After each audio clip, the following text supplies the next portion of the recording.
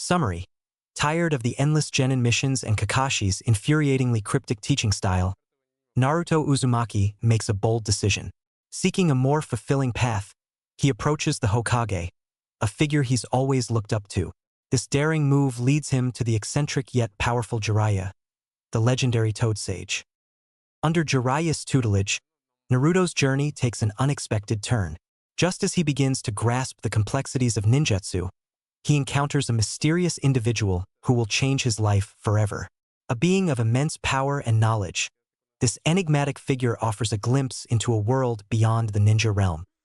As Naruto delves deeper into his training, he discovers that his destiny is intertwined with forces greater than he could have imagined.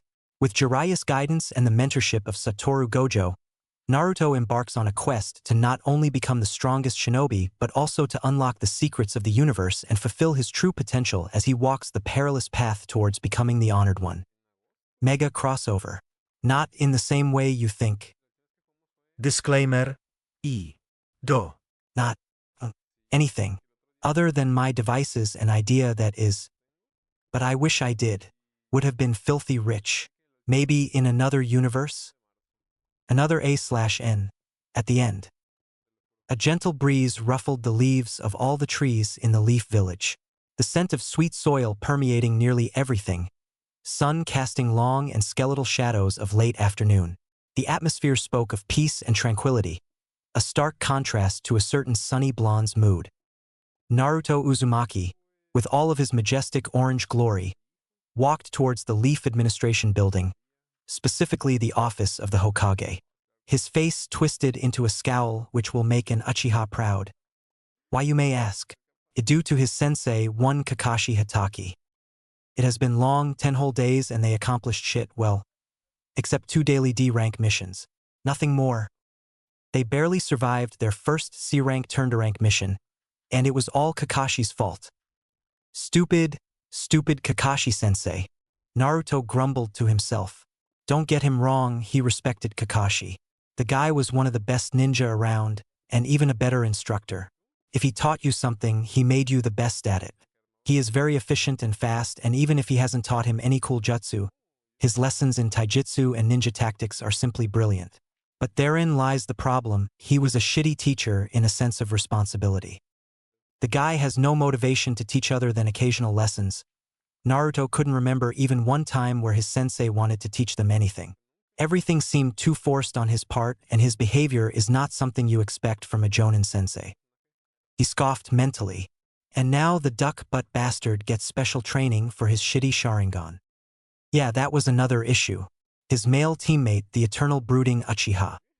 And villagers call him Lord Sasuke, he scoffed. Like hell, I would rather die than call him Lord.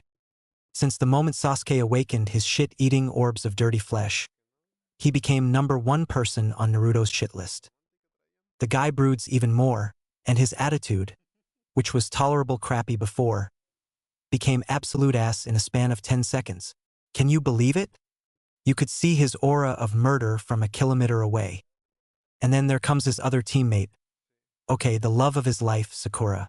Just fuck. Because of that bastard, Sakura is wasting her potential. I mean, she nailed the tree walking in one go. It has to mean something. He mused to himself, thoughts going to a certain violent, pink-haired banshee of a girl.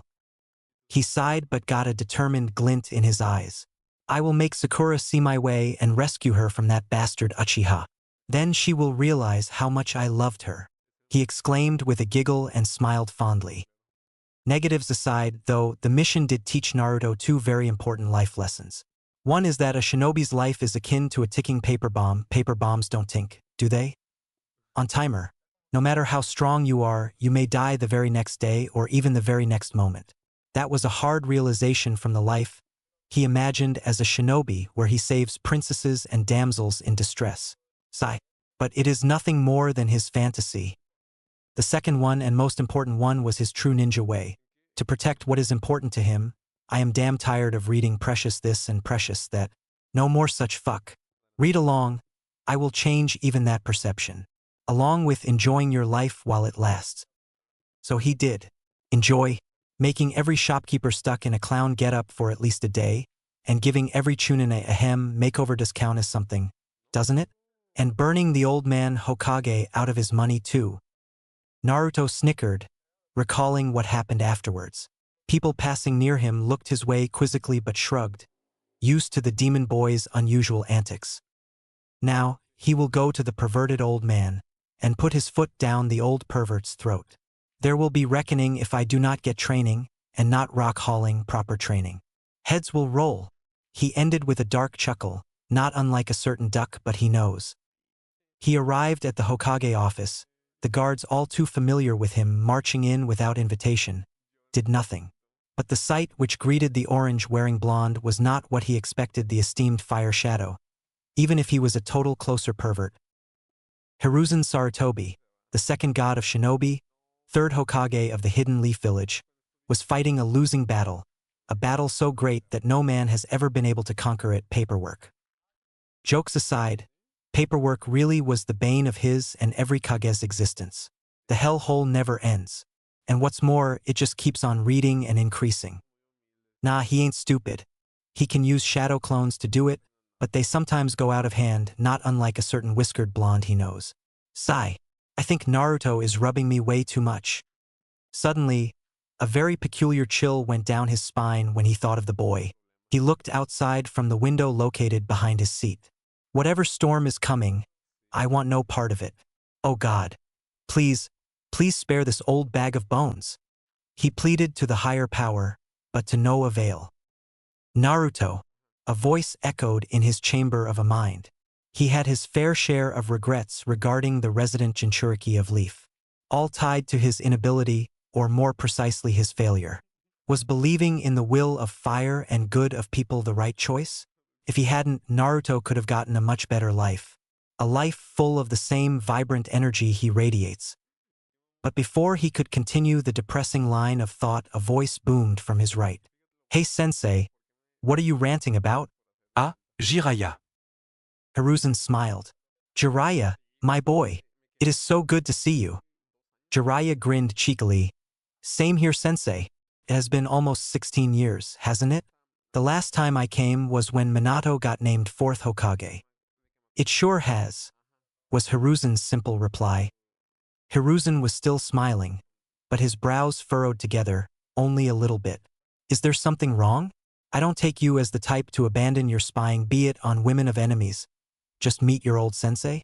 More importantly, you said, in your last letter, that you will only return during Chunin exams, and it's still 7 months away.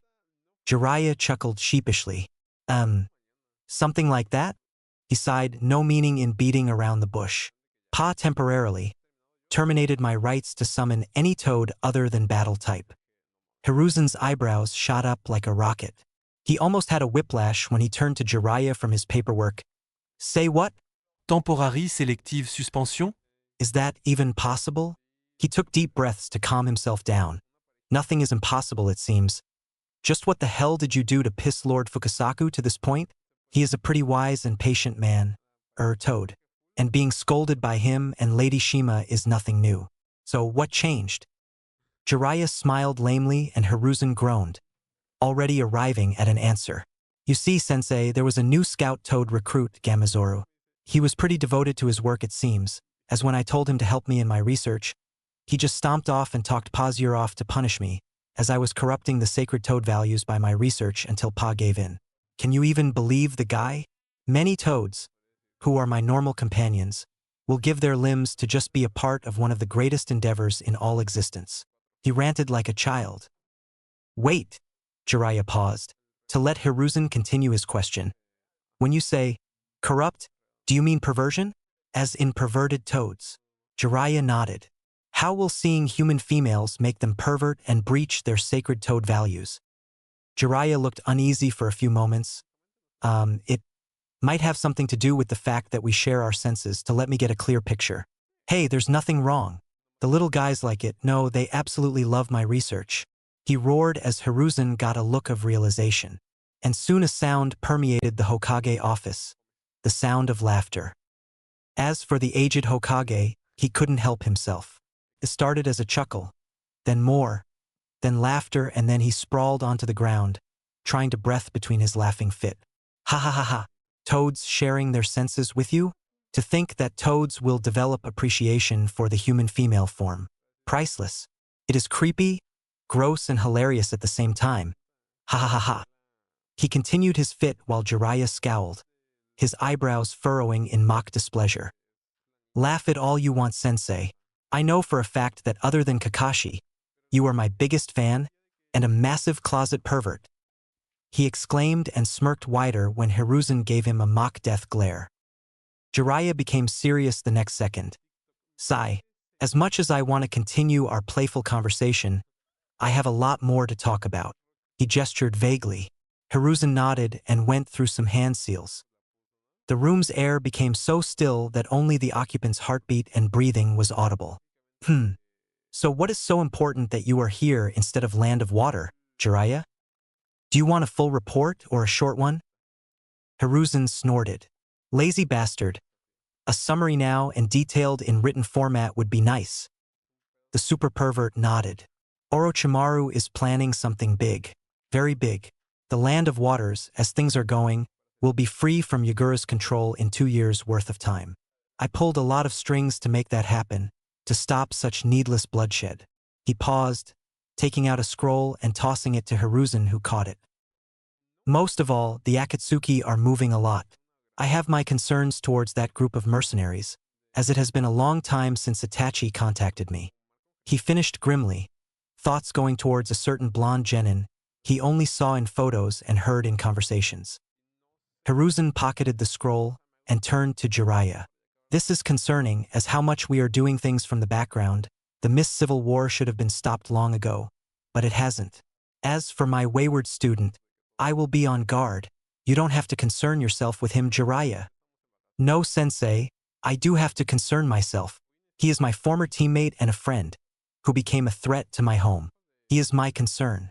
You are old, sensei, very old, and you cannot bear the burden of it all alone.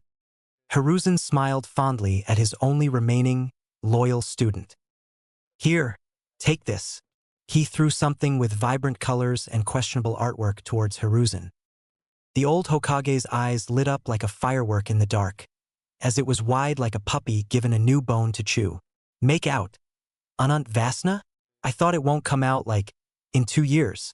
He quickly flipped through the book, skipping the unnecessary waste of papers, and onto the first chapter, which was titled Seed of Vasna. Jiraiya grinned and gave a wink. Just for you, sensei. An early birthday present, if you will. Then he looked outside the window behind his own back, where he was standing. How is Naruto? And Hiruzen's happiness died an early and ugly death. His expression morphed into sorrow, guilt, shame, and self-loathing. Not good at all, Jiraiya. Minato would have been ashamed of our people. I no longer believe that this is the same Leaf Village Hashirama-sensei and Tobirama-sensei founded.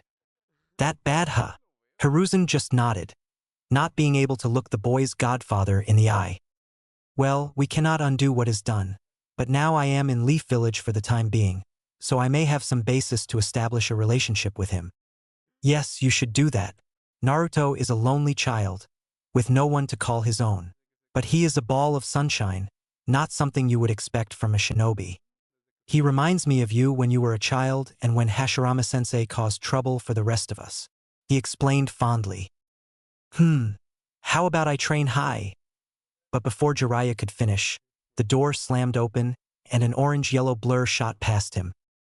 Naruto slammed the door open and rushed towards the old man to surprise him, like he always does, but then paused and groaned. Damn it, old man. Get a grip on your dick.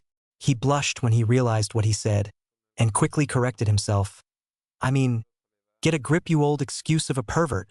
Reading such questionable material in your office ain't good. Does your tool even function? Seeing how old you are for such things? He ignored someone snickering behind him. Hiruzen was just baffled and dumbfounded. Naruto broke through a S-rank privacy/silencing barrier without any indication to him. He mentally shook his head. Well, I shouldn't be surprised anymore. Naruto is in no way normal, and logic is in the bin where he is concerned. It will be good for my senile sanity. He quickly hid his book, which seemed more like teleportation, not even touching on the topic where the blonde questioned his manliness. Ah, Naruto boy, how have you been? The old Hokage greeted jovially, trying to soothe the storm within the maelstrom known as Naruto Uzumaki. Naruto paused, considering his tone of reply. I am kinda good, old man, but I could have been better, much better, he said in a tone bordering on pleasant and annoyed. Hiruzen winced, a headache already forming. I just know I will regret this, but whatever. What's the problem, my boy? Tell me and I will see to it that it is solved. Hiruzen said resolutely, having no desire to piss off an angry teenager who has mega dirt on you. Kakashi-sensei. What? Was Hiruzen's intelligent reply. Kakashi-sensei is the problem, old man. More specifically, his attitude in regards to teaching us. I want a good teacher, not a laid-back, public smut-reading cyclops of a pervert. He again ignored someone chuckling behind him, not having any patience to care. Perfect, Jiraiya thought with a grin. Oh boy, thought Hiruzen with a grimace when he saw Jiraiya's grin. Kakashi is not going to like this and is going to be even more depressed. Of course, Jiraiya had nothing against the perverted Cyclops personally. He was one of the biggest fans of the Makeout series, so he has to be an angel in Jiraiya's eyes. I think I can help with that, Jiraiya chimed in their convo. Naruto blinked. Twice. Thrice. Then he berated himself for not noticing the other occupant of this room till now. He looked Jiraiya's way and raised his blonde eyebrows. Who the heck are you? Oh, the self-proclaimed super pervert raised his brows. Do you seriously not know me? Naruto scoffed. Am I supposed to? Jiraiya ignored the disrespect and did his iconic introduction pose, then said, I am the gallant Jiraiya, Toad Sage of Mount Myaboku, the most desirable man in the entirety of elemental nations, and the famous writer of Makeout tactics. Naruto just stared at him, dumbfounded. Then it clicked. You? He pointed a heated finger at Jiraiya. You are the one who writes that garbage of a book old man and Kakashi-sensei always read. You dirty old leecher. Absolutely roared, losing any semblance of control he might have. Jiraiya took a step back. Keikushina? Calm down, you moron. He chastised him in an attempt to hide his own surprise. I am offering valuable training here, and you are screaming like a schoolgirl to me. He finished with a scoff of his own. But internally he was all giddy. What would you even teach me?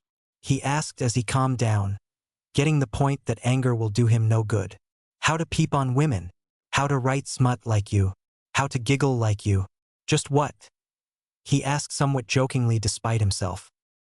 Jiraiya smirked, internally. Kid, you have no idea. Externally, he narrowed his eyes in a playful anger. I'll have you know that I was the one who taught Minato Namikaze, kid, and am currently one of the strongest shinobi alive. Naruto's eyebrows climbed up to his hairline. As for Hiruzen, he was content to watch the banter play out. Naruto intruded Jiraiya's private space and gave him the cutest expression with widest puppy dog eyes the blonde kid could muster. And it was damn effective as Jiraiya found his heart melt at the sight. You taught the fourth Hokage? Jiraiya nodded. Naruto looked at Hiruzen for confirmation, and sure enough, he too nodded. Wow, just wow, he said admirably. Hey, if you want it, kid, I could teach you. I have free time, but only if you really want and are ready to be put through a meat grinder on a daily basis. In future, you may wish you haven't agreed, so you still wanna? Naruto did not trust his voice at this point, so he just nodded eagerly and rapidly. Naruto looked towards the clock. When do we begin? Now, said Jiraiya as he picked Naruto up like a sack of potatoes. Then he frowned. He is way too light for a 15-year-old. Does he eat his smugness and arrogance instead of food? 'Cause they both seem pretty light. Ha! He was in deep thought, so he ignored the cries of protest from his passenger, and body flickered away to an empty, private training ground. Training Ground 24. Naruto and Jiraiya arrived at Training Ground 24. A vast expanse of emerald green grass stretched out before them, a calm river meandering through the center, its gentle murmur punctuated by the thunderous roar of a nearby waterfall. It was a serene setting. So, how are we going to do this? The blonde managed to stammer out, still feeling very nauseatic due to such high-speed movement. Jiraiya grinned, and it had way too many teeth to be anything good. I am one who goes with the flow. Bring me everything you've got, no holding back. Let's see what you've got. Naruto smirked defiantly. You sure? I could break some perverted bones in you. Believe it. You are like 1,000 years too early to even land a hit on me, kid. Trust me when I say this. I am fast. So very fast. The white-haired pervert gloated with no shame. Shadow clone jutsu. The super pervert heard a shout, and the training ground descended into an all-out brawl between an orange nuisance and a white-haired leecher. One eternity later. Naruto was breathing very heavily and was laying sprawled on the ground like some torn paper bag. The trash writer sure hits hard, he sulked. Yup, he got the first-hand experience why Jiraiya was feared in all elemental nations. Even with 200 clones, he couldn't even touch Jiraiya. He tried everything he has learned up to this point and everything went to. Oh, stop sulking around. He was still there, was he? Might be to take pity on him just like everyone. No, kid. I know a hard worker when I see one. You are not talent and all hard work, so I don't and won't take pity on you.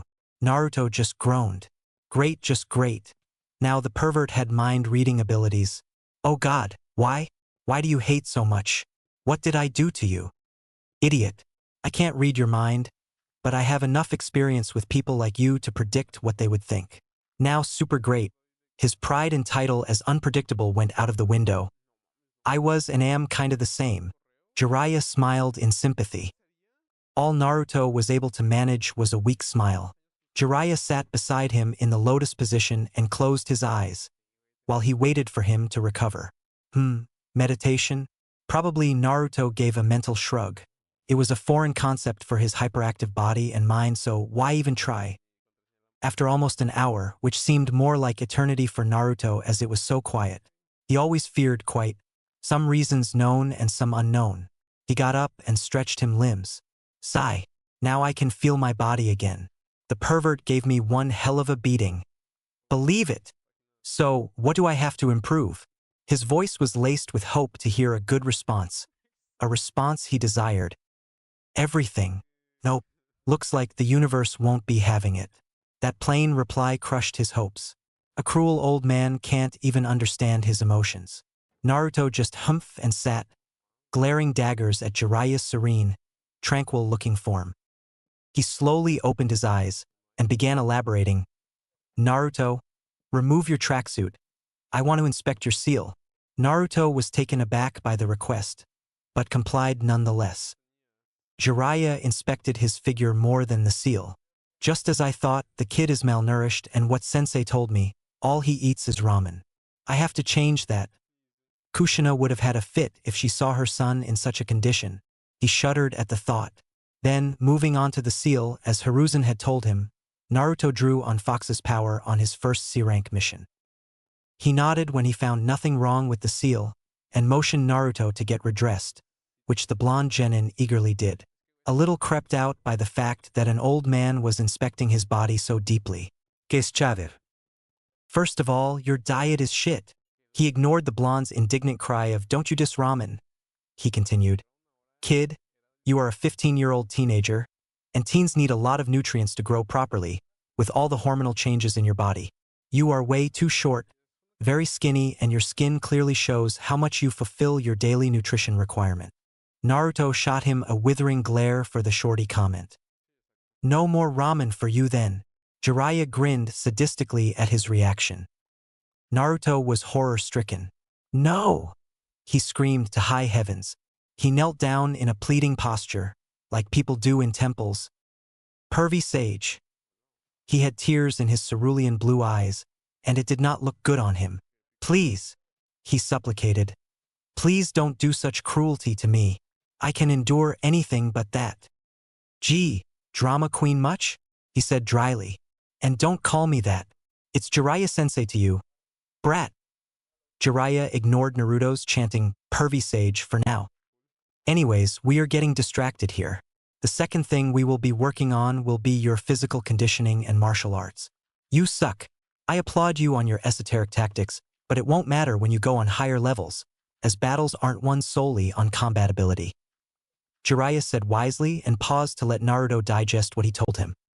When he was sure that the blonde absorbed his words, he continued, "Third on our list is your overall intelligence. And I repeat, overall intelligence.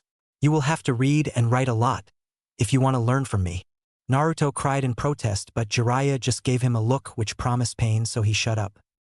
He shook his head and said, "You will also be learning other shinobi arts." "Other shinobi arts?" Naruto inquired, as he was intrigued. "Yes, like weapons, learning to dispel genjutsu, basic medical ninjutsu, and yes, the most important is fuinjutsu. Why sealing art? Even I can understand the use of others as I already know them, well, basics at least, but why seal specifically? Aren't they, supposed to be super difficult?" Naruto asked. "Because it's your legacy?" was what Jiraiya wanted to say, but opted for a, "I'm best at it. Why not?" Naruto stared at him disbelievingly. "Right?" Nope, he did not believe the old pervert. "Anything else?" Jiraiya nodded. There are a lot. But we will get to them when the time is right." He looked up to the sky and said, "There is still some time left before I will call it a day. So let's do what is number 1 on our agenda?" Naruto mentally said, "Fuck it," and asked in irritation, "And that is?" Hunger did not help. God above, he needed ramen right now. Jiraiya beamed. "Summoning jutsu." "Sigh. I'll explain later. For now, you need to learn to better control your chakra. And the next step in chakra control is water walking. Now get to it." He motioned towards the river and they both sauntered towards it. Jiraiya demonstrated by walking on water without falling into the river, then did some complex maneuvers from his personal taijutsu style. How long will it take to learn this water walking thingy? 'Cause I'm hungry as hell," whined Naruto. As to drive his point, his stomach grumbled in protest of hunger. Jiraiya looked thoughtful for a moment and said, "I estimate at least a week. If you use shadow clones, then maybe a few hours at most. It depends. Besides, if you can complete water walking today, I will give you a treat, all you can eat." Naruto beamed in response. "Wait, shadow clones? How will they assist me in training?" Jiraiya raised an eyebrow. "You're telling me that you can spam thousands of shadow clones and still have no idea that they give memory feedback? Seriously?" Naruto looked at him in confusion. What?" Jiraiya chuckled.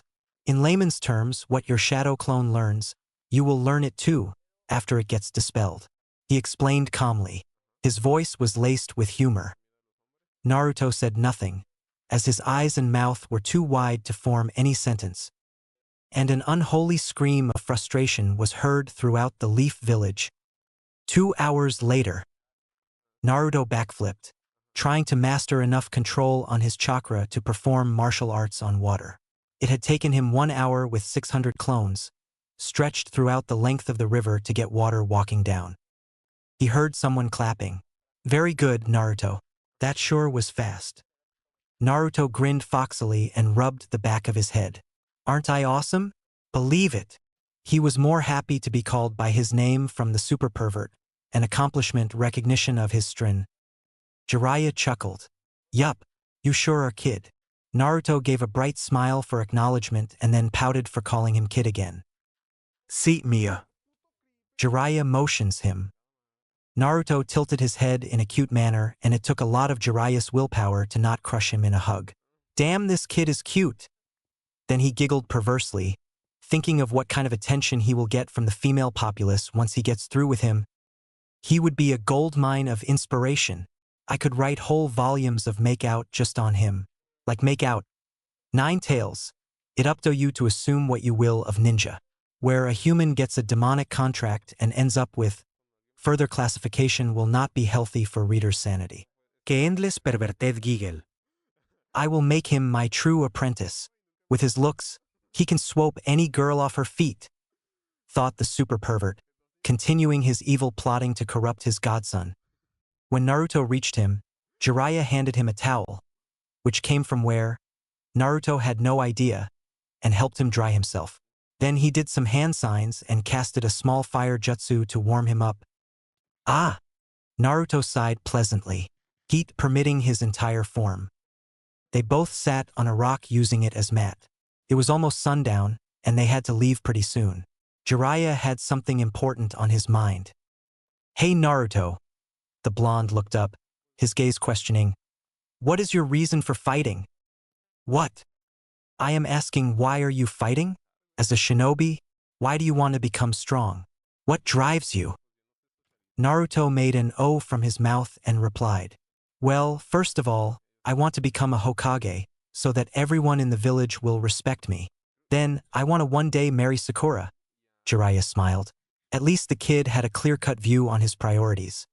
"And most of all, I want to become strong so I can protect what is important to me. This village, my friends, the things I will acquire, all of it. Also, when I make a promise, I can fulfill it because that's my ninja way." Jiraiya had a satisfied smile in his mind. Good enough for now, but a little push is needed. But externally he showed indifference, a neutral face. Naruto too noticed it and tilted his head in confusion. "Is that all, Naruto?" Naruto frowned. "What do you mean, is that all? I just told you what drives me to become a better ninja." "I don't mean to offend you, Naruto, but is gaining acknowledgement of the village and a girl is all you want?" "No, as I said, I also want to protect what's important to me and keep it safe." "I heard that, but what about a more stable drive?" Naruto was becoming very impatient. Not understanding Jiraiya didn't help. "Do you have a problem with my goals, good sir?" he asked threateningly. Jiraiya shook his head. "I have no problems with your goals, Naruto. They are very admirable for someone so young. Most teenagers will say glory, fame, girls, or money, or something along those lines. Your goals spoke depth about your character, but I want to know, what would you do when the thing you are protecting is lost? When the village gets destroyed in a war? When the girl you like didn't return your affections have died in the line of shinobi?" Naruto just stared at him, eyes wide and in deep thought. He opened his mouth to say something, but Jiraiya didn't let him. "You are not the only one protecting the village. Every ninja here does so. You know, when I became a ninja, I did so because I wanted to get as many ladies as I could," he said with a chuckle. Naruto too chuckled, despite the situation and the inner turmoil Jiraiya caused. "But slowly, my goals evolved," Jiraiya continued with a sad smile, "became grounded and gave true meaning to my life."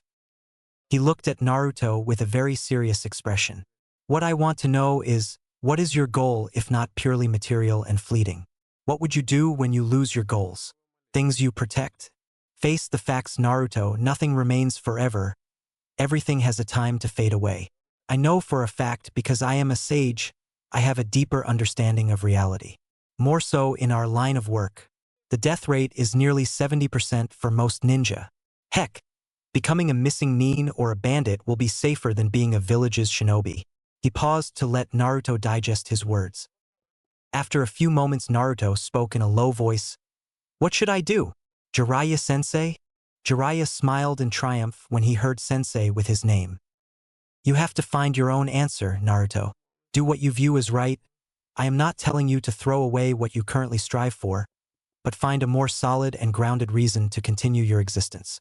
Because I know what it feels like when you complete your goal. First you will feel satisfaction, then empty, nothing." Jiraiya sighed. "Don't think too hard on it now. I only bought this up so you can grow as a person too. A person with strong ideals or reason he strives, he fights." He trailed off, not liking the expression on blonde Jinchuriki. "Welp, how about it?" Naruto looked up in even more confusion. "Let's go to your favorite place of ramen and I will pay them for this week's worth of money so you can have it as much as you want. We will begin your diet from next Monday. So what do you say?" He wiggled his eyebrows. Naruto gave an uneasy and sad smile, and you couldn't even blame him, as it felt like his very world got destroyed below his feet. The very reason he thought, come to understand, he became a shinobi, was crushed by a wise and experienced man. And that said man wasn't even wrong. Naruto understood that much. He understood that deep attachment within a shinobi life could only bring pain when lost, but he didn't want to think about it. "That's why I even wanted to train harder, so I can keep them safe. His ninja way." "Wait, didn't Jiraiya-sensei say that I have to arrive at my own answer? And my goals are perfectly fine as they are." He grinned mentally, understanding Jiraiya's point. I need a stronger reason to fight, and make my reasons stronger with them. Yup, he cheered mentally. Jiraiya smiled when he spotted the improved mood of his godson. Only time will tell what becomes of him. Tomorrow he will teach him the summoning jutsu, and give him part of his legacy. He was 15 years late in his godson's life due to village security, but no more. But he had no idea what tomorrow entails, as it will change his and Naruto's life, along with the very world, forever. For good or bad is to be found. End. /N. So, there you have it. I made a lot of changes and it takes a lot of effort, believe me. Hiruzen will not be having any active role, as when I revised his character, I didn't like it very much.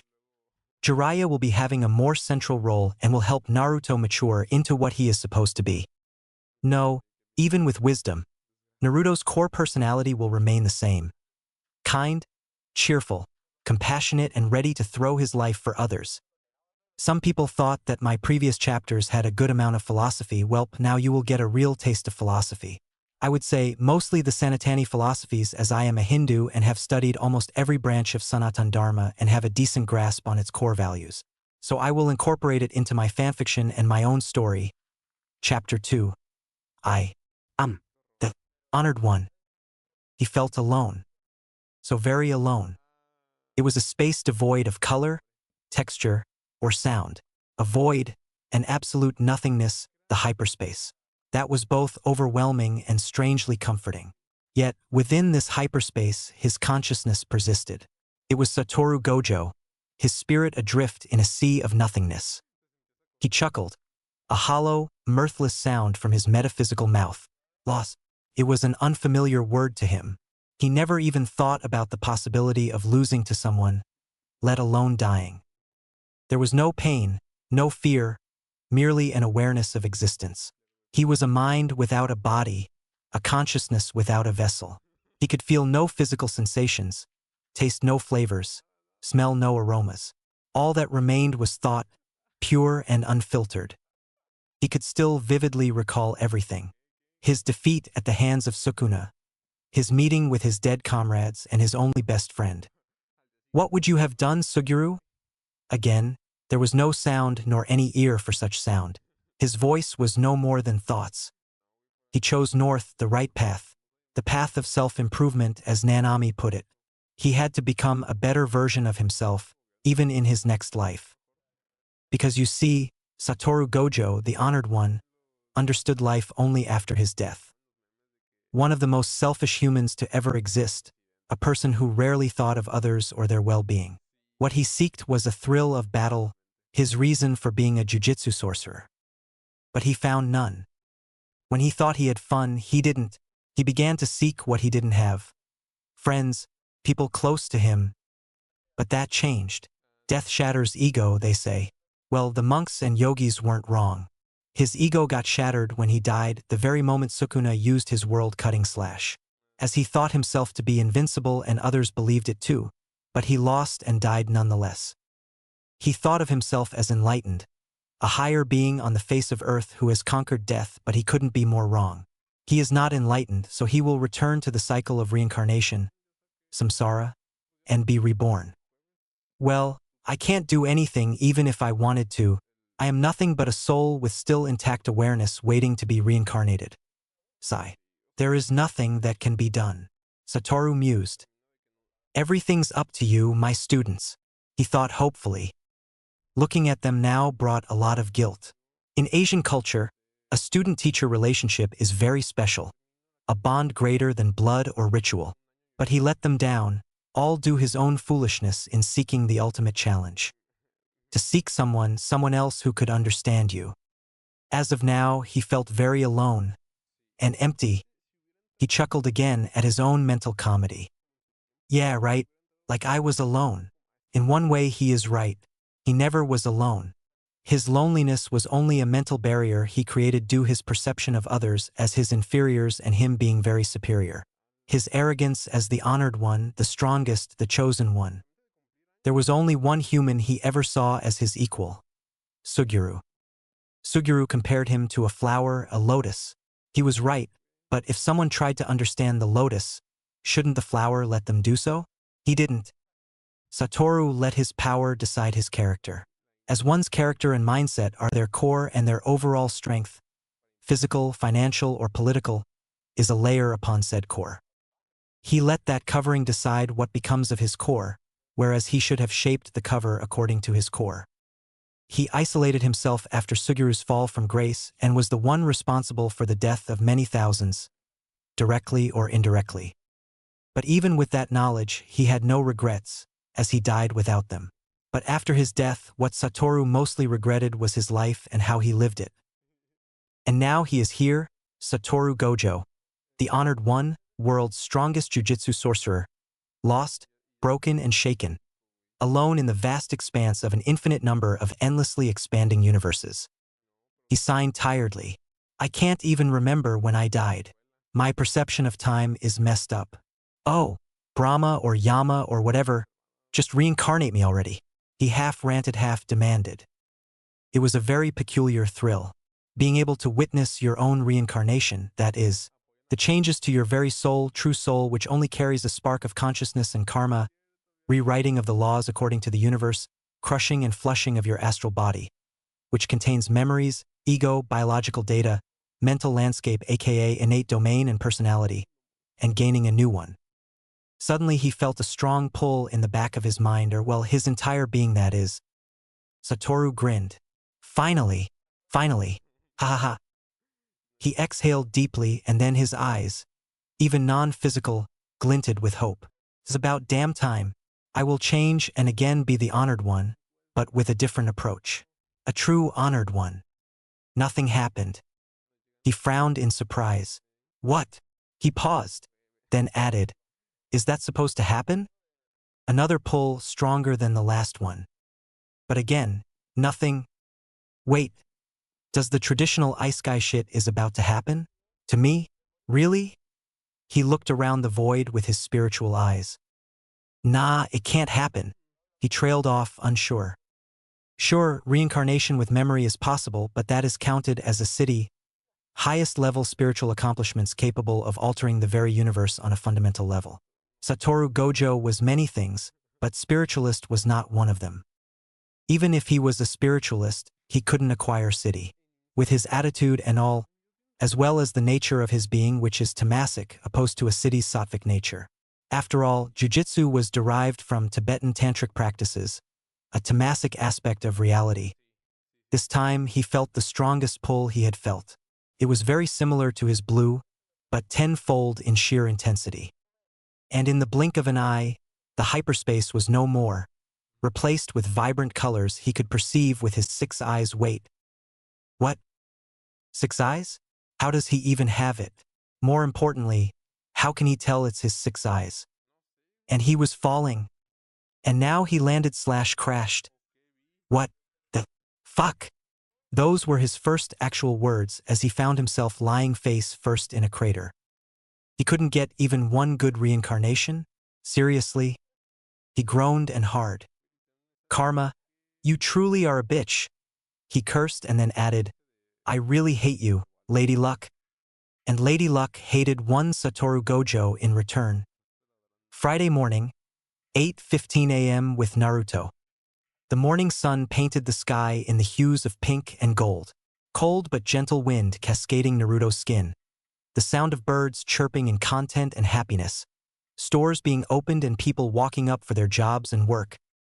Nothing can be wrong with this environment, right? Wrong. Where the hell is that pervert? Grumbled Naruto impatiently. It's been almost an hour late already. Jiraiya told him to be in training ground 24, same as before, at 7 a.m. Guess what? Naruto came on time. He was punctual. He understood what it means to make someone left waiting, so he broke his sweet sleeping cycle with an ice-cold bath and came. But the Toad Sage was not present. He waited for him, then began doing the normal warm-up Kakashi taught him.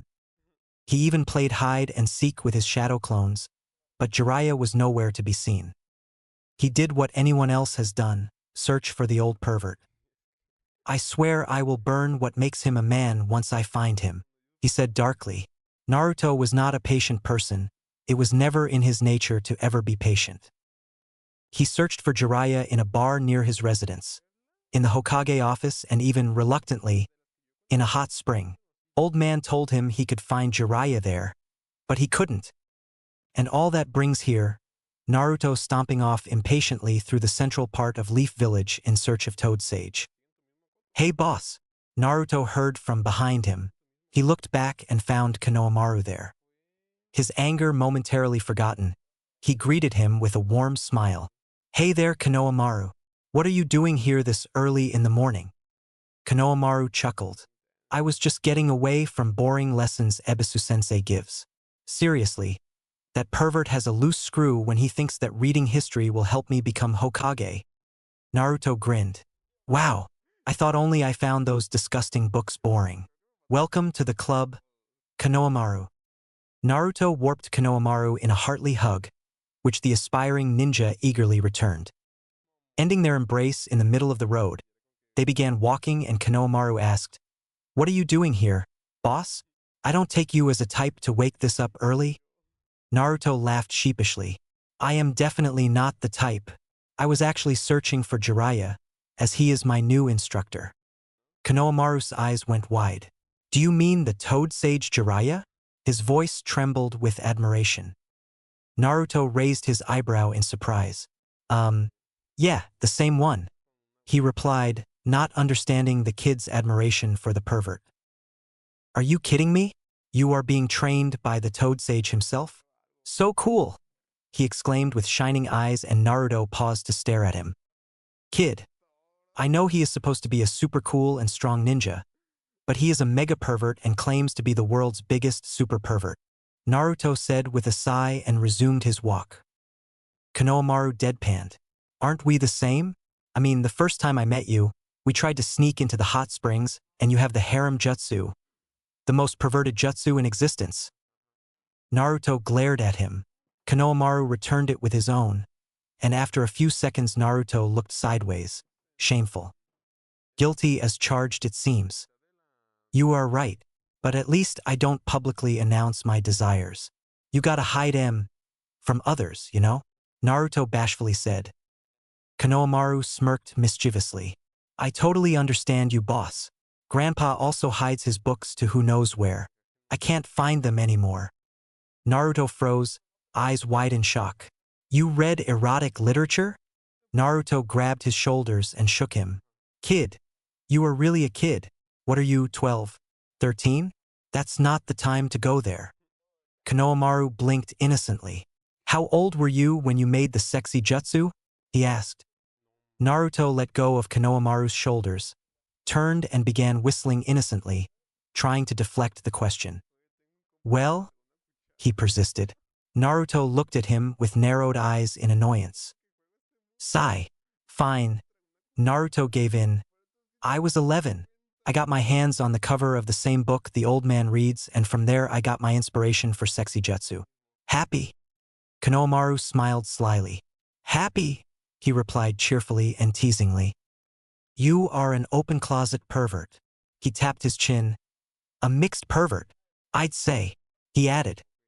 Naruto just glared harder at him, huffed, and began stomping off again, the anger on Jiraiya rushing back with vengeance. All that aside, Konohamaru began, "What about training with Jiraiya?" "Ooh, we just started yesterday. He taught me chakra control," said Naruto without looking at him. "Like the leaf sticking?" he asked. Naruto nodded. "Like the leaf sticking, but more advanced." "Wow," he said in awe. "Could you teach me? Pretty please." "Huh. Please." Konohamaru was on his knees and was giving the best puppy dog eyes he could muster. They ignored others looking at them. "Ebisu-sensei doesn't teach me anything useful or ninja-related, and Iruka-sensei never teaches anything interesting." Naruto patted him on the shoulder in sympathy. "I understand your frustration, but I myself just began to learn." "What would I teach you?" "What you learn," Konohamaru replied instantly. Naruto sighed dramatically and spoke in a mighty, superior tone. "Sorry, Konohamaru. I really like you, but I have my own duties as a ninja and my training, so that's a no-go." Naruto shook his head in faux sadness. Konohamaru looked crestfallen.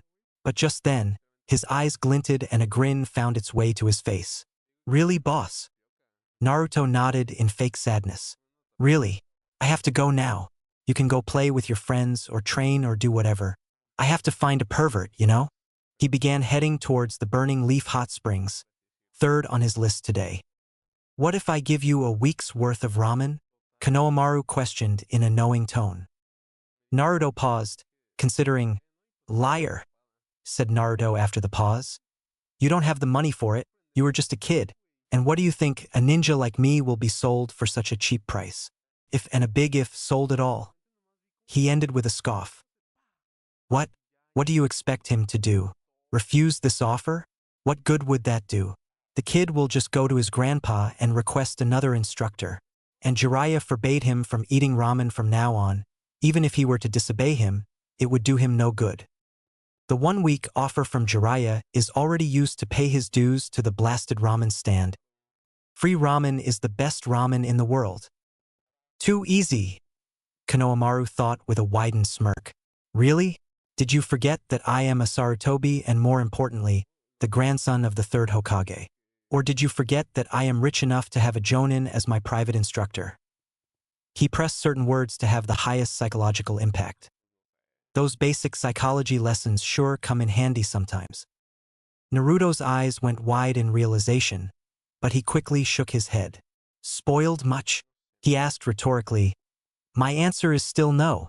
I cannot abandon my duty just to train you, as you said. You do have a private instructor. The great-grandson wiggled his eyebrows. How about 2 weeks? No. I will not be sold for any price, Naruto replied heatedly. 1 month. Naruto took a really long moment to consider.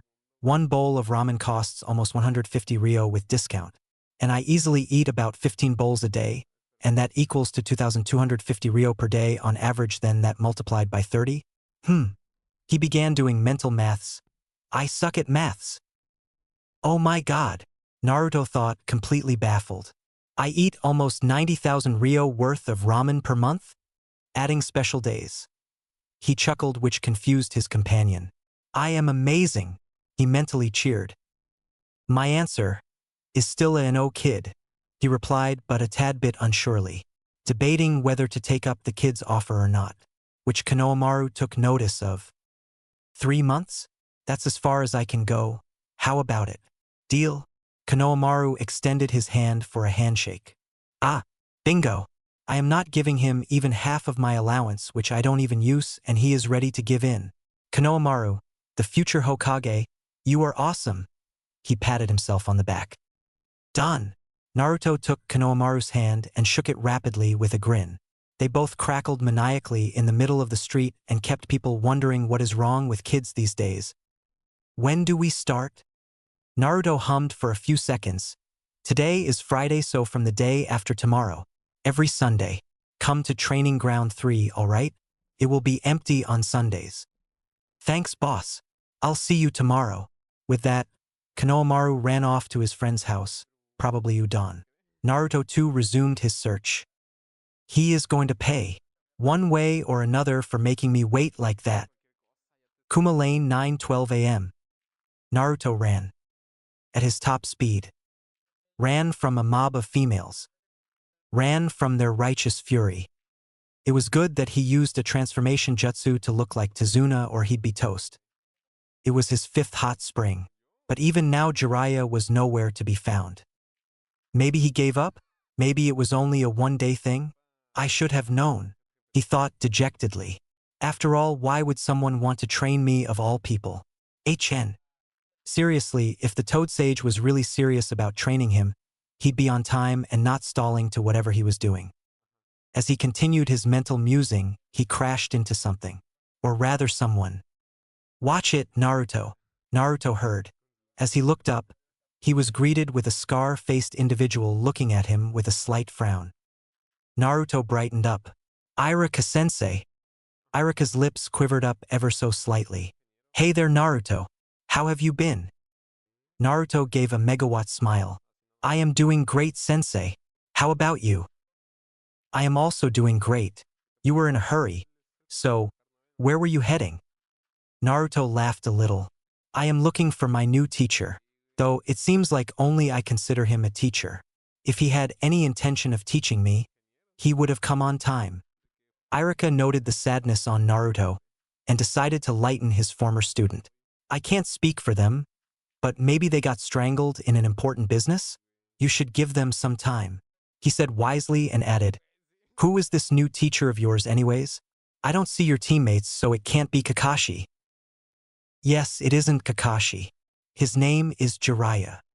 Irika's eyes went wide in recognition. The legendary Jiraiya? He asked and Naruto nodded. Then you shouldn't worry, Naruto. I am sure he had very important business to take care of, and that's why he couldn't train you today. More like he is perving somewhere, grumbled Naruto under his breath. Huh. Nothing, Irika-sensei. Then Naruto's eyes sparkled with an idea. Nah, Irika-sensei, you always found me no matter where I was. So, can you help me with Pervy Sage? Pretty please. Irika had a good laugh on Jiraiya's nickname. Hehe. Well, I don't have much time, but I could at least try. But no guarantees, alright? Naruto just gave him a bright smile. Irika closed his eyes and did a ram seal, changing his chakra into sensory mode and expanding his sixth sense in a wide area, searching for the largest chakra signature aside from Naruto. After almost a minute, Irika opened his eyes. Sorry, Naruto, with my range I couldn't find him. Range? Naruto wondered but outwardly signed heavily. Wait, Irika-sensei, what did you do? With the ram sign? Oh, nothing much. I am a sensory-type ninja, so with the ram seal, I changed my chakra into sensory mode, which allowed me to pinpoint others' chakra's location. Sensory ninja? What is that? Is it a super cool ninja like you? Irika gave a hearty chuckle and said, a sensory ninja is a special type of shinobi with the innate ability to sense others' chakra better than normal and pinpoint it. He added, it's not only the ones who can sense chakra via our sixth sense. For e.g., the Inuzuka can smell chakra. Chakra has a smell? That I don't know off, but anyways, the Inuzuka can smell chakra and the Hyuga have the Byakugan to look kilometers far, so they, by default, are sensors. He also quickly added, it isn't to say others cannot do it. With sufficient practice, anyone can become a sensory ninja, but natural-born have a good advantage in that field. Even I can do it? Naruto asked excitedly. Yes, even you can do it. It will take practice if you are not a natural-born, but if you are, you would be able to do it in a matter of weeks. How can I learn it? Naruto's eyes were sparkling with curiosity. Well, you have to meditate. As simple as that. He shrugged. You have to do the ram seal and sit to meditate. It will be frustrating, but you will reach it with enough practice. Thanks, Irika-sensei. His voice was very happy, for really today, for the first time today. For telling me this. I won't find out until I try, and if I try, I won't give up until I become a sensory ninja. I can practice this instead of wasting my time finding Pervy Sage. Believe it. With that said, Naruto bid Irika farewell and headed towards Training Ground 24. Today's goal was set. Even if a Pervy Sage won't teach him for whatever reason he has, he would become an awesome ninja and the Hokage. Believe it. Naruto walked towards a nearby banyan tree at leisure pace. This place is good enough, he said as he sat beneath the giant tree. The tree was old. Very old. Very big too. He began breathing deeply to steady his nerves.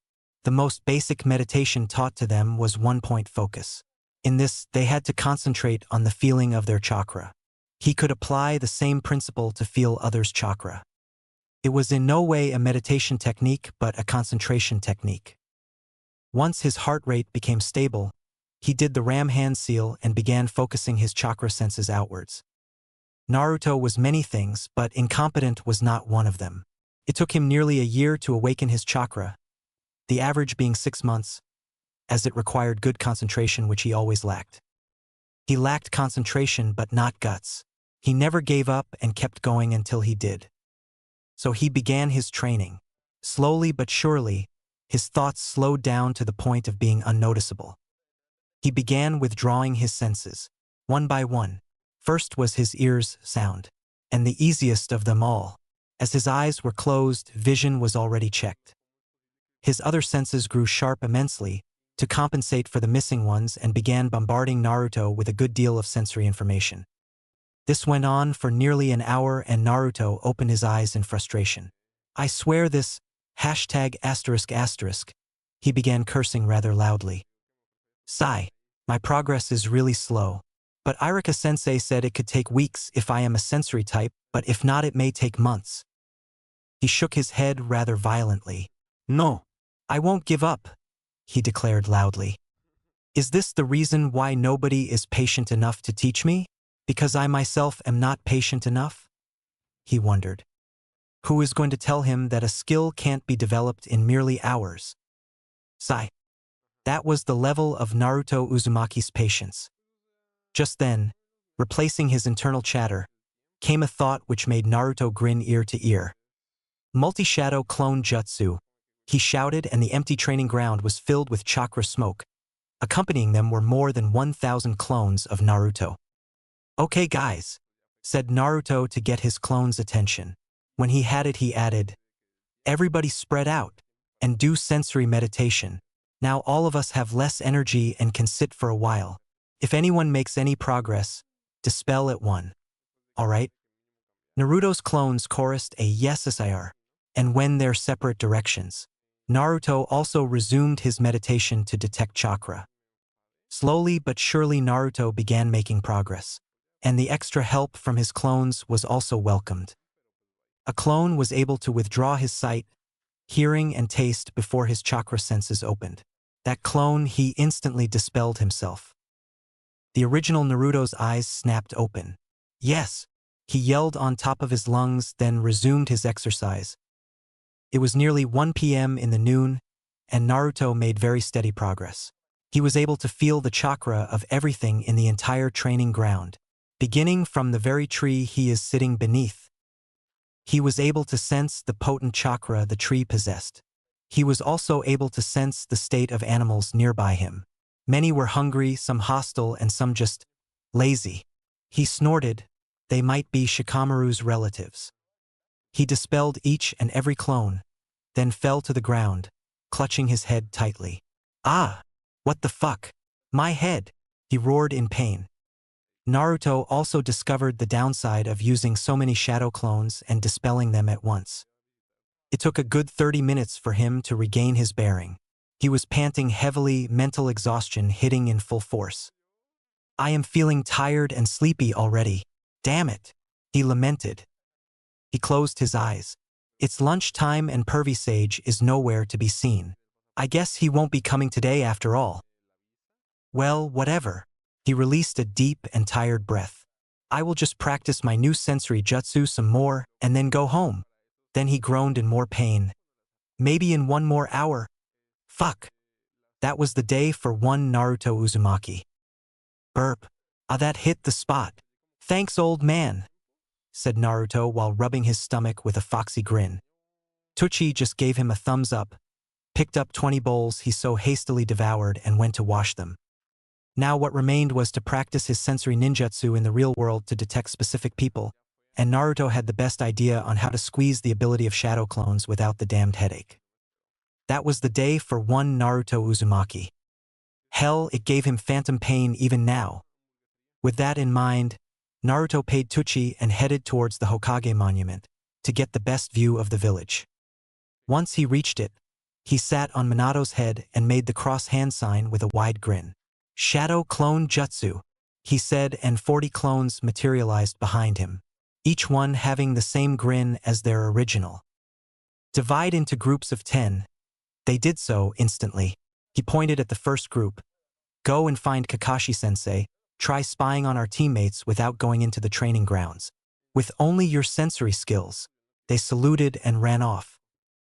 He turned to the second group and said, you go find and monitor Kiba's team. They did the same, saluting and running. You go to Shikamaru's group. Do I really have to tell you again? The third group did what they did. You go, what would you do? He asked his clones and they shrugged. Whatever you tell us, Clone 1 said. You made us after all. How would we know what to do? You are an idiot if you don't even know what to do. The Clone 3 said, and all clones, including the original, turned to him, stating, "What?" he asked in annoyance. "Didn't you just call yourself an idiot?" his fellow clones said as one. C3 blinked. "Did I? I mean, it is true, isn't it? We are idiots." "Hey!" the original Naruto barked out, offended. "Who are you calling an idiot, huh, you idiot?" "I am not an idiot." "Sure you aren't." "I am," C3 replied rather smoothly, and other clones began guffawing. Naruto just glared at the offending clone, who blew a raspberry in reply. Then he sighed. "They are my clones, all right. Why don't we search for Pervy Sage?" C5 supplied helpfully. "And how are we gonna do that?" Naruto questioned. "Isn't Pervy Sage supposed to be strong?" C10 nodded. "Yeah, he is. What does that have to do with us searching for him? I mean, wouldn't he have pretty large chakra reserves which would make him easy to spot, you know?" "Yeah," Naruto said in understanding, but still a little surprised with his clone's better intellect than even him, which was just baffling. "But where to find him? I mean, our village isn't very small, you know." "I have an idea." The only clone who didn't speak till now, C2, did. "Why don't we search in most likely places he'd be? Like the hot spring, the bathhouses, bars and brothels." All clones turned cherry red at the mention of brothels. "Should we really go there? What I mean is, if we found him there, then maybe the Pervy Sage would try and do something to make us perverted. I know we already are, but he might drag us to his level of degeneracy. I wouldn't push it beyond him." Somewhere a certain white-haired super pervert sneezed rather loudly, then resumed his activities. "It's not like we haven't been there before," Clone 7 quipped cheekily. All of their faces exploded like miniature nukes as they spluttered. "Shut up. Don't say it like that. It can be misunderstood." All of the clones and original shouted as one. "Yeah, whatever." He rolled his eyes. "Let's just go. We haven't got all day, you know." All of the clones just glared at the cheeky one. "He is way too cheeky, even for me," Naruto thought in mild irritation. "Isn't it funny, being angry and frustrated on yourself?" Everyone gave a two-finger, left-handed salute and left to their destinations to search for Jiraiya. "Yeah, search." Naruto inhaled a long and deep breath, then exhaled. The sun was still up, but due to the height, the wind was cold. "Man, I love this sensation of wind on my skin." Naruto stretched to give sore muscles some relaxation. He didn't do anything physically taxing, but he was oddly tired today. "I really feel like I would sleep like a log today." He sat down in the lotus position and did a ram hand seal. His perception changed as he began to feel others' chakra. The first one he noticed was the old man Hokage's chakra.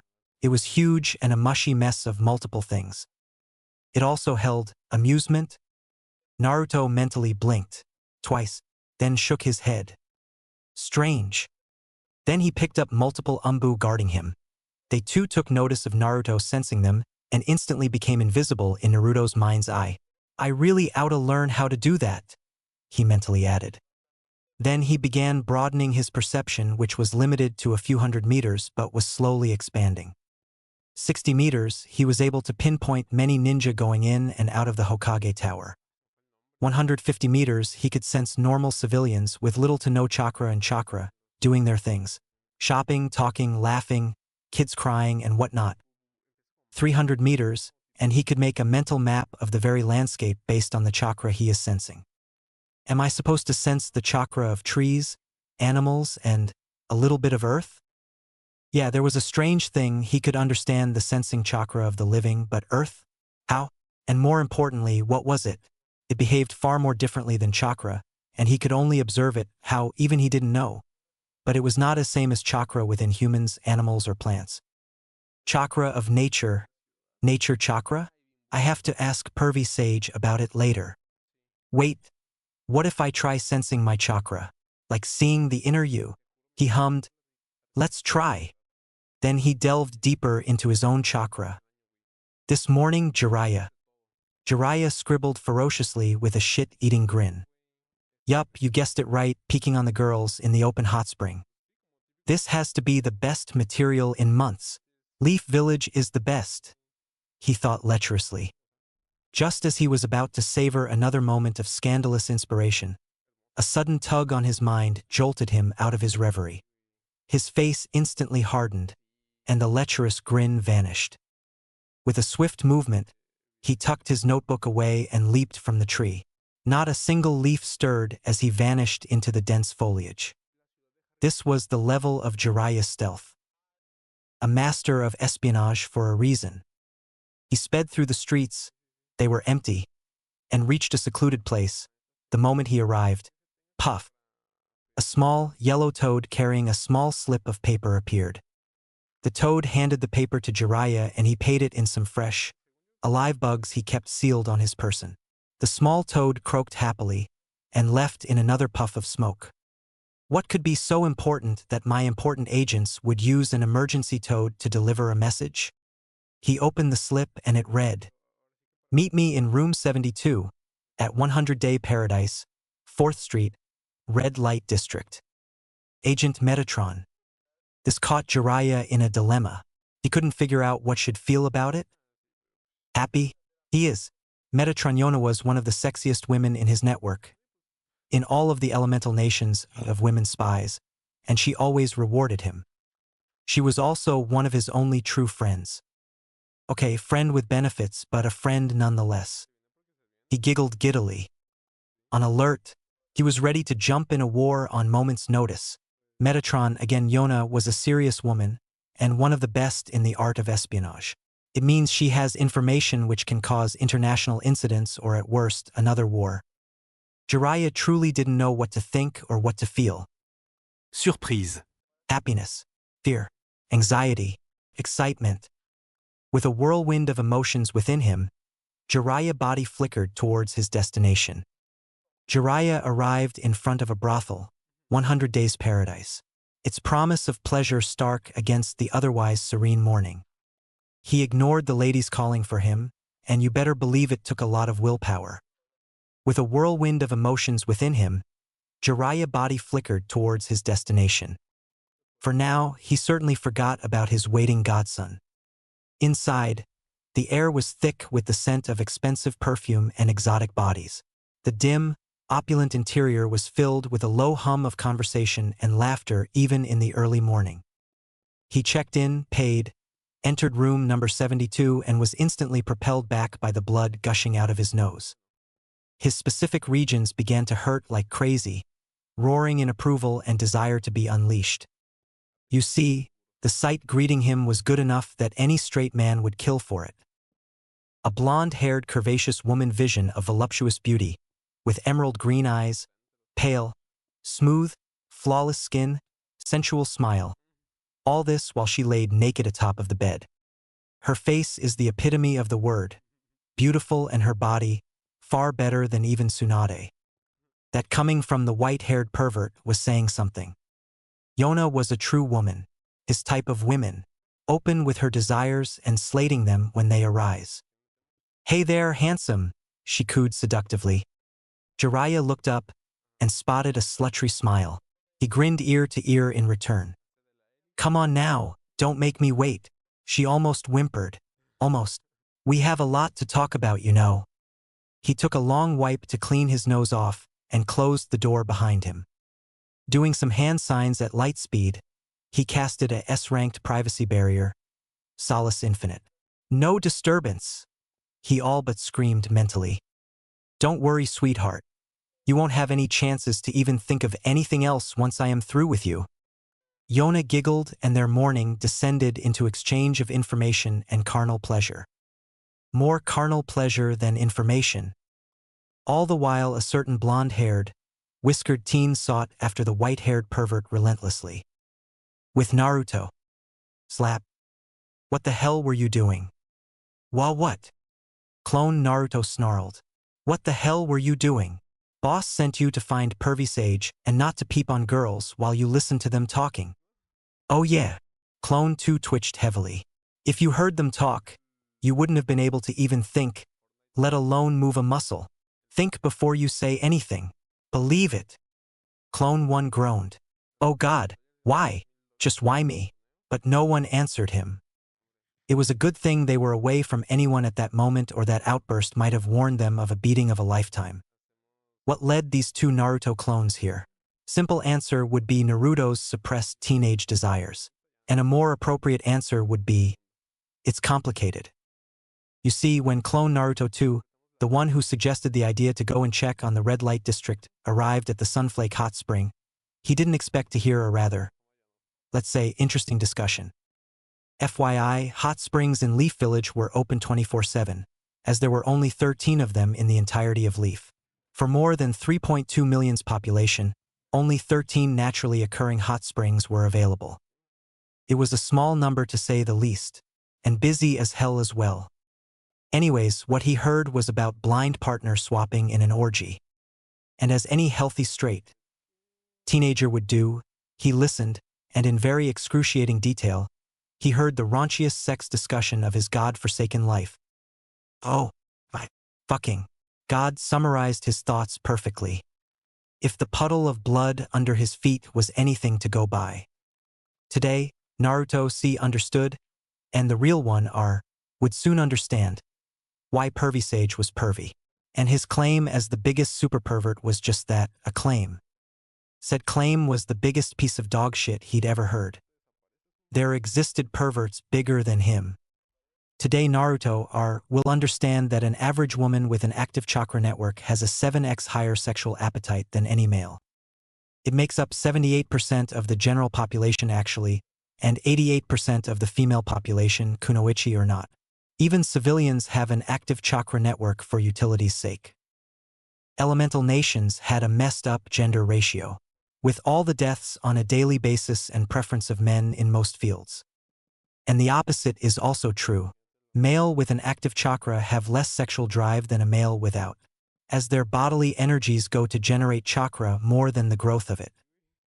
And today, Naruto lost a part of him, a very innocent and childish part which just forever be a memory. Funny thing is, he enjoyed it, and has no regrets. Found him. Ha! Yelled Naruto on top of Minato's head. C7 found Jiraiya in a restaurant near the red light district, in Tobarama Lane. There was also a strange but beautiful woman with him. What they were doing, talking about, Naruto had no idea. Neither the interest to know, feeling the goofiness and funniness of Jiraiya's chakra, and Jiraiya's chakra being present in the lady system gave him a good enough idea. They both are peas in a pod. Total, shameless perverts. He was right. Jiraiya was just wasting time. With a heavy and long-drawn sigh, he ordered his clones to dispel, and was instantly hit with a mild headache. The first batch were quite successful. They were able to observe his team from quite a far distance away and make out of their activities based on chakra fluctuations. Kakashi was running them rigid. Only if he had trained like this when I was still there. Sigh. Wishful thinking. The second group were partially successful, as they were able to observe Team 10. But halfway through, when he tried to probe in on Ino's chakra to understand its composition and how she did her mind thingy jutsu, he was spotted. Then dispelled by a kunai from Asuma. Dang it! Who could have thought that Ino is also a sensory type? No matter. His third group was the only one to fail spectacularly. Kurenai spotted him before he even entered their training ground, followed by Shino's bugs, Kiba's growls, and Hinata's nervous eep. Team 8 were all sensors. And, by the gods, they hit hard. He'd known that Hinata is more than what meets the eye. But being suddenly struck by a chakra-laced finger to the heart and then bugs eating all your brothers is rather painful. Darn it. He already has a mess to clean with other teams, or it might damage his reputation. Whatever that is anyways. Then there comes his eccentric group of misfits. He was blown back by the sheer intensity of the nosebleed he had. Naruto felt dizzy, before his healing factor kicked in and began regenerating his blood. He lay there on the ground on his back, blood gushing out of his nose at rapid pace, and his nether regions reaching new heights. I feel like a hypocrite, Pervy Sage. I totally understand ya, he thought goofily, the mask of at least decency slipping up. He will no longer be suppressing his desires. Decency be damned. But that's a thought for another time. Where were we? Oh yeah, Jiraiya. So Naruto's clone C7 found him in a pretty good restaurant, eating with a lady with a goofy smile and laughter. Genuine laughter and not his perverted one. He also understood that today was important for Jiraiya more than training, so he might let it slide, might being a keyword. If and only if Jiraiya teaches him a new and cool jutsu. Won't hurt to try, you know. With that thought, he got up, whipped a towel out of thin air, cleaned his face and then throttled towards the restaurant. As the sun was beginning to descend, he had nothing more on his agenda today. Castrated pervy sage, talk to him / threaten him to teach him a new and cool jutsu, and leave for home. Best plan ever, right? Jiraiya dodged a well-aimed kick to his nether regions with practiced ease, a smirk playing on his lips. Feisty, aren't we, Naruto? He teased, his voice carrying a hint of amusement, along with apologetic fear. Naruto hissed, eyebrows twitching madly and rage barely controlled. Naruto 6 patience wearing thin, burst into a tirade. You promised to train me, pervy sage, and here you are, spending time with some hot chick. His voice echoed down the street, drawing curious glances from passers-by. Yona chuckled, her eyes twinkling with amusement. Jealous, child? She teased, ruffling his hair playfully. Naruto sputtered, his face turning a deep shade of red. Me? Jealous? Of him? Please! He snorted, then returned to glare at Jiraiya's form. Jiraiya sighed, trying to ruffle Naruto's hair, but failing when the blonde swatted his arm. Hey now, don't be so impatient. I was busy, okay? Naruto's glare intensified. Busy doing what, exactly? Perving on women? Other than that, I can't see anything worthwhile for you. You shameless leecher. Yona laughed, her laughter like tinkling wind chimes. Now, child, don't be so harsh. Jiraiya is a man of culture, after all. Don't call me child, Naruto exclaimed loudly. Jiraiya bowed dramatically. Thank you, my dear. You have an excellent understanding of the finer things in life. Naruto rolled his eyes, but a flicker of curiosity sparked in his gaze. He had never seen Jiraiya with a woman before, let alone one as striking as this woman. Who is she? Naruto asked, his voice laced with suspicion. Yona extended a hand. Yona, a traveler. She introduced herself, her voice smooth as silk. And you are? Naruto. Naruto Uzumaki, future Hokage of Leaf Village. Believe it. Yona giggled. You have a firecracker as a student, Jiraiya.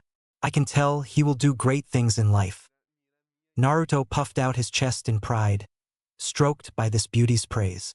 Anger on Jiraiya all but forgotten. You are an excellent judge of character, madam. That I am. She turned to Jiraiya and gave him a kiss on the cheek. Well, Jiraiya, we will meet again. Until then, she disappeared in a lightning body flicker, leaving the perverted toad sage to deal with an irate teenager blonde, known as the most troublesome subspecies of humans, alone. Naruto narrowed his eyes at Jiraiya, who just chuckled nervously in return. No, Naruto was not jealous. No, not at all. No, just no.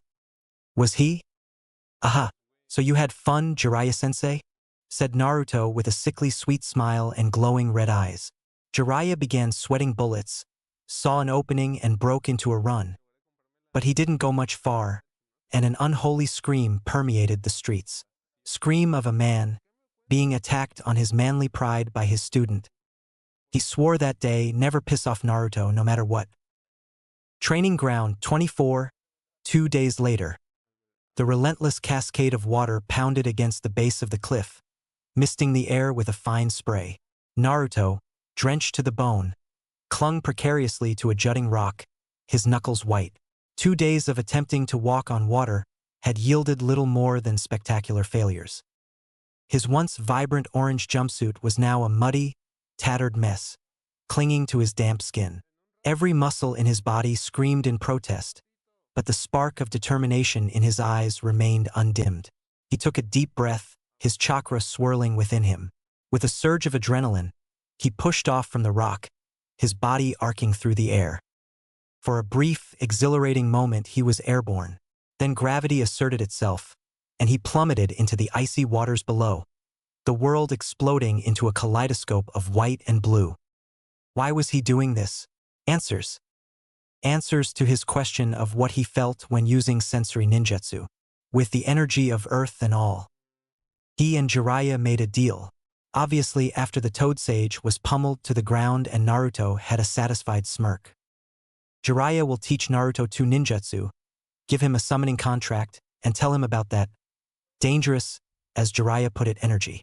Only and only if he completed waterfall walking in a week. Easy, right? He thought that as well. But the universe had other plans, you see. It was one of the most difficult chakra control exercises in all of Shinobi's existence. On day 1, he also learned what chakra exhaustion is. Shadow clones were out of the equation. On day 2, he learned what it feels like to have a cold and bone-rattling ache all day and night. While the blonde Hokage aspirant continued his internal musing and attempted to cling to the waterfall for even a second, Jiraiya watched him. No giggling, no writing, just watching. Like a hawk. I was surprised beyond belief, would be putting it mildly. Oh yes, the day before yesterday, their first real training day. Naruto told him about his newly acquired sensory ninjutsu. Jiraiya already knows, of course, already sensing for him, blah, tongue twisters. But what he didn't know was the potency of it. The kid could already sense emotions and natural energy. An art which takes decades for a shinobi to truly cultivate on such a level. The blonde had it in spades, and innately. That moment Jiraiya was the happiest man in the whole world. He was not a perfect sage, his first apprentice. The boy's father became, and now his godson will also become one.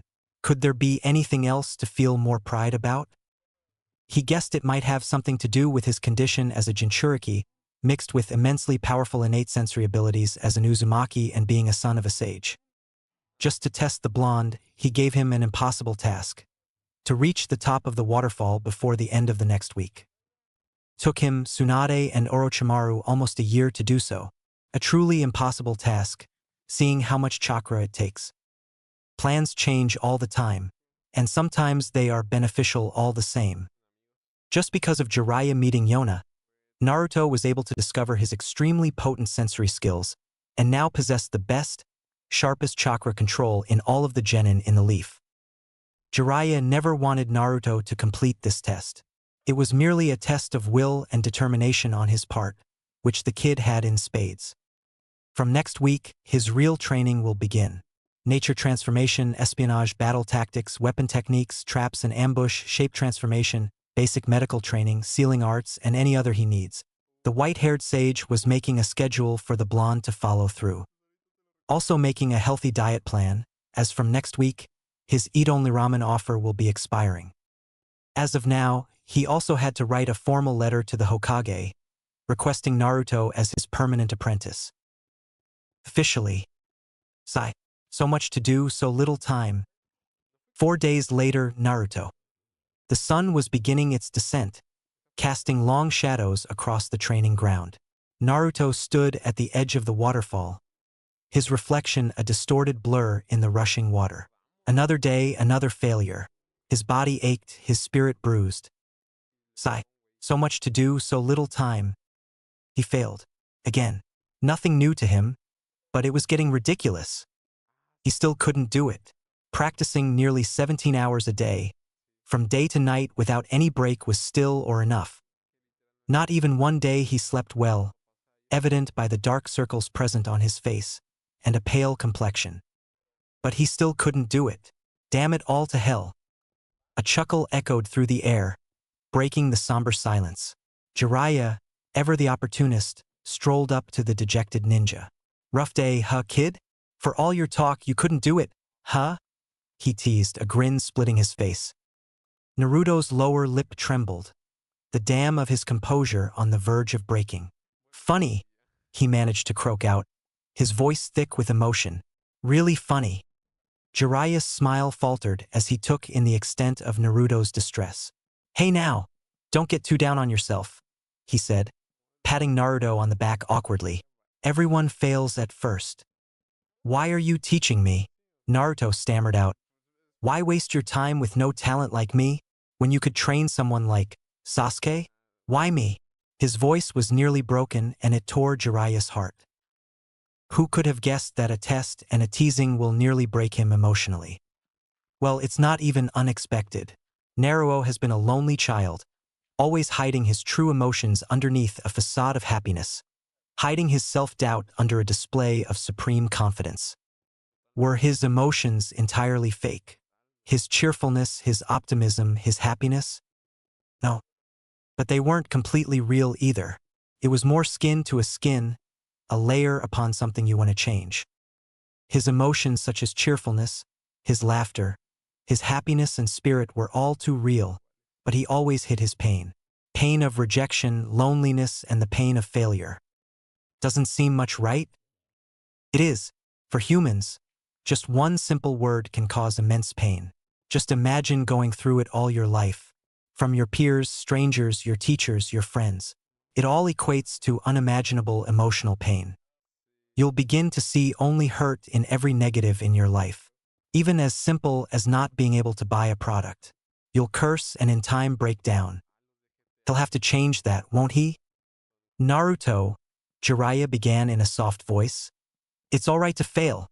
Failure is a very important part of us. If you never fail, that means you'll never improve either. He knelt down and put his arms on Naruto's shoulders. And to answer why I chose to train you? Because you are worthy. Not everyone can take the training I'll give them. There are many circumstances for why you were specifically chosen to be trained by a higher-level shinobi. Fox in your gut is one of them. Naruto touched his stomach with a grimace. Is the fox the only reason? So if it gets out, you could seal it away. Jiraiya shook his head. No, not completely.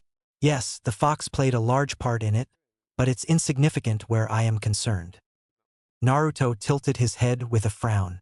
As on K, Jiraiya continued, I wanted to train you, Naruto.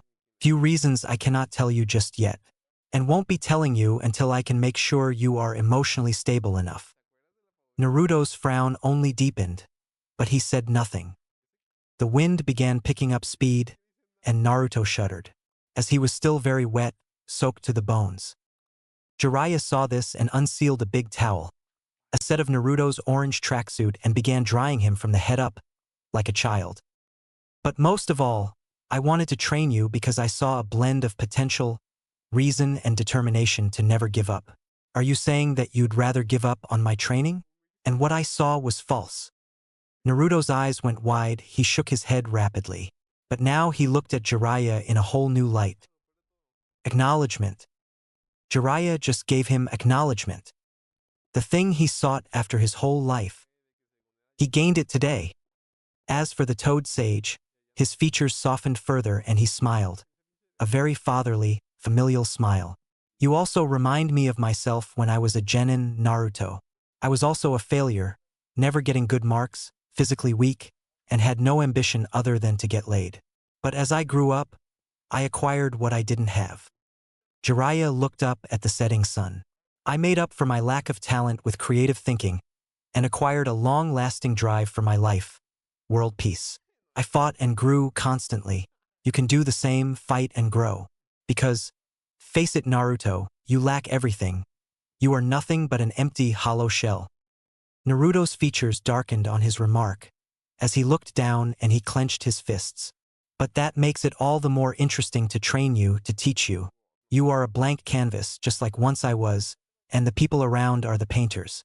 You didn't have a good environment to grow up in, but I want to change that. I want to give you a chance to become what you desire. Screw your status as a Jinchuriki. Screw the Leaf Village. I want you to find what you truly want with your life, without external influence, completely unfiltered. Jiraiya stood up, his smile never faltering. Say what you will, but right now Jiraiya looked the coolest person to Naruto, and his talking, it was like Jiraiya was teaching his son. Yes, that was the right word for what Naruto was feeling right now, like a father was arguing with his son. A father was motivating his son.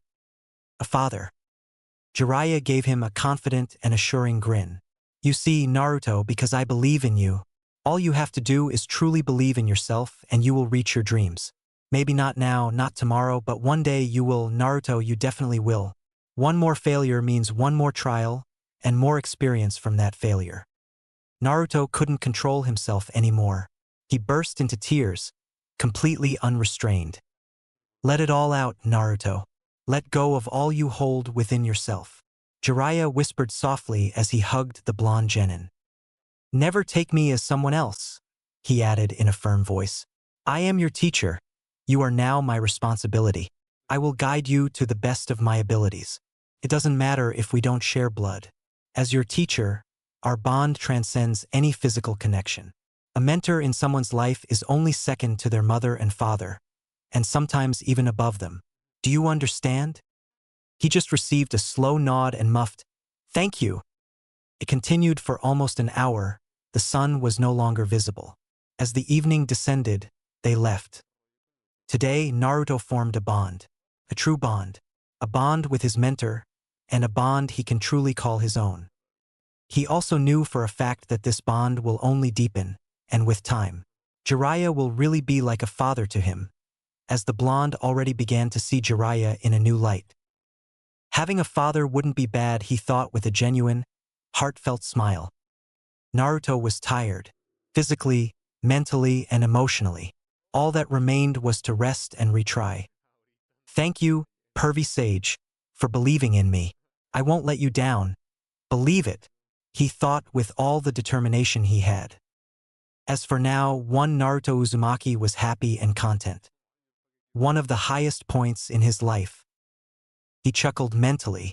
Truly, the failure of today taught him an everlasting lesson and helped him bond with his mentor on a personal level. Hey pervy sage, Naruto called out. He laid on the ground, battered and bruised by the intense spar he just had. He received a hum of acknowledgement, so he continued, "How did I do today?" "Honestly, very good. It's been only a week, too, if you count the waterfall climbing exercise, and your base has become very solid. Your taijutsu form is improved and you can break out of E-rank genjutsu. I will call it a win in my book," he answered with a shrug. Naruto grinned ear to ear. "Ain't I awesome? Hey, so how long will it take for me to become Hokage now?" Jiraiya sighed dramatically. "Don't get ahead of yourself, brat. You still have years to come to even come close. Now shut up and rest. After lunch, you'll be signing the Toad contract and I'll teach you summoning jutsu." Naruto's eyes sparkled. "Can we have ramen today? Please?" No. Naruto just pouted while Jiraiya laughed. "The kid is just too cute. He doesn't even know that it takes a lot out of me to not crush him in a hug. And just in a week, his physique has improved. He'll be a Minato in no time." K perverted and lecherous crackling. A dread chill went up Naruto's spine as he looked at Jiraiya's creepy grinning face. Yup, he's definitely thinking something very perverted. No doubt about it. He thought with the shake of his head. Who am I kidding? I became no better. Not so open, but I have. He couldn't continue his thought as a lot of blood rushed to his face. He shook his head rapidly and slapped himself on both cheeks. He'll have to be on guard just in case. It's not that he hadn't think about getting laid. But he is saving his virtue for Sakura. You fool. The second he thought that Jiraiya was in front of his face, with a wide and knowing smirk. My special senses are tingling with barely controlled excitement. You thought of something amazing, didn't you? Naruto groaned. Shut up, pervy sage. He mumbled but said nothing more, neither accepting or denying Jiraiya. The white-haired pervert grinned in triumph. Slowly but surely, Naruto is accepting the dark side. Welcome to the dark side, kiddo. What now? Summoning jutsu, said Jiraiya with a nod. It's a technique which allows you to summon a being you make a contract with. Naruto nodded slowly, then asked, where do they come from? You know, like, where do they live? Jiraiya paused. As much as I know, they live in a separate dimensional space linked to our own. That makes it possible to visit them via foot from certain places, but it's near impossible to find. Separate dimension? Naruto asked in surprise. It's not as much as a separate dimension as it is a section of space unavailable to us. If you want to compare it, then our universe will be like a big house and different realms in it. Where multiple beings reside are like separate rooms. Not totally one, but not completely different either. Jiraiya explained.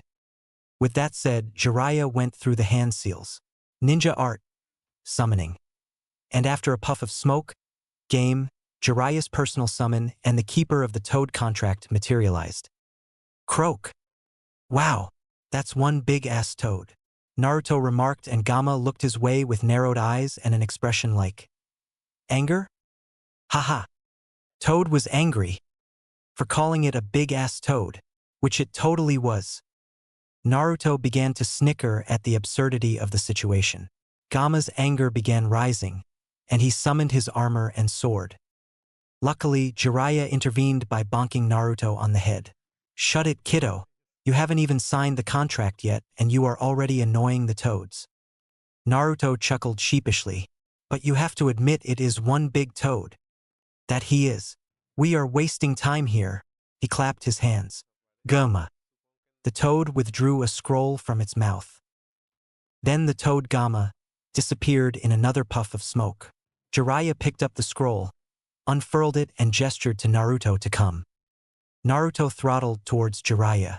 Cut your fingers with a kunai, or bite it enough to draw blood, then sign your name here. He pointed at the upper section.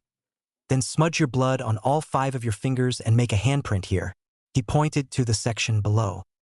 Naruto sat down, excited at the prospect of being able to summon powerful warrior toads. He bit his thumb and was just about to write his name but paused. He narrowed his eyes at Jiraiya. Why the pause, kiddo?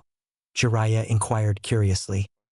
I may be dense, but I am not stupid, pervy sage. You said this is a contract, and each contract has a price to pay. So what would it be for me to pay, huh? Jiraiya was really impressed. This kid is perceptive, all right. You don't actually have to pay to just sign the contract. But yes, there are prices on what type of toad you summon and the toad itself. He explained with a smile. Naruto's eyes narrowed further. What does that mean? Jiraiya blew out a sigh for his suspicion. What got him so suspicious? As I said, it depends on each toad you summon. The contract itself is like a link to a network of many toads you could summon depending on your requirement. Naruto blinked and frowned in confusion. So, I don't have to pay them Rio or anything? Jiraiya chuckled. No, you don't have to pay them Rio. Let's see it like this. You go to a ramen store. Naruto perked up. The contract represents the store itself. Now, if you, let's say, order a miso ramen, you'll pay a certain price, won't you? That represents what category of being you're summoning. And if you add pork or beef, it will represent what individual being you are summoning. Do you understand now? Naruto nodded rapidly. His stomach grumbled with all the ramen talk. Can we have ramen today, pervy sage? Please, just today, Naruto pleaded. Jiraiya rubbed the bridge of his nose. All right, brat. But no more than 5 bowls. Naruto hugged him. Thank you, pervy sage. You are the best. He resumed what he was doing. He signed and stamped his handprint on the scroll. The scroll automatically furled and disappeared in a plume of smoke. Jiraiya gestured for him to follow, which Naruto did. They arrived near the river and then Jiraiya began. Now the hand seals are boar, dog, bird, monkey, and ram. Then you have to slam your hands with the right amount of chakra for the summoning. And yes, while you do the hand seals, specifically after the dog, you have to mentally chant a phrase for the technique to work. Then Jiraiya handed him a slip of paper with a mantra on it. Naruto blinked in surprise. Ninjutsu has chanting? He wondered aloud. Jiraiya shook his head. Not normally, at least not elemental ninjutsu or purely combat-oriented ninjutsu.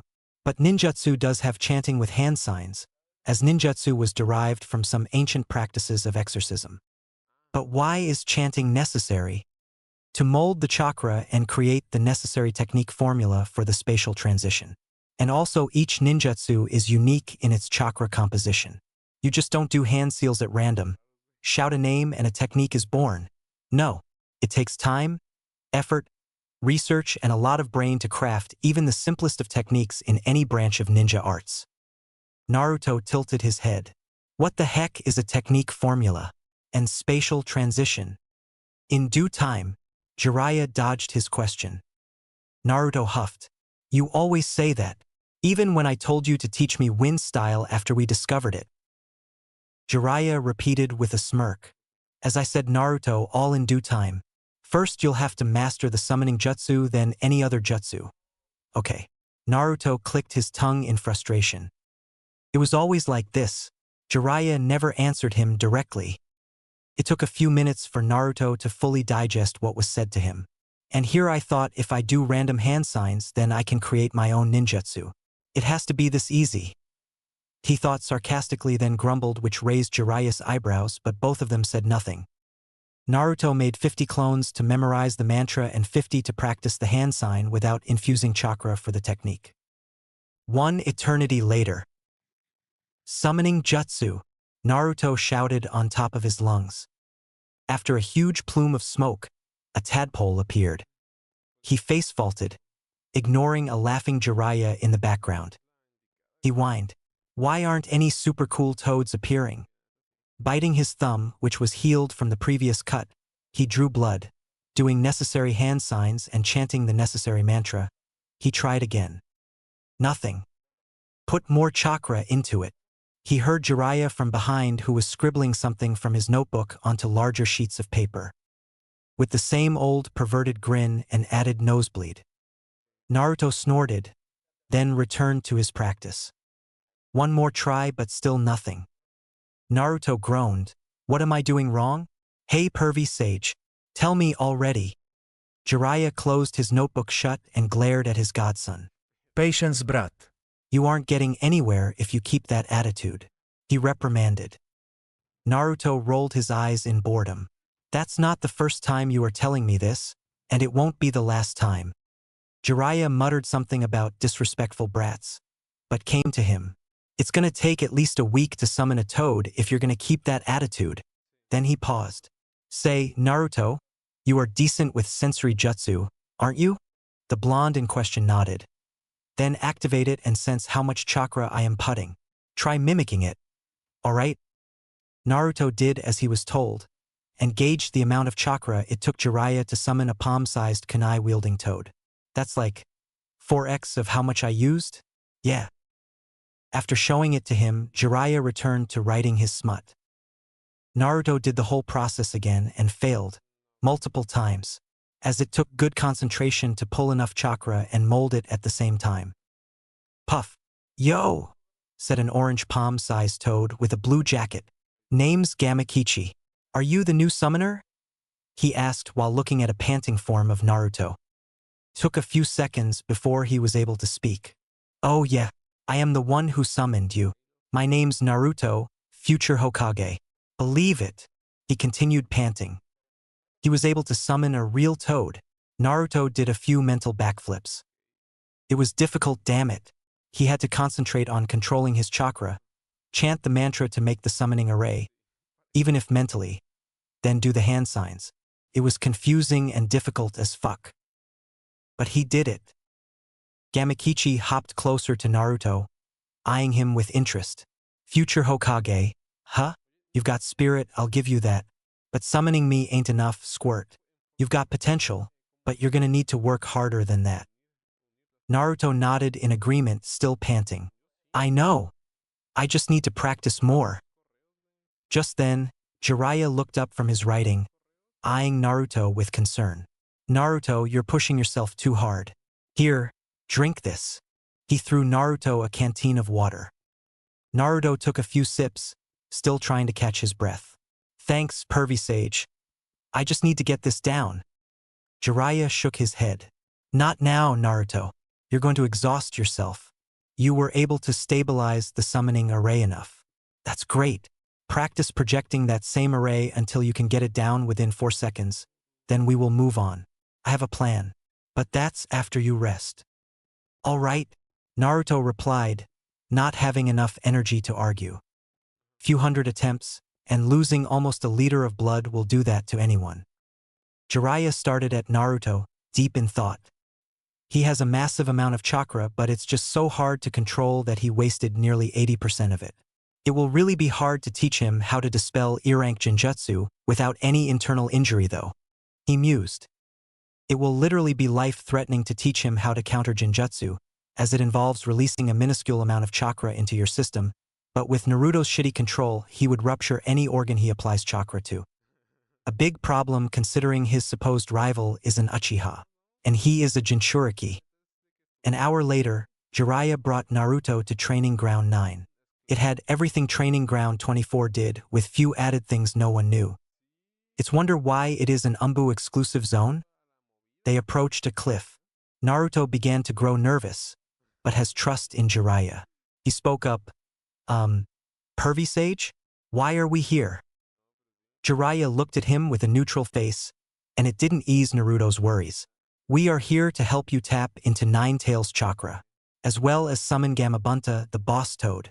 He is a giant, so we are clear to summon him here, as this forest has a self-repairing seal around it, courtesy of Tobirama Senju. That's why. It's an Umbu exclusive zone. How? How do you remember? Naruto thought for a moment. Well, I was very pissed off when the bastard was dead. To me at least. And I was injured too. So it's rage and danger. We will be emulating the danger here. What danger? I don't see anyone here who can be any danger to me when you are here. Jiraiya felt a knife stabbed through his heart. Damn it, Naruto. Why do you have to say that? He thought. It was baffling how much trust Naruto had in him, and they didn't know each other for more than 2 weeks. Well, Naruto at least. He won't let anything happen to him. His shadow clone has already been stationed to catch him in case of failure, and a summoning array with enough chakra to summon Gamaken just in case he was away from the clone. But it was very painful to hear such words before you plan to throw someone off the cliff. Literally. And damn, it hurts. If his twisted face is any indication. It could jeopardize their still developing relationship, but it needs to be done. Naruto may hate him, but his life and development is more important. He mentally shook it off and motioned Naruto to come. The blonde did and then saw the depth. 2,450 meters. Jiraiya said. What is the danger? Jiraiya with a straight face said, You'll be jumping off this cliff. Naruto stared at him, then began launching. Ha ha ha. Really, Pervy Sage? You take me for a fool? I won't be jumping from here. I ain't stupid. Believe it. While you fall, you'll get approximately 22 seconds before you reach the bottom.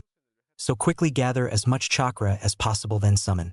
And remember, what you want to summon is the biggest and strongest toad you can. Naruto stopped laughing and frowned deeply. Are you stupid or deaf? I just said that I won't be jumpy. But before he could finish his sentence, Jiraiya pushed him off the cliff into the caravan. Just do it, kid. I believe in you.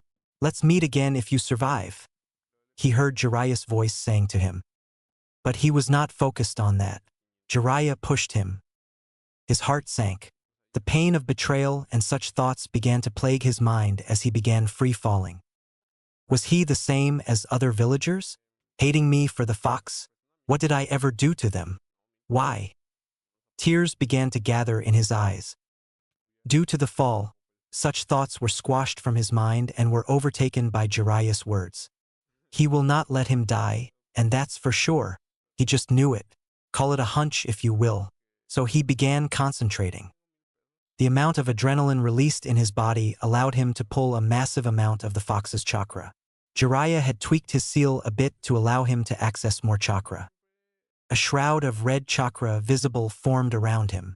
His azure blue eyes became red slits, whiskers grew and became like a cat, nails and hairs. Everything grew.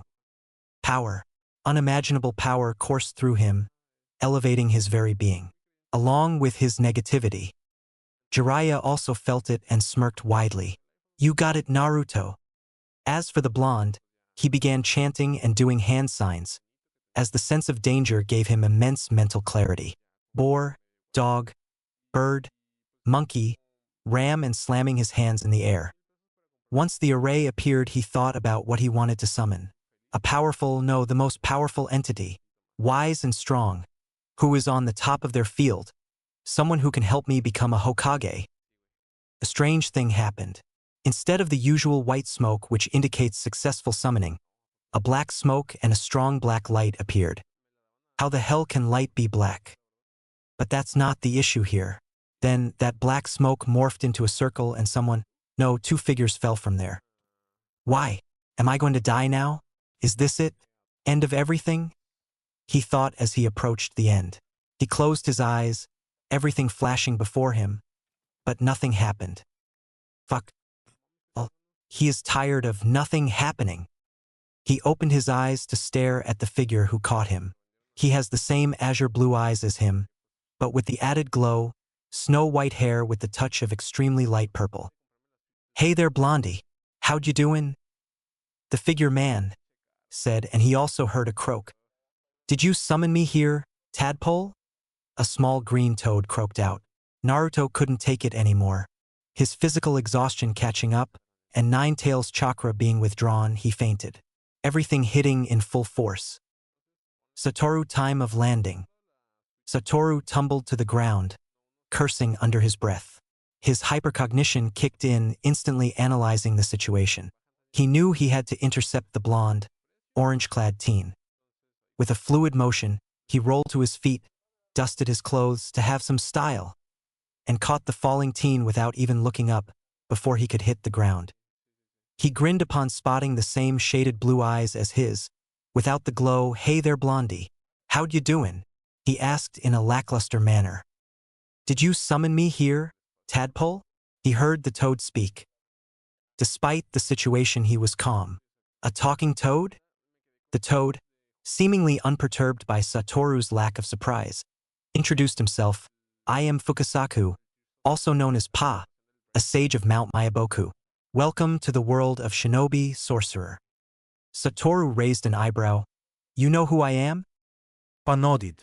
Your arrival in this world was unconventional. Your soul, still in flux, is using an immense amount of natural energy to stabilize and accommodate new laws inscribed on it. It's a signature that's hard to miss. We were aware of you from the moment you entered this universe's dimensional void. Satoru frowned curiously. Nature energy? Do you mean ambient cursed energy? No, there is no cursed energy in this world. A phase created by the Sage of Six Paths filters all negativity from natural energy on our planet. This world has chakra, a mixture of one's physical energy and spiritual energy. Nature's energy is the source of all things, permeating and binding everything in the universe. Did it not exist in your world, Satoru boy? This time Satoru was not able to hide his surprise. You know my name too? How much do you know about me?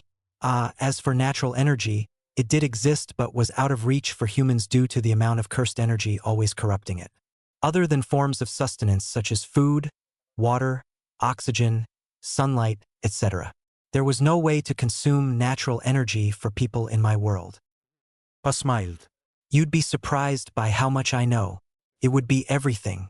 The Great Toad Sage saw everything in your life, and we are aware of who you really are and how you arrived in elemental nations.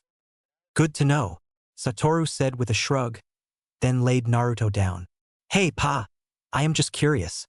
How is my soul using natural energy? My body using it? I can understand.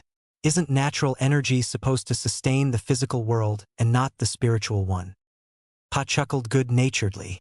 Even for all your knowledge and power, you overlooked it, didn't ya? Did you forget that nature energy also has spiritual components? Or did you forget that every plane of existence, or higher dimensions as humans call them, overlap each other in every universe? Their energy is collectively called natural energy? Before Satoru could reply, a powerful presence descended upon them. Jiraiya, using wind style to cushion his landing, spotted the unconscious Naruto and the strange white-haired individual. His eyes narrowed dangerously as he drew a kunai, unaware of Pa's small form near Satoru's feet. Who are you and what did you do to him? Jiraiya said in a very threatening voice, aware that a toad has been summoned.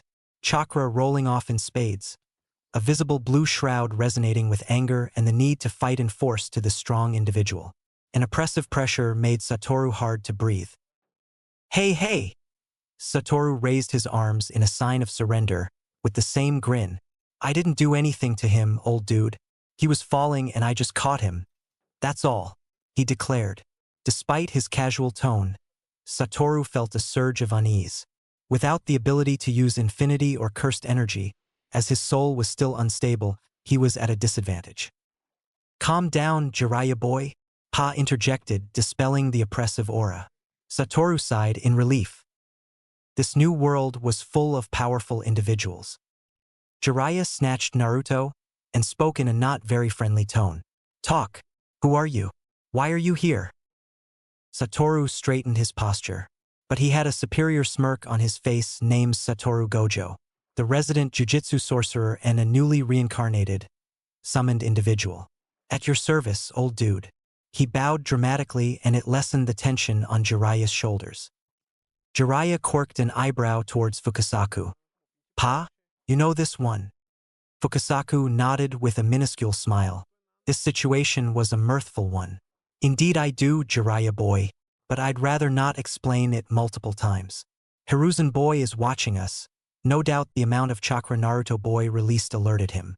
Let's go to his office and I'll explain. Jiraiya nodded and began climbing the wall of the canyon at high speed. Fukasaku perched on his shoulders whispering things. Satoru watched him and his 6 eyes analyzed the strange energy, which his body now possessed as well, used to stick to the wall. He was able to understand it, and thanks to his blasted eyes, which granted him absolute control, began climbing after them previously. Satoru straightened his posture, but he had a superior smirk on his face named Satoru Gojo, the resident jujitsu sorcerer and a newly reincarnated, summoned individual. At your service, old dude.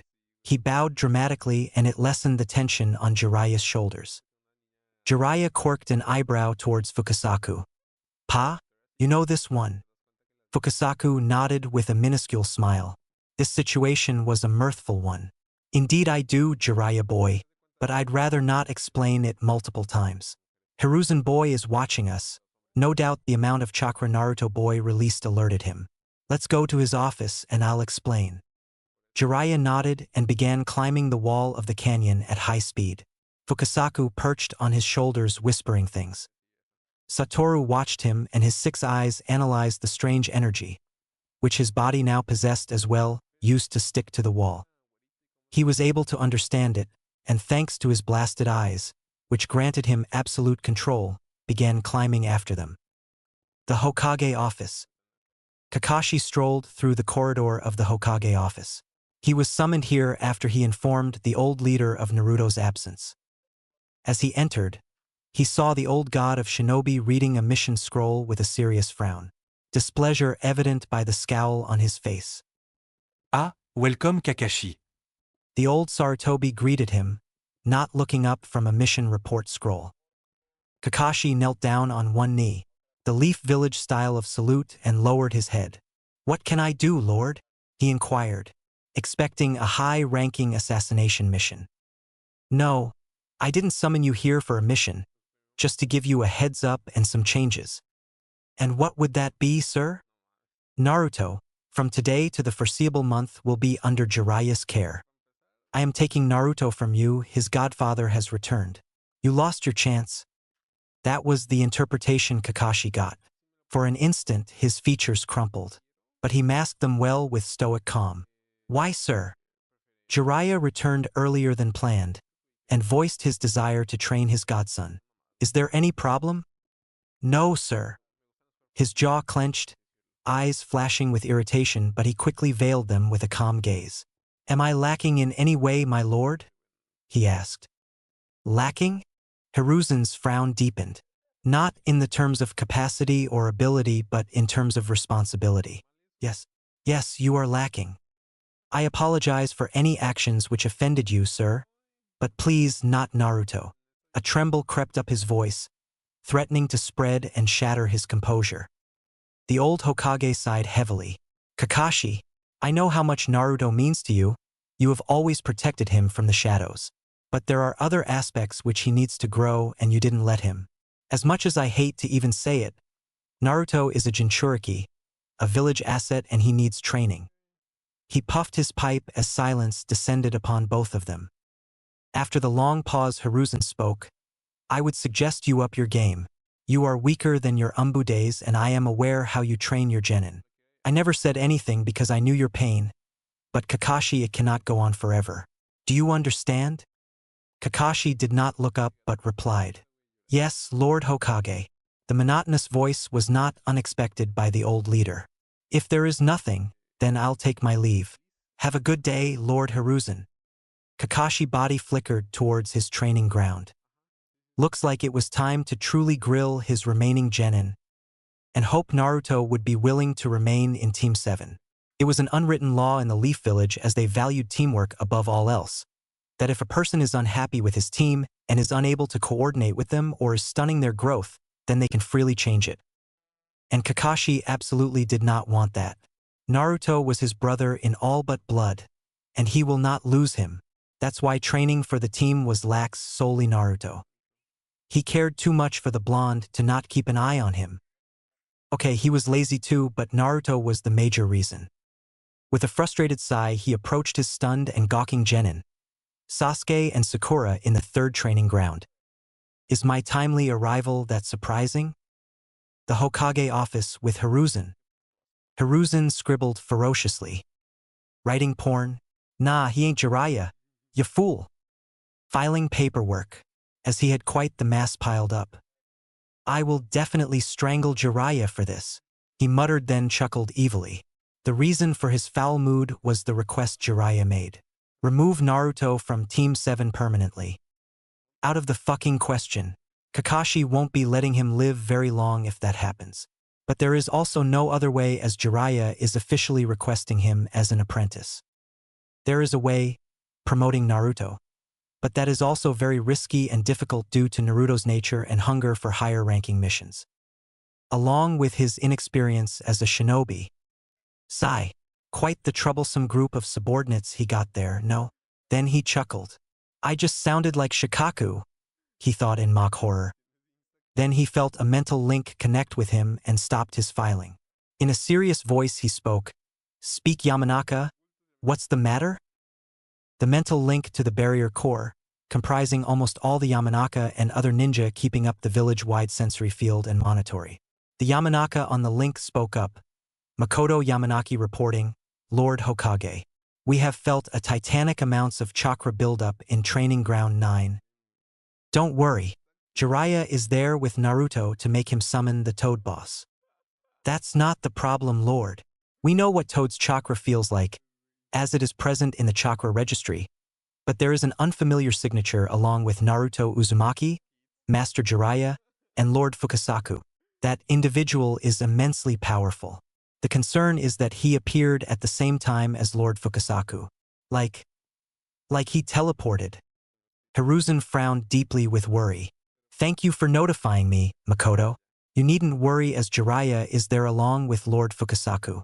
I highly doubt that other than another Kage will be even a match to them. But I'll check just to be sure. You may resume your duties.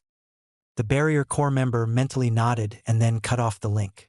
Hiruzen opened the middle left drawer and withdrew the crystal ball. This ball was made by Mito Uzumaki using the shadow clones as base principle. It creates a chakra astral body, a sort of spiritual copy using chakra, which is akin to a pseudo-soul, and transmits visuals and sound over vast distances through said body.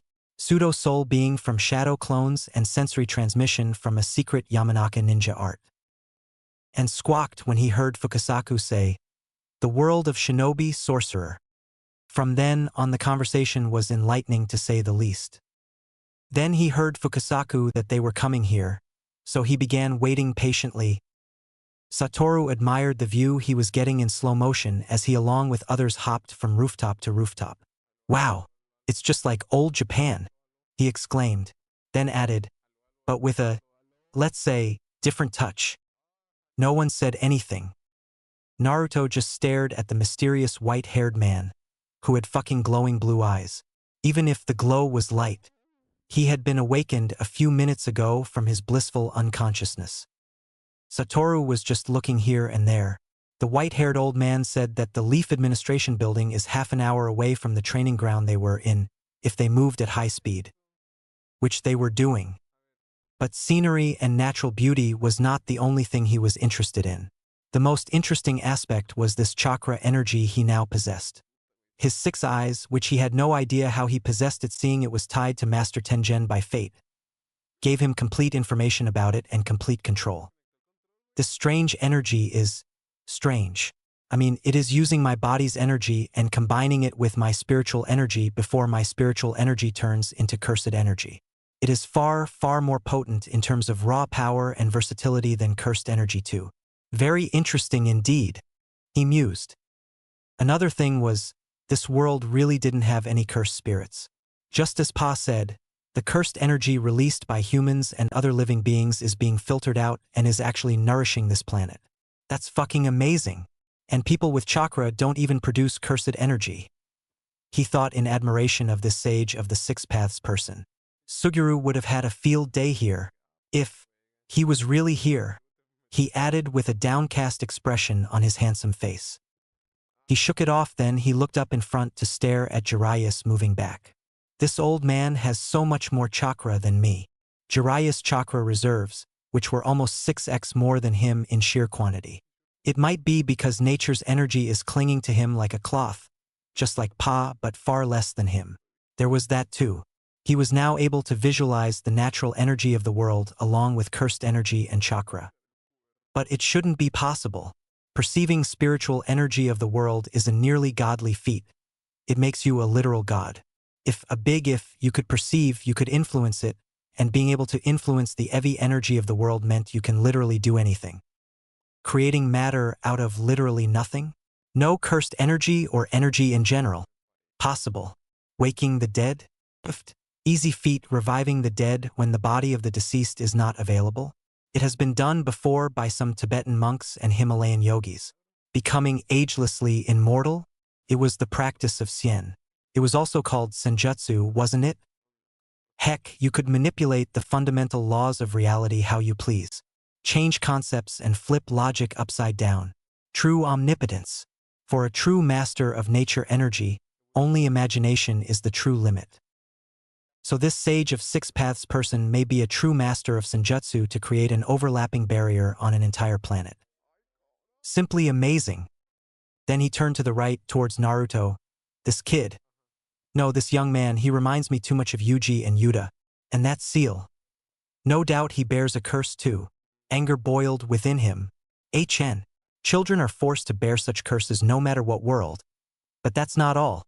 He also possesses more cursed energy than Yuta, and his curse also has actual infinite cursed energy. I don't know what monster or god he would make once he learns jujitsu. Then he raised his mental fingers and began counting. Burden? Check. Unwanted and forced? Check. Very alone and sad? Double check. Extremely cheerful? Triple check. He is not only like Yuji and Yuta but also me. Minus all the pain and sadness and depression. Satoru seemed relaxed, though he was anything but. How can he? In front of him was a man who far exceeded him in terms of power and experience, and there were almost a platoon, 20 shinobi, of grade 1 fighters, circling him and others. What's up with this world? Wondered Satoru. What up with so many freaking strong individuals? Arrogant he was, and still might be. But Satoru Gojo always acknowledged strength and strong individuals. Understanding the gloomy silence, Satoru spoke up. Hey, when haven't we introduced ourselves, no? Well, I'll begin first. Named Satoru Gojo, a jujitsu sorcerer and a recently reincarnated individual. He said in a chippy tone, a wide grin on his face. He was looking at Naruto with anticipation. Jujitsu? Reincarnated. Naruto didn't know what was going on, or who this mysterious individual was. But it will be a cold day in hell, if that stops him from meeting new people. He cracked a grin of his own and began, I am Naruto Uzumaki, the most awesome ninja in the whole world and the future Hokage. Believe it. This bled any tension remaining within the group. Fukasaku, along with Jiraiya, chuckled at his enthusiasm. Satoru got a mysterious glint in his eyes. The Hokage, huh? He echoed, his voice laced with intrigue and curiosity. I suppose it's a higher position in your leadership? Yup. Interesting, Satoru muttered. Then he grinned a toothy grin which caused others to raise their eyebrows and Naruto to shiver. It's decided. I'll teach him jujitsu. He has a lot of conviction and I can see myself in him. Potential is limitless. I wonder what his innate technique is. And just like that, Satoru began plotting, thinking and crackling like a madman. Satoru sent a predatory grin towards Naruto. Oh, we are going to get along splendidly, you and I. The way he said it made Naruto a little nervous, not in a bad way, no. His aerially glowing, ethereal blue eyes did not help. Fukasaku spoke up before Satoru could drown in his schemes and color his soul black with all the plotting he was doing. Well, tadpole, I am Gama Fukasaku, the great toad sage of Mount Mayaboku. You may call me Pa, Naruto boy. He received a nod from the blonde. Okay, Jiraiya said, gaining back his cheer and normalcy. I am Jiraiya, the toad sage of Mount Mayaboku. He puffed his chest. And the writer of the best novel in all existence, he declared proudly. Naruto scoffed hard. A trashy porn writer would be more accurate. He interjected in a low voice with a smirk. Jiraiya looked offended beyond belief as he glared at the smirking genin. Shut up, cheeky brat. You'd never know the wonders of my work. Don't you dare insult my masterpiece. At least not in front of strangers. They are boring. He instantly regretted the slip-up as he was greeted with silence. Naruto himself understood what he just said and whipped his head fearfully towards Jiraiya. Everyone blinked. Once, twice, thrice now. The super pervert's eyes widened like saucers. You read make-out tactics? A lone tear escaped him. With a smile of immense pride he wiped it off. I knew my apprentice was not a total wimp when it came to the fairer sex. Naruto, my boy, you do your master proud, declared Jiraiya solemnly. Naruto's face exploded with vibrant colors, all the blood and heat rushing to his face. Shut up, pervy sage. I ain't a pervert like you, he exclaimed, trying to hide his embarrassment. Denial is a bitch. Satoru crackled up. I don't see any problem here. Aren't you a growing teenager who will get curious about those things? Adding his own 2 cents, the shit-eating grin still adorning his features. It looked like Jiraiya would burst into full-on wailing any time. Yes, you are not a pervert. With a sagely nod he agreed. You are on the path to become a super pervert, just like your master, my son. Jiraiya moved Naruto from his shoulders and hugged him with a lot of strength. Can't breathe, came the blonde's muffled voice. Pa smacked the old pervert on his head with the ever-present black cane of his. Let Naruto boy go, Jiraiya boy. Do you want him to die? All Umbu watching the interaction sweat dropped. Unable to their surprise on how one of the most powerful shinobi to ever live was smacked around by a palm-sized toad. Jiraiya let Naruto go and chuckled sheepishly, rubbing the swell on his head. Naruto took many deep gulps of air. Then he sent a sharp glare at the white-haired pervert which looked more cute than intimidating. Such adorable child, this one, thought Pa with a smile. Must resist cuteness, thought both white-haired men. Before it could get more heated, and he lost control, Satoru chimed in. I think we arrived, he said while looking at a building with a kanji for fire on it.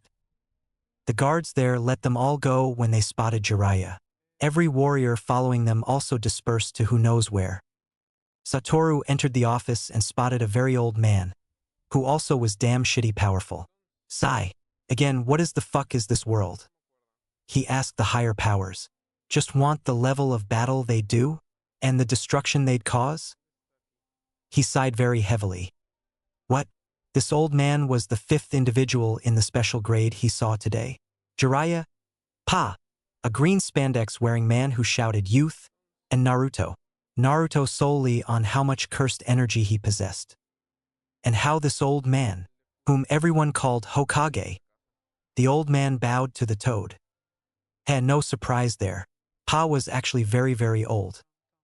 Welcome back, Lord Fukasaku, said Hiruzen, still bowing. Pa also bowed in respect. Thank you, Hiruzen boy. The great toad sage eyed the elder Hokage. You are getting weak. You should soon select a successor before you kick the bucket. He joked. Everyone in the room laughed. I still have years to go, Lord Fukasaku, said Hiruzen. Besides, Naruto cut in, grinning. I'll be the one to snatch his hat. Believe it, he declared with all the confidence in the world. Hiruzen and Jiraiya looked at him with pride. I truly hope so, and for soon too, the old Hokage muttered. Then he turned towards the otherworldly sorcerer and narrowed his eyes unnoticeably. Naruto, my boy, began Hiruzen in a soft voice. Naruto perked up. We'll be talking about important stuff. You should go. Naruto shrugged. Then Hiruzen took out a coupon from his drawer which caused Naruto's eyes to sparkle. Take this, my treat, he said with a wink and smile. An unlimited meal coupon. At fucking Ichiraku. A boon of the divine for the ramen-loving ninja. Hallelujah. Or would it be Jai-Ho? Whatever. Naruto grinned ear to ear. Thanks, old man. Ichiraku, here I come. With that said, he practically skipped the Hokage office, moving like a storm. Jiraiya chuckled, fondness evident. Just like Kushina. Just as the adorable blonde teen left, Jiraiya weaved some hand seals and said, Ninja art. Solace infinite. He casted the strongest privacy barrier he knew. Hiruzen did the same, repeating, Ninja art, sync solace infinite. For a good measure too. But instead of creating a separate barrier, he invaded Jiraiya's and then reinforced it by linking it to his chakra. Why, you may ask? Because Naruto exists, so on him rules and logic never applied. And you'll never know when he decides to pop up. Pa nodded in satisfaction. Let me add something. Sage arts, lost to time. He too knew that precaution was better than cure. Gee, paranoid much? Thought Satoru inexaggeratedly. Then in amazement. These barriers are the strongest I've ever seen. Far more powerful than any domain barrier too, especially the Sage Arts one. It actually created a separate space-time within this subspace. I mean, it's not impossible, but it should take more time, damn it. So, the old man on the chair spoke up. Who is he? Lord Fukasaku? Ignoring the disrespect he felt, he smiled and turned his head towards the old Hokage. You know, old man, if you were going to ask a guy about him, then the least you could do is to ask him directly. Hiruzen said nothing for a few seconds, opting to narrow his eyes at the white-haired mystery. Then tell me, who are you? Why and how did you come here? He sighed. Let's not beat around the bush, young man, he said, his voice firm. We need answers. Your arrival, the nature of your abilities. They raise many questions. Satoru's smile faltered slightly, but he recovered quickly. Of course, old man. Ask away, and I'll do my best to answer truthfully. Jiraiya and Pa chose to silently listen for now. Your name? Satoru Gojo, head of the Gojo clan and world's strongest jujitsu sorcerer, well, former strongest. From where did you come? A different universe would be the best answer to that nasty question. Hiruzen's gaze held Satoru's. Tell us, Satoru Gojo, about your world, about the power you wield. Satoru leaned back slightly, a thoughtful look replacing his usual playful demeanor. The world I come from, he began, is a lot like yours, but with a hidden side. There exists a power called cursed energy, a malignant force born from negative emotions like fear and hatred. Every human has negativity and thus cursed energy, but some people have more than others, and then they are able to see cursed spirits. He gestured vaguely. The cursed energy leaked from humans can manifest as monstrous entities called cursed spirits. These spirits prey on humans, causing chaos and destruction. To combat these threats, Satoru continued, we have jujitsu and jujitsu sorcerers. We learn to channel and manipulate cursed energy to fight these spirits. We also have allies, special creatures called Shikigami that we can summon to aid us. They are also manifestations of cursed energy, but Shikigami are created by a sorcerer for a specific purpose.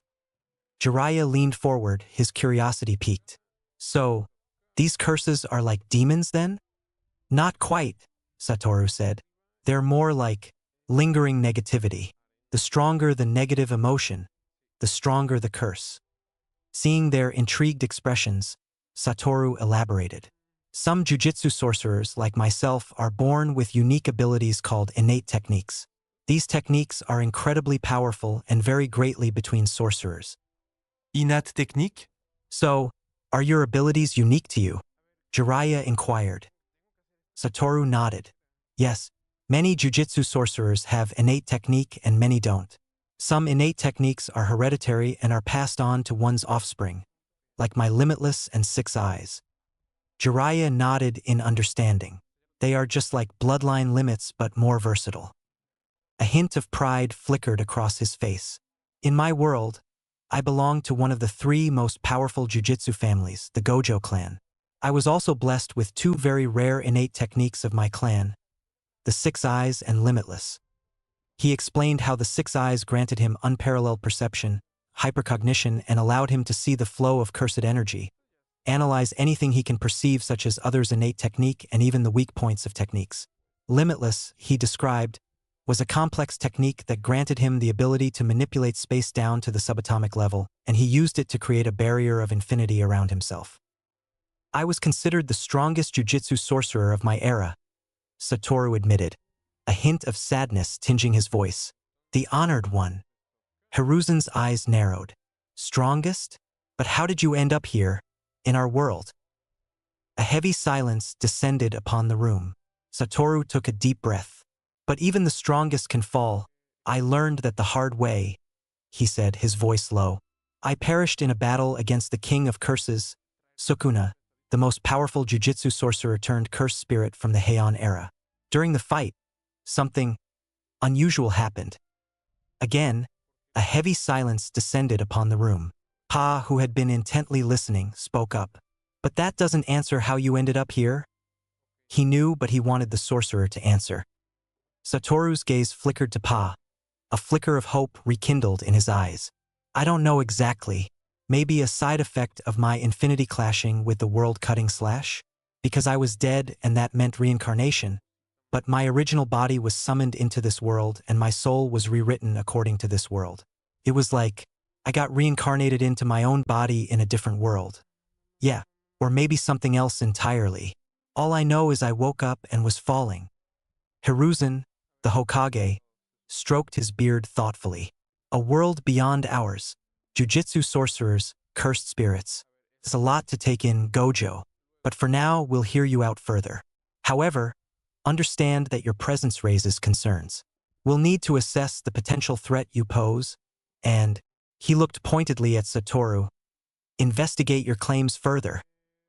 Satoru sighed, a hint of his playful demeanor returning. Fair enough. I understand your caution. Just know, I have no desire to cause trouble. I'm just trying to figure out how to live my new life to the fullest. Because after dying and being reborn, I won't look a gift horse in the mouth. When I died, I entrusted everything to my students and passed on without regret, and my dead comrades/friends opened my eyes. For real, but when I was in hyperspace, the thing I regretted most was my own life of self-isolation. Lord Fukasaku? Sigh. Pa hopped on the table from Jiraiya's shoulder. It was about time. It would be better if I showed you. He closed his eyes, clapped his hands together in Ajna Mudra and began to concentrate. Sage arts, creed of samsara, spirit genesis. Their world went black. Their vision was filled with vibrant colors, swirling like a tornado. It went on until they arrived someplace unrecognizable. Then they witnessed the world shift. Presence of one man change everything. The two old lead shinobi saw a monster in human skin, or either a god. A person so powerful that it caused the world to adapt to them, instead adapting to the world. A person who mastered almost anything effortlessly and became an even bigger monster than what he already was. His talent fueled his arrogance beyond control, and he began to change into what his arrogance wanted him to be. An attitude of cold indifference to the people is deemed beneath him. Amidst the isolation, a flicker of warmth appeared. Suguru Geto, another prodigy burdened by his own darkness, became Satoru's first and perhaps only true friend. Together, they were an unstoppable force, their combined power awe-inspiring. But those times also changed when they were tasked to protect Riko, and in the end clashed with Toji. changed everything. Suguru became the person he himself hated the most, and Satoru's awakening gave more fuel to his bigger than solar system ego. Suguru left him and everyone, falling from grace as others called it, to pursue his own path. And that broke him, changed who Satoru Gojo was. The weight of that betrayal bore heavily on him. He began seeking talented individuals for his own goal to fix the rotten jujitsu system and follow his own path. They watched as he took care of Megumi, the son of Toji, as he promised his deceased enemy. He began making progress in his quest to cleanse the Jujutsu Society when his first true student, Yuta, appeared. They witnessed what love can do to a person.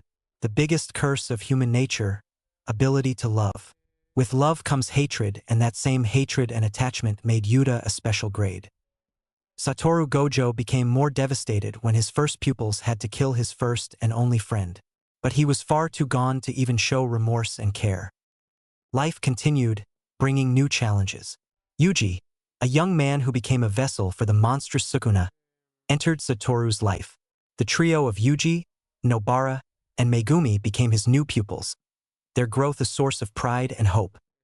Hiruzen, Jiraiya, and Pa witnessed Satoru's prowess in battle, the near invincibility granted by his infinity and his 6 eyes. They saw him strategize, lead, and fight with unwavering determination and arrogance. The events of Shibuya unfolded, a devastating battle that left scars on the jujitsu world. They saw Satoru sealed within a special prison realm. But even sealed away, Satoru's spirit remained unbroken. He emerged from the prison realm, stronger than ever, ready to face a new threat, Sukuna, now wielding control over his another vessel, Megumin, and had access to the 10 Shadows technique, specifically Maharaga. The final battle was a display of power. Satoru pushed his limits, unleashing the full might of his techniques. But in the end, Sukuna's world-cutting technique proved too powerful. The scene shifted, a desolate world bathed in an ethereal glow. Satoru, his form fading, found himself surrounded by familiar faces, Suguru, a hint of remorse in his eyes. A sense of peace settled over Satoru as he embraced the afterlife, reunited with his friend. With the understanding that his life was unfulfilled and fulfilled at the same time, they exited the mental space they were in. Respect evident in their eyes and immense trust too. Why wouldn't they? Trust comes from knowledge, and they know everything about the Gojo. Slowly, the white-haired sorcerer opened his eyes and saw a softly smiling Hiruzen. He too smiled in response. How long has it been? He had no idea and no sense of time either. A sense of relief washing over Satoru. He stretched, his joints protesting mildly after the experience. You've shown us a great deal, young Satoru, Hiruzen continued, his voice low and respectful. Your world, your power. It's unlike anything I've encountered before. Satoru nodded, understanding the weight of his story. I apologize if it was overwhelming. Hiruzen chuckled, a dry sound. Overwhelming, perhaps, but also undeniably impressive. You've earned my respect, young man. That much is clear. Mine too, Jiraiya seconded. And you already had mine, young man, Pa croaked out. A beat of silence hung in the air. Then, Hiruzen reached into his robes and pulled out a small, intricately carved wooden pass. This is a Leaf Village pass, he explained, extending it towards Satoru. It grants you safe passage within our borders. We trust you. Satoru's gaze flickered to the pass, then back to Hiruzen. A hint of surprise crossed his features, quickly replaced by a genuine smile. Thank you, he said, his voice sincere. That means a lot. Hiruzen gestured to a chair. Please sit. Now, tell me, Satoru, what do you intend to do now? Satoru leaned back in the chair, a contemplative look settling on his face. Honestly, the same thing I did in my world, he finally said. Fight for what's right. Protect people from those who would harm them.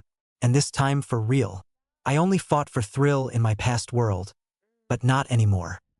He paused, then added with a wry smile, though maybe this time, I'll try to do it while making some real connections. Form some bonds. In the end, well, I don't know how long I will live, but I wouldn't mind having some people around when it's all over. Hiruzen listened intently, a thoughtful frown creasing his brow. He glanced towards Jiraiya, who wore a similar expression. It was clear Satoru's words resonated with them. "Have you considered joining the Leaf Village, Satoru?" Jiraiya finally asked. They could not let such a powerful individual go. Satoru raised an eyebrow, a flicker of amusement dancing in his eyes. "The Leaf Village, huh? Why not? After all, I don't exactly have another place to go." He paused, a playful glint entering his gaze. "But," he continued, holding up a hand, "on one condition, I want to mentor Naruto. There's a lot of loneliness in him, a deep well of pain. And I also saw—" His voice trailed off, his brow furrowing as he focused. "Two types of chakra, and a truly immense amount of cursed energy," he concluded, his eyes locking with Hiruzen's. "He reminds me of someone Yuta and Yuji from my world. Like Yuta, Naruto seems burdened with a curse he didn't choose." Hiruzen's eyes widened slightly. This was unexpected, but not unwelcome. Gojo was a well of power, and it spoke volumes about his visual prowess to be able to witness so much in a brief glimpse of his favorite blonde. "I'd like to train him," Satoru finished, his voice firm. "Help him learn to control that power, use it for good, become a better person, and maybe I will also become a better person along with him." He wondered. With a shrug he said, "Who knows?" A slow smile spread across Hiruzen's face. This was even better than he could have hoped for.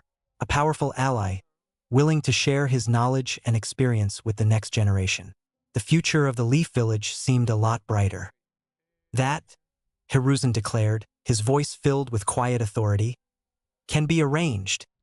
Satoru grinned. "You know, I like you, old man. Really do." "Feelings mutual, young man. Feelings mutual," Hiruzen replied with a smirk of his own. "I just hope Kakashi understands and does not strangle me." Naruto's apartment. Late night, on the very same day of Satoru's appearance, a toad came to him and gave him a scroll containing his new schedule.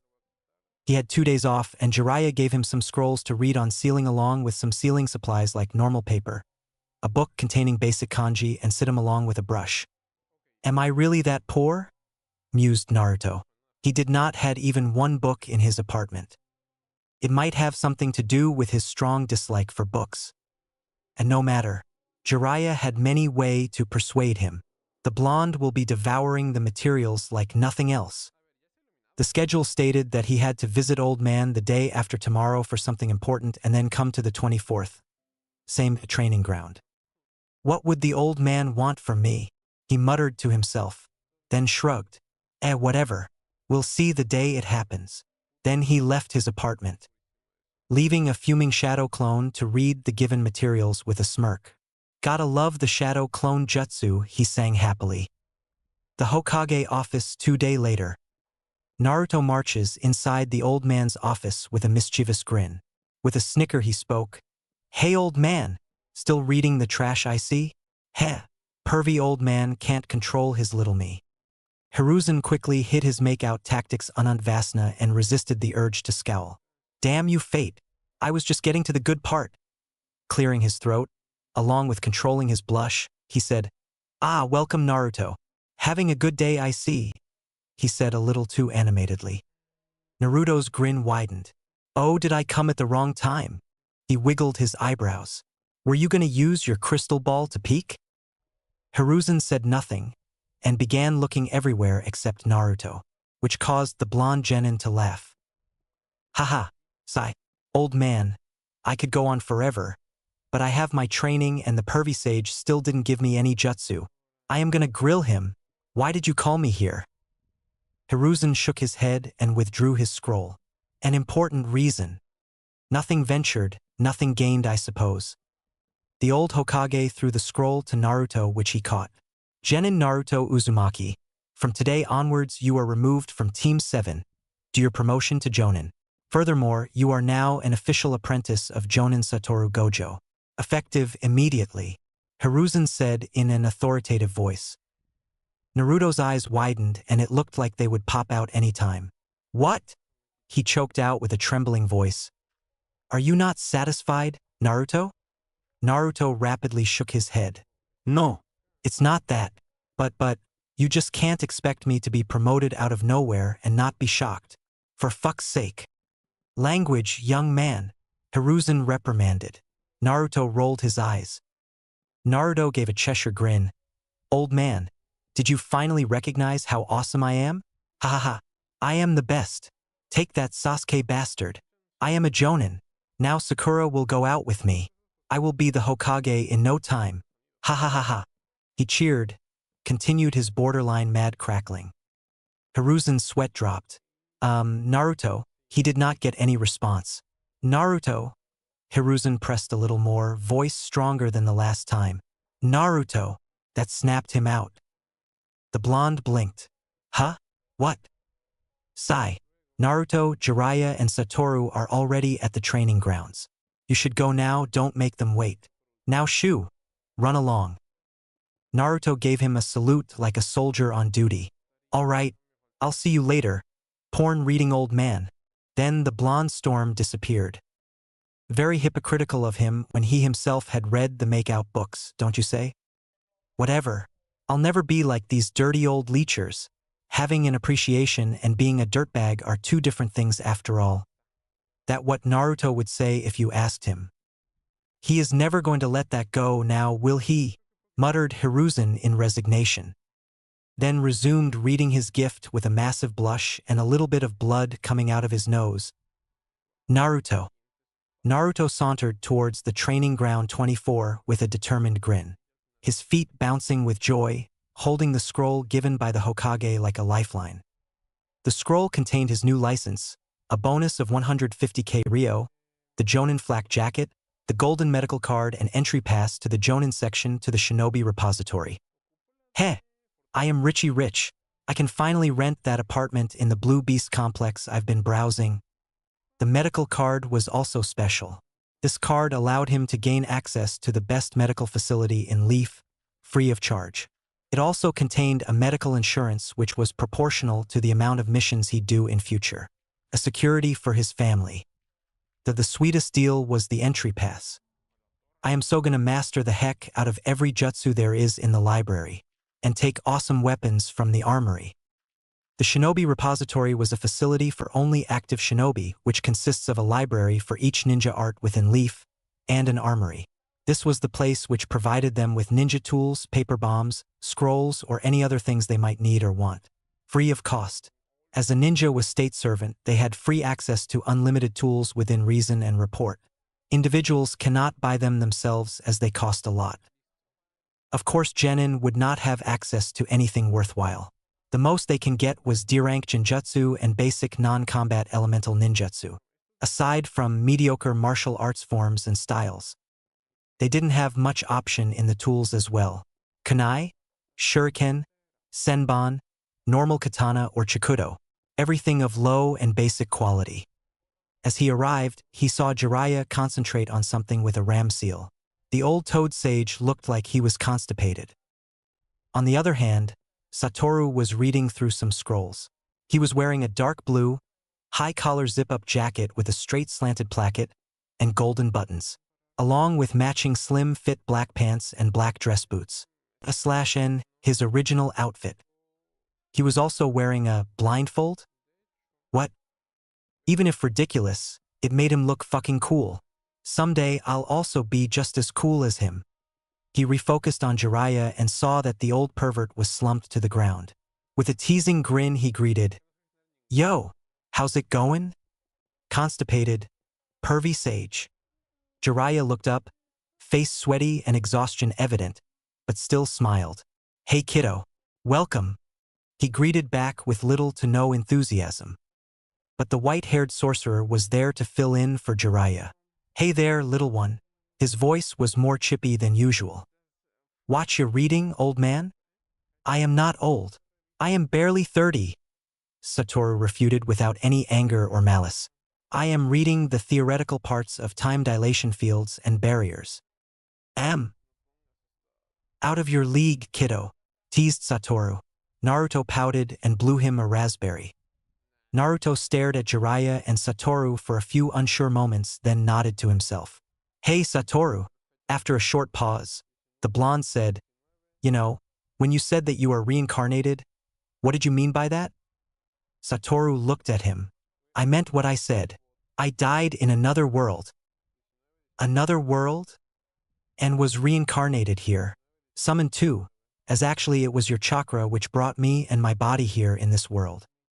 Doe-eyed, Naruto asked, "Wait, Naruto Uzumaki," he pointed to himself for emphasis, "brought you here?" he asked while pointing at the jujitsu sorcerer in question. Satoru nodded with a smile. "You sure did, kid. Though I have no idea how that worked," he said with a careless shrug.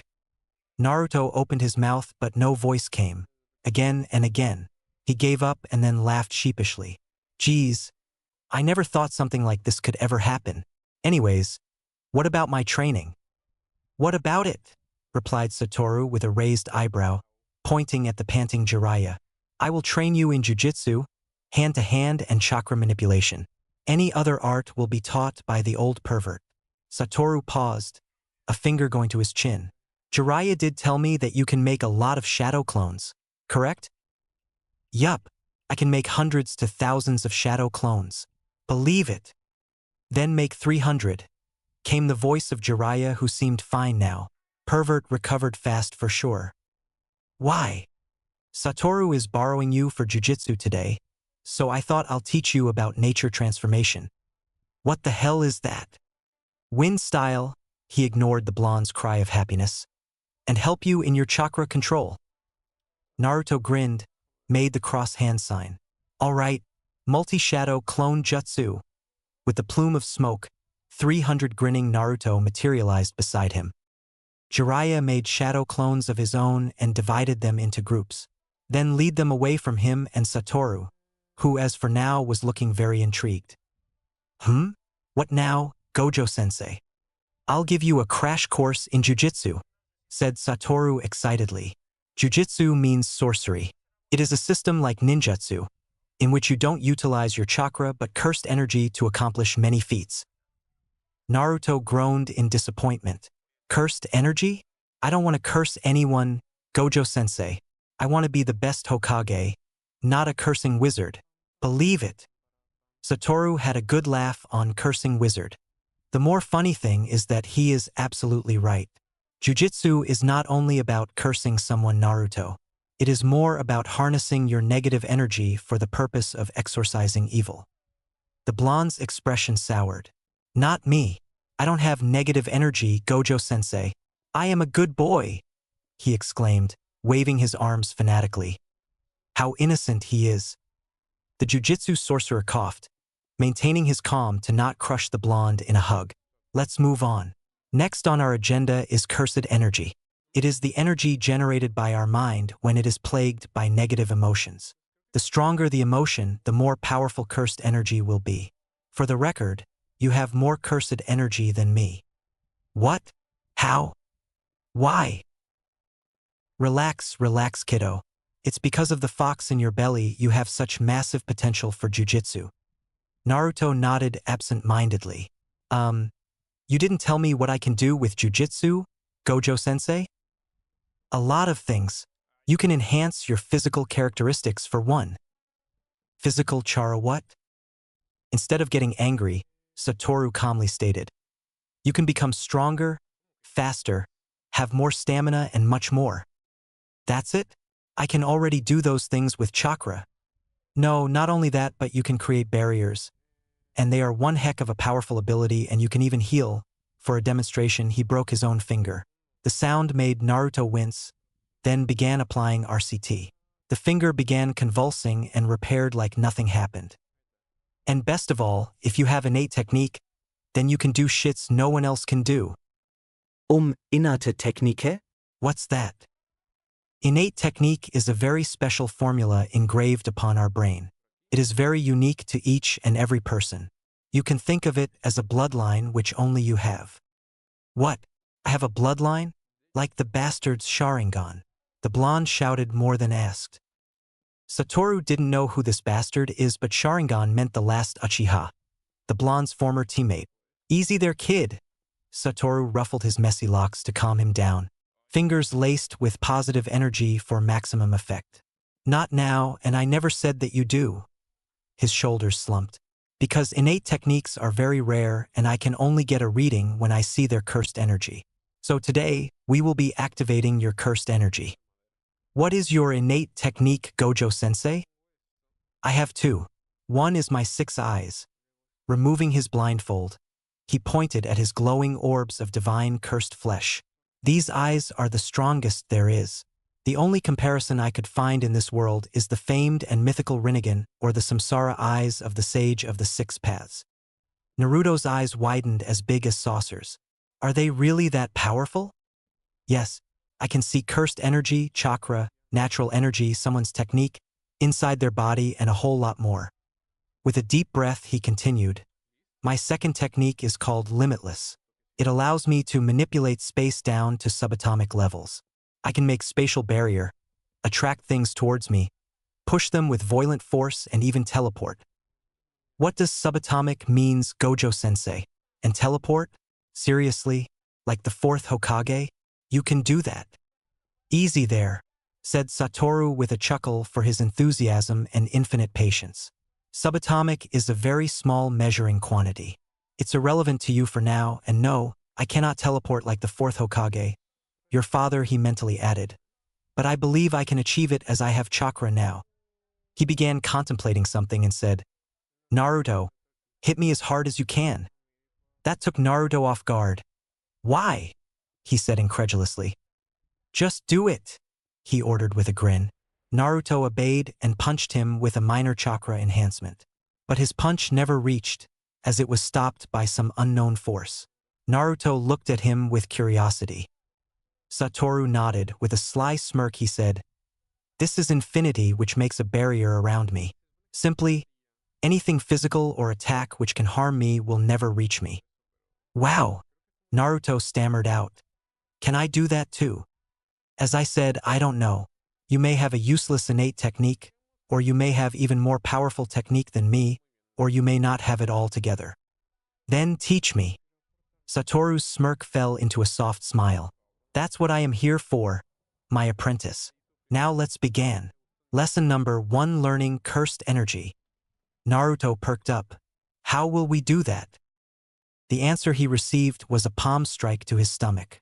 He felt a massive drain on his chakra. The world spun. As he began feeling dizzy, his everything began spinning. Unconsciousness threatened to take over. Weakness so much so that he nearly missed Satoru's calling out, 5-element hypersealing. Pain shot through his entire body. He screamed, what the fuck? What are you doing, Gojo-sensei? Again, instead of reviving the answer, he received a fist to his ribs which nearly broke it. The offending appendage was of Satoru. The easiest way to awaken cursed energy is near-death experience. Since you have chakra, I have to seal it and completely drain your stamina so you will experience it sooner rather than later. If you really don't try, you will die, Naruto. Now come on. Show me the true resolve. You have to become the fire shadow. Satoru explained seriously, voice devoid of any emotions. His charming features turned into cold indifference and neutrality. Satoru did the fire mudra, similar to the seal of confrontation but with the thumb facing upwards as well, instead of touching the ring finger, and began chanting. Emerge from darkness, imprisonment from stillness, tighter than shackles. Bind that which would break free, seal that which would intrude. Heavy chains of void descend, suffocate with empty air. Shroud in shadows that confound, lost in labyrinth of the mind. None shall pass without the key of mind. With that said, he jumped high in the air and remained airborne. And a very black barrier formed. Then it began expanding, Naruto being the center of it. A surge of earth erupted from the ground, forming a colossal golems that towered over Naruto. Naruto's breathing became uneven. Can't breathe. It was like the air became very thick. At the same time, he was nearly crushed by an earth golem. Where did it come from? Naruto had no idea. Naruto began running, which seemed very difficult as it felt like he became heavy if someone was sitting on top of his head. He dodged a right hook, skidded and threw a kunai, then resumed his running. He dodged a drop from another piece of shit, earth who was determined to squash him. Why the fuck do I always have to end up with teachers hell-bent on killing me? Brahma, your creation is flawed. His mental whining got him nowhere. He kept running, but began slowing down. Gojo-sensei sapped my chakra and even sealed it. I can't even infuse it anymore. With all the crap in this god-forsaken black barrier, I really am going to die. He grimaced when he said, going to die. Not again. This was his reference to when he met Satoru, which was 3 days ago. Same old, same old. He didn't know how long it had been. For how long he was running, dodging, tanking brutal attacks, and cursing. Uzumaki's stamina endured for all its fame.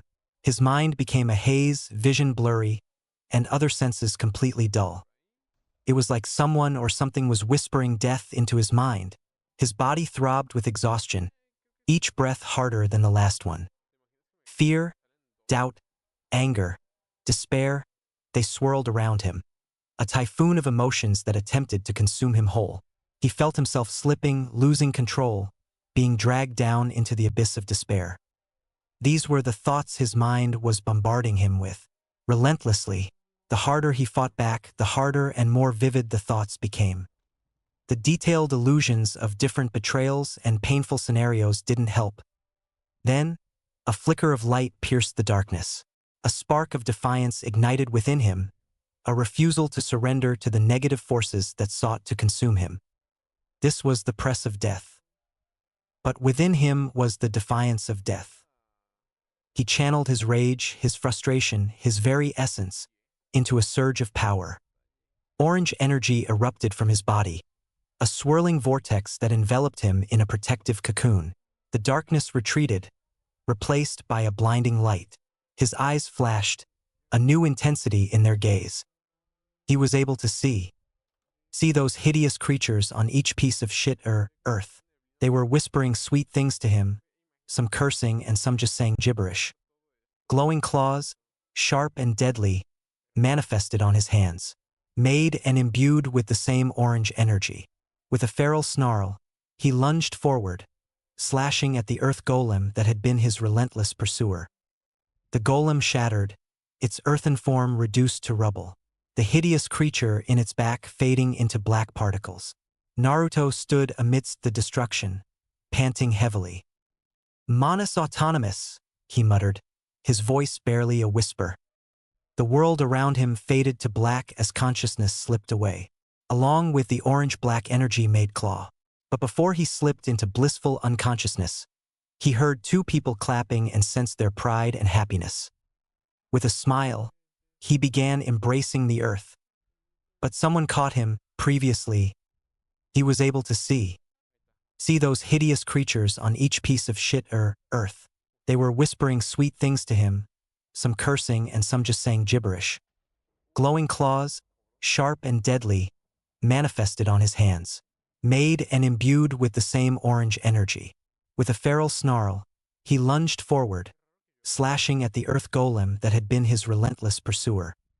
The golem shattered, its earthen form reduced to rubble, the hideous creature in its back fading into black particles.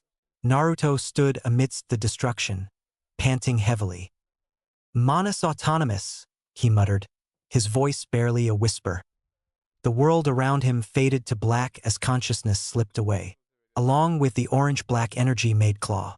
But before he slipped into blissful unconsciousness, he heard 2 people clapping and sensed their pride and happiness. With a smile, he began embracing the earth. But someone caught him. Chapter 4, Life of a Maelstrom Jonin Part 1. Naruto. New. The chakra-enhanced shout reverberated through the Leaf Village. "Shut the hell up, brat. You'll make everyone deaf," came the booming voice of Jiraiya as he nursed his bleeding ears. "He's right, you know, that was very uncalled for." Well, the white-haired sorcerer had complaints too. He was also nursing his ears while using RCT to heal the damage. What's going on, you may wonder? These 2 white-haired men are committing blasphemy. They burned his entire wardrobe of expensive, exquisite, and amazing orange tracksuits. Not only the fuck that, but these bastards bought the only store which sells any orange within the Leaf Village and set it aflame. Jiraiya, Satoru and Naruto sat in Naruto's case, before the burning store. The flames contained within a light blue barrier, while the only customer of the store watched all this unfold in horror. Can you believe the cruelty? Him, in nothing but a blue hospital gown, tied down in tears falling like a waterfall. This store committed bigger crimes against humanity that you can ever fathom, brat. Be glad that I took it upon myself to clean this mess, explained Jiraiya. Not to mention this store contains a very strong curse I detected. The easiest and most effective way to deal with that was to burn it with the sacred samadhi flames. Satoru nodded in agreement. The cursed energy emanating from this place was overwhelming. Not counting the deaths this place has, it's crawling with low-grade vengeful spirits. I wonder just who keeps this ghostly shop afloat. This clothing store, named Fashion Flowers, was built upon an ancient grave of some extremely powerful being, and it had a special grade curse upon it. Cursed energy rolling off on waves like no other. But that was not the problem, it laid in identification. Because neither Satoru nor Jiraiya can recognize the cursed energy residual as human. It may be because Jiraiya only has known jujitsu for 1 day, but for 6 eyes and more specifically Satoru freaking Gojo to fail. Impossible. So they bought the store. Jiraiya did. Satoru still had to earn even a Rio. But it mattered not for Jiraiya, as he was the richest man in the entire world, which just happens to be selling the most hideous clothing they had ever seen. And their apprentice/godson wore those, and you get 2 very happy men for the job. Satoru set up the veil, a translucent cube, and Jiraiya wrote the array to summon the sacred treasure of Mount Mayaboku, the strongest flames in existence, samadhi flames, capable of incinerating mountains within minutes, far surpassing the famed Uchiha's Amaterasu in terms of raw power and destructive ability. But back to Naruto. For him, these 2 white-haired demons were the true curses of the world. Fucking pricks. 2 giant, sadistic, grinning, lunatic demons. As of now, their cruel smirk sent shivers of dread through his spine, and their airily glowing eyes made him quiver in fear. While he agreed on a certain level, it didn't mean they had to burn the whole damn thing and his wardrobe. His nascent cursed energy senses and higher-than-before spiritual awareness screamed at him to just run away, as this place was crawling with those cursed spirits, but they didn't leave and just stood there, inviting him to come in. The phase should have filtered all cursed energy, but the amount is just so great that a special grade can survive. Why, you'll pay for this. That was my favorite store. Gojo-sensei could have easily killed every curse there is. That statement fell on deaf ears. Jiraiya chuckled a little too animatedly, amusement evident. Favorite store? Ha! This place was an affront to fashion. We're doing the world a favor by ridding it of such atrocities. Satoru smirked. Besides Naruto, you need a wardrobe overhaul. There was a very uncomfortable pause. What would be next? Master Jiraiya. Tapping and scratching his chin in thought of how to make Naruto suffer more. His eyes flashed. Let's buy off Ichiraku. Naruto gaped, mouth open to its limits. Had enough pain, and he did what would be appropriate in this situation, fainting. Not able to take any more of this cruelty upon his innocent mind. Satoru and Jiraiya both sweat dropped. We are not going to burn this Ichiraku you adore so much, Naruto, said Satoru as he picked up the blondes on his shoulders. Jiraiya narrowed his eyes on both of them. Satoru, you know, will not get any better chances to make him our dressing doll than now. A sly smirk crept up his face as he wiggled his eyebrows suggestively. How about we get him something proper to wear, along with a proper company? Easy on the eyes for the ladies, and have some blackmail material just in case, if you catch my drift. It took a few moments for Satoru to catch up. When he did, he broke into full-blown laughter. Jiraiya, you are diabolical. I am up for it. I don't want my little brother to be a stranger to the female species when his big bro is the most handsome man in the world, said Satoru with a raised head as air filled his lungs to full capacity. Big brother, eh? Jiraiya raised a white eyebrow, while having a soft and ghost of a smile. I never took you as someone who will familiarize with an almost stranger so quickly? What changed? Both white-haired sorcerers, new one in Jiraiya's case, began walking towards the central mall of Leaf Village. The cursed shop was completely gone, and Umbu came for cleanup. Not that there was anything to clean. Nah! Satoru waved him off with his left hand. It's not about being quick. It's just inevitable. Don't tell me he didn't grow on you. That he did. Then it's the same for me too. Just a few hours I spent with him and I desire to see him reach new heights. A class no one has ever attained in this world. The honored one. Just see so much of myself in him. I don't even know how that works when our mentality and pasts are so different, but you could say that he is a dumb, down-powered version of me. But he is his own unique person. So it's inevitable that we'll become family, on all fronts I might add. Jiraiya contemplated Satoru's words. It's true. That brat did grow on me on day one, and I don't think my life in Leaf will be the same without him. I am still his godfather, you know. You'll have to get my permission if you want to adopt him. The statement was rather haughty. Satoru smirked widely. Getting jealous? Chuckle. Don't worry. This will take a few months. Once I establish my business and the Gojo clan here, he tilted his head towards Naruto. He will be Naruto Gojo and not Uzumaki. There will be complications due to his lineage on both fronts, Satoru. Satoru frowned in thought. Those old cronies? I don't give a pig shit about them. Be blanched, face twisting in disgust. He quickly shook it off. Complications be damned. I never cared for them anyways. For a few seconds it looked like Jiraiya wanted to add something, but held it. Instead he smiled and said, I look forward to it. Flashback. Okay, said Jiraiya with the clap of his hand. He made the cross hand sign and 5 clones of himself materialized. Make a group of 50 Narutos. Yes, sir. The horde of blondes complied. Each clone of the super pervert took 50 of Naruto and he was left with 50 himself. Folding his arms, he took a deep breath. Divide in groups of 10. Naruto tilted his head sideways. Why in a group of 5 pervy sage? Jiraiya had no desire to look at Naruto, so he began pacing back and forth. I will be teaching you all 5 elements, that's why. Naruto's mouth hung open, eyes sparkling with excitement. Really? You'll really teach me all the elements? Will I be able to do the hand-crackling thingy Kakashi-sensei did too? He asked in childlike wonder. Chidori? You'll have to learn it from Kakashi if you want. It won't be easy, Naruto.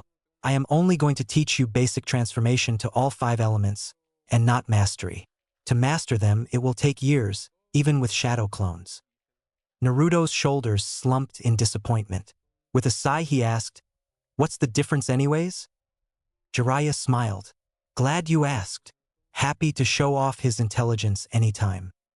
There are in total 6 levels of each elemental transformation and 2 types of nature transformation. There are theoretical advanced transformations too, which is known as a bloodline limit. Jiraiya paused to look at Naruto, waiting. Naruto nodded. Everything so far has been okayish. The first to 3 levels are the ones widely used and known as mastered, and the first type is known as Nature State Transformation, NST, but each element is different in this regard.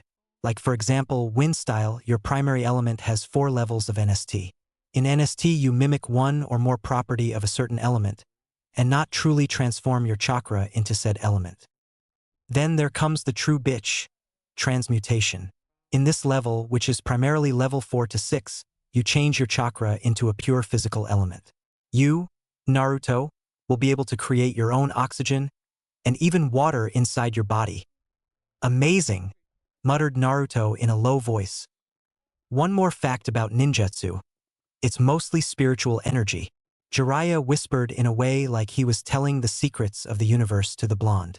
You see, light and shadow, yin-yang, are the fundamental components of chakra. You already know that, right? Naruto bobbed his head slowly and unsurely. Yin is the spiritual energy from our mind, our soul. Yang is the energy of our body, the vitality of a man. Light governs life and animation. It is the force which makes you move and the force which makes your body healthy.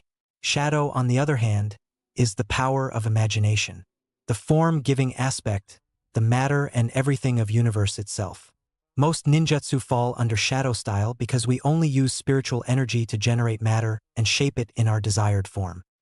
The look on Naruto's face told Jiraiya that he understood jack shit. The white-haired pervert groaned and moved on, giving up on teaching theories to the blonde. With a little fake cheer, he said, I will help you attain fire style to level 3, and wind to level 2, which I know myself. How many elements do you know, pervy sage? I know all 5 actually. Benefits of being a sage. Haha, but I only have mastered 4. What? Mastered? As in 6th level? Yes? Anyways, we are getting off topic here. Get in 5 groups and pluck a handful of leaves from that tree, said Jiraiya while pointing a finger towards a tree. Naruto and his group of clones did as was told. Naruto Group A, you will be doing fire style. Grab the leaf from the petiole between 2 fingers in both hands and channel chakra into it. Imagine your chakra heating up, setting that leaf ablaze. He got a series of blonde nods. He began to walk towards the second group. You, Group B, will be doing lightning style, he said in a tone full of authority and power. Put those leaves between both your index fingers and imagine channeling chakra from one finger to the leaf to the second finger. While doing so, imagine your chakra as extremely light and moving very erratically.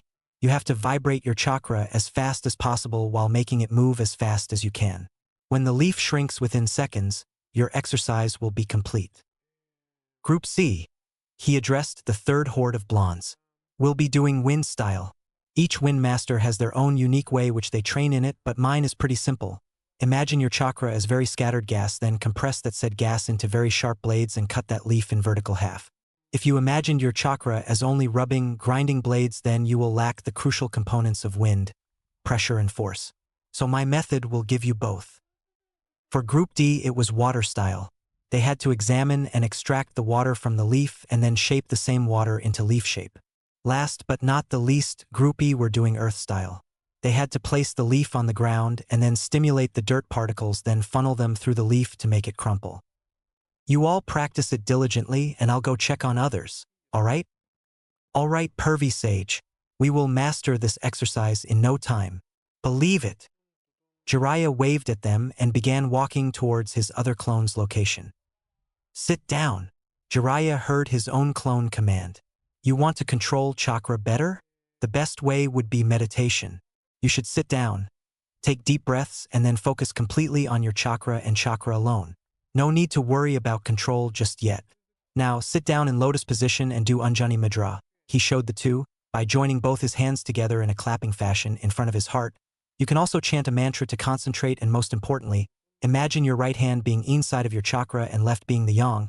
Then you balance them both and bam. You will have better chakra control. He finished with a grin as Naruto nodded, as instructed. Chakra cloaking already? A valuable skill if he wants to fight on caliber of his rank and not rip his body asunder. Internal enhancement is way too much for him as of now. Cloaking, usually only used on weapons and not on the human body, but Jiraiya disagreed. His own idea of cloaking the human body was the foundation of Tsunade's super strength technique. As a genin, he lacked the proper chakra control, and with all the war going on, he had no time to properly train in it. Thus, cloaking was born. Slowly but surely, a sizable cloak of golden yellow chakra formed around Naruto. It was not stable by any stretch of imagination, and there were a lot of whips of chakra being wasted, but it was far more stable than when the brat infused massive amounts of chakra. It now has a shape resembling an oval, akin to a flaming teardrop shape, making him look like he was set on fire. As for other clones, they were having a hard time to say the least. The batch practicing leaf sticking with water walking were getting very frustrated due to the lack of progress. Some were falling here and there, but all of them were determined to actually complete this exercise before sundown, or partially at least. The first batch of 50 clones were practicing how to better use a kunai and not just throwing it, while half of the same batch were working on their aim with shuriken and senbon on moving targets. The second batch was learning how to channel chakra into weapons to increase their durability and power. The third batch was practicing basic forms of Jiraiya personal taijutsu style, the Flaming Hermit. And last, but not the least, batch was practicing shadow clone coordination and battle tactics. So far so good. With a satisfied smile, he strolled towards the original Naruto and Gojo, spotting a very black dome and Satoru hovering over it. Sigh, troublesome youngsters. Tisk, he exclaimed in irritation, already guessing what was going on within the barrier. Jiraiya took a deep breath and his hands formed the tiger seal. Earth style, density control. Slowly his body began hovering above ground. The contents of his breakfast rose to his throat, but he choked them down. That's why I hate this jutsu. It makes me puke and completely disoriented. Fucking hell. With deep breathing for a few minutes, he gained his footing while being 1 meter above ground level. Levitating. He began doing hand signs which ended on horse. Fire style, torch. A simple touching technique was enough to propel him.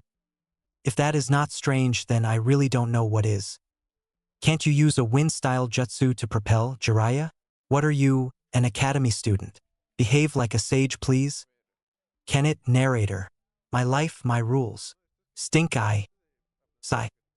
He floated towards the white-haired sorcerer and stood side by side. What you got there for the brat, Satoru? Nothing special. A magnified training field for jujitsu, if you will. Jiraiya snorted a nosy snort. Just a training field? I'll say it again. For me, this is nothing special. What about you? How is your jujitsu clone coming along? Still trying to separate my chakra. It's bitchy. Sage mode helps, as I can do it in that state, but not a battle-ready thing that is.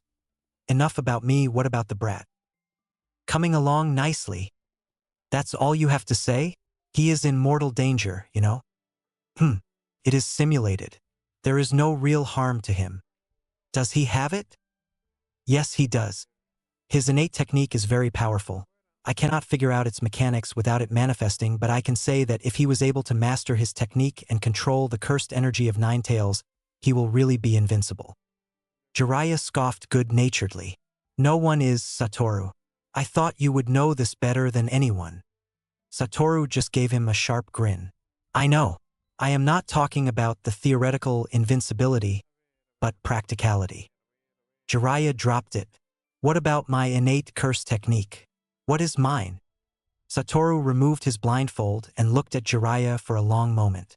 His eyes gained more glow by the passing second. Then he placed the blindfold back and released a tired sigh. I cannot tell. You will have to manifest your cursed energy first, Jiraiya. This world's mechanics behind jujitsu are different. I was only able to tell the basics of Naruto's technique because of the overwhelming, for others and not me, presence of his seal. Satoru looked at Naruto and narrowed his eyes. Jiraiya was able to tell this much. Innate curse technique is akin to a dormant organ within yourself. You will know its name, what it does, and its basic functionality innately. Ancienne technique. But it's different in this world. Here, innate technique is more than just a formula on the brain. It is more like a part of one's soul and far more spiritual than physical. Before Jiraiya could say anything, both of them felt a massive amount of negative energy wash over them like a high tide upon a goldfish. Satoru's lips curled upwards, giving him a wild and feral, crazed look. Jiraiya was not doing any better, as he had the front row seat to watch as orange claws made of energy ripped the golem apart like paper. The sheer amount of cursed energy released by the blonde was enough to shatter the entire barrier like glass, and push them away from their position. The blonde inside began falling as the barrier collapsed. Both white-haired men dashed and caught him. Manus autonomous. They heard him mutter. So this is Naruto's innate technique and cursed energy manifestation, which by coincidence is orange, inquired Jiraiya. Satoru nodded while applying his amplified RCT upon Naruto's unconscious form. Yes, Manus autonomous, the technique which allows him to manipulate his body and mind. To what extent is to be found out, though. You already know, don't you? Asked Jiraiya with a questioning glance. Satoru shook his head. No, Jiraiya.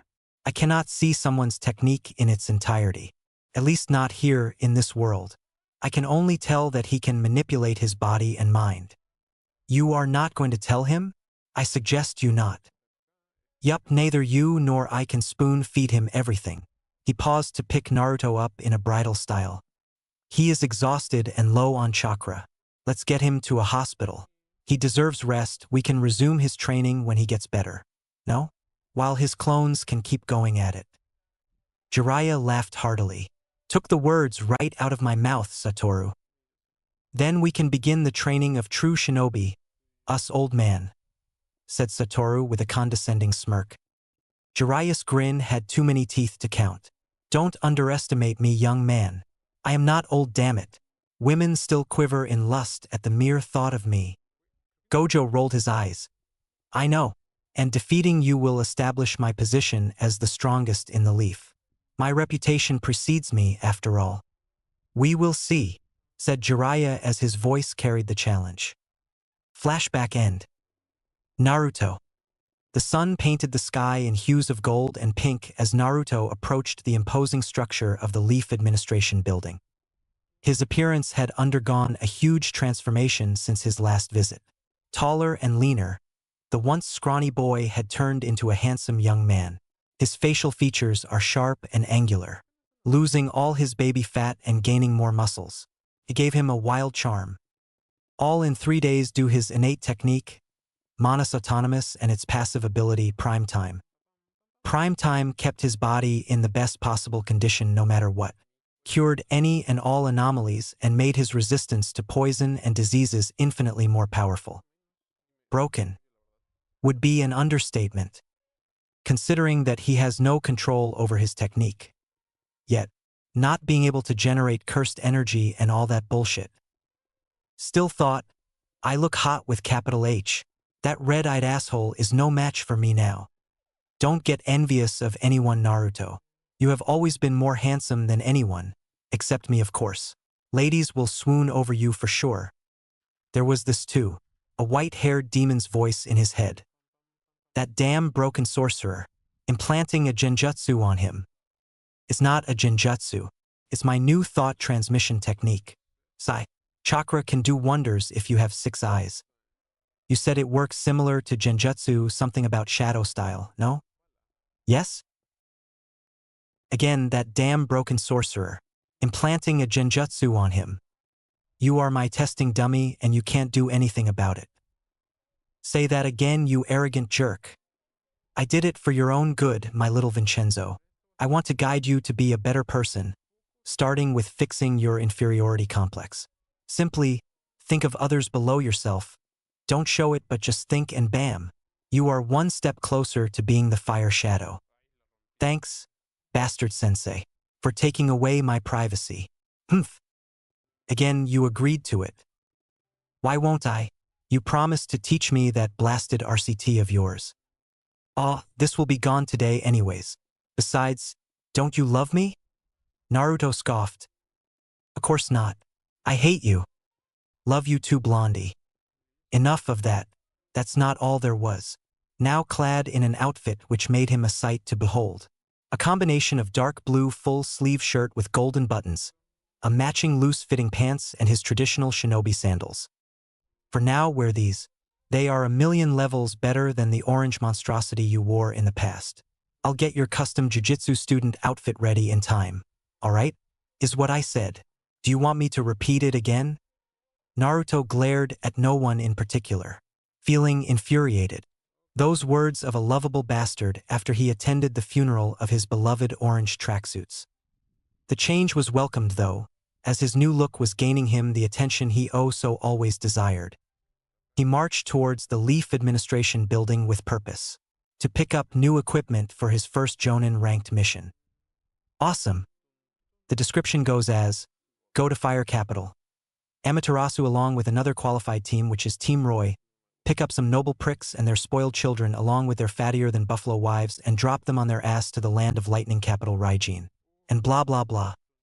Like he and Satoru needed anyone to go with them. Sigh.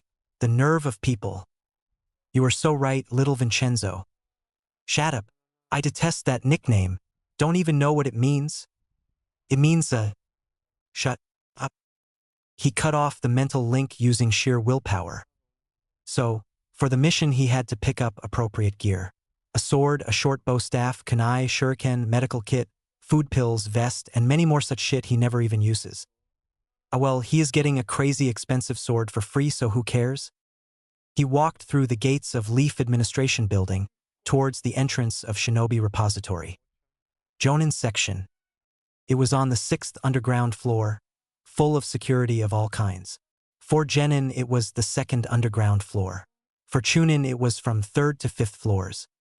As he walked by, many guarding ninja watched him like a hawk, just waiting for him to make a move and slit his throat. He shuddered. So bloodthirsty, this lot of them. In his path lay intricate markings of various languages. Seals, he thought, a Chunin in every step, watching every incoming and outgoing shinobi, and every step to descend gave colder chills still. Finally, he reached his destination, the Jonin section. Strangely, it had no guards and no one to monitor, just a lion on fire emblem eating everyone's pass. Eating? Lion? When did they become vegetarian? Naruto Uzumaki. The lion boomed with glowing eyes, startling Naruto. Place your entry pass here. It gestured towards its mouth. You may collect it once you leave. Behave inside, and beware you are being watched. Deciding not to comment on this strange situation, Naruto did as he was told and the gates opened for him. His eyes shone like stars as his eyes fell into the exquisite collection inside. Fuck yeah! His excited shout garnered a lot of attention. Every jonin in earshot looked his way, many thoughts running through their head. A kid? The Jinchuriki got promoted? Who promoted him? And all such. One Kakashi Hatake was not one of them. He was ecstatic, sad, happy, heartbroken, surprised, many more. But he chose to settle on happiness. Naruto, came Kakashi's lazy, drawn-out voice. Naruto looked here and there as Kakashi neared him. Congratulations are in order. Nice outfit, by the way, said Kakashi. Naruto beamed. Thanks. I am a Jonin now. Believe it. I even got an awesome kick-ass master too. He taught me jujitsu. Cursed sorcery? His eyes narrowed ever so slightly. Who would that be, Naruto? He inquired. Satoru Gojo. Naruto answered with chirp. And pervy sage too, he added. Kakashi, despite his nonchalant attitude, snickered at the nickname. Good for you. You no longer need me, no? I'll take my leave then, said Kakashi with faux sadness. Naruto panicked. No, Kakashi-sensei. I wanted to meet you after my promotion. Promise. I wanted to show you how awesome I am, he said fanatically. Kakashi couldn't resist it. He embraced the panicking blonde in a tight hug. With a huge smile on his face, evidence of his elevated mood, he said, I was joking, Naruto. Of course you still need me. Naruto sighed in relief, then huffed. What are you doing here? Taking a calming breath, Naruto said, I came here to pick up equipment for my first A-rank mission. What are you doing here, Kakashi-sensei? A rank already? I came up to pick up some medical supplies. A chikudo for Sasuke and a knuckle duster with extension blades for Sakura. Naruto's mood darkened for a second, but he bounced back in a flash.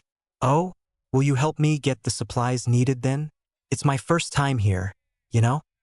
Kakashi's eyes gave the reply with a smile. Of course. Everything for my cute little former genin. He ignored the flash of anger and hurt on Naruto on the mention of his former team, or his current treatment of them. They strolled through the sections with books and scrolls, both having nothing to say. What are you looking for exactly, Naruto? Kakashi finally let out. I want an uchigatana and a short bow staff along with one set of senbon. Do you even know how to use those? Naruto pouted. What do you take me for, Kakashi-sensei? Of course I know how to learn. Wait, learn. Duh. Kakashi just shook his head. If you want, then I can teach you how to wield both bow staff and uchigatana. Only if you want. Naruto paused, considering. If it is not much for you, then I'd appreciate it. It was then that Kakashi froze. Did Naruto reply formally and tactfully? So promotion does mean something. Then come to Training Ground 3 after your missions, all right? Oh, the wonders of having Manus Autonomous and its passive enhancements. Enhanced intelligence and sensing being one of them. Not too much if you ask anyone, though. Naruto smiled happily. I definitely will. Believe it. As Naruto approached the section which held swords, his eyes darted towards a section where a big-ass scroll was being used by 25 shinobi. Were they shinobi? Naruto tapped Kakashi's shoulder to gain attention and then pointed towards the giant red scroll. What is that, Kakashi-sensei? That? Kakashi let out after following Naruto's finger trail. Is the scroll used to create chakra metal of all kinds. Its name is Forge of Roots. Huh? I thought chakra metal came from Earth. No, Naruto. Chakra metal is an artificial creation. It is a special compound obtained. It is made by melting the normal metal and then constantly infusing it with chakra to turn it into chakra metal. Why the scroll then? Shouldn't they be using, I don't know, a forge? Kakashi chuckled. That is the Forge Naruto, the Forge of Roots.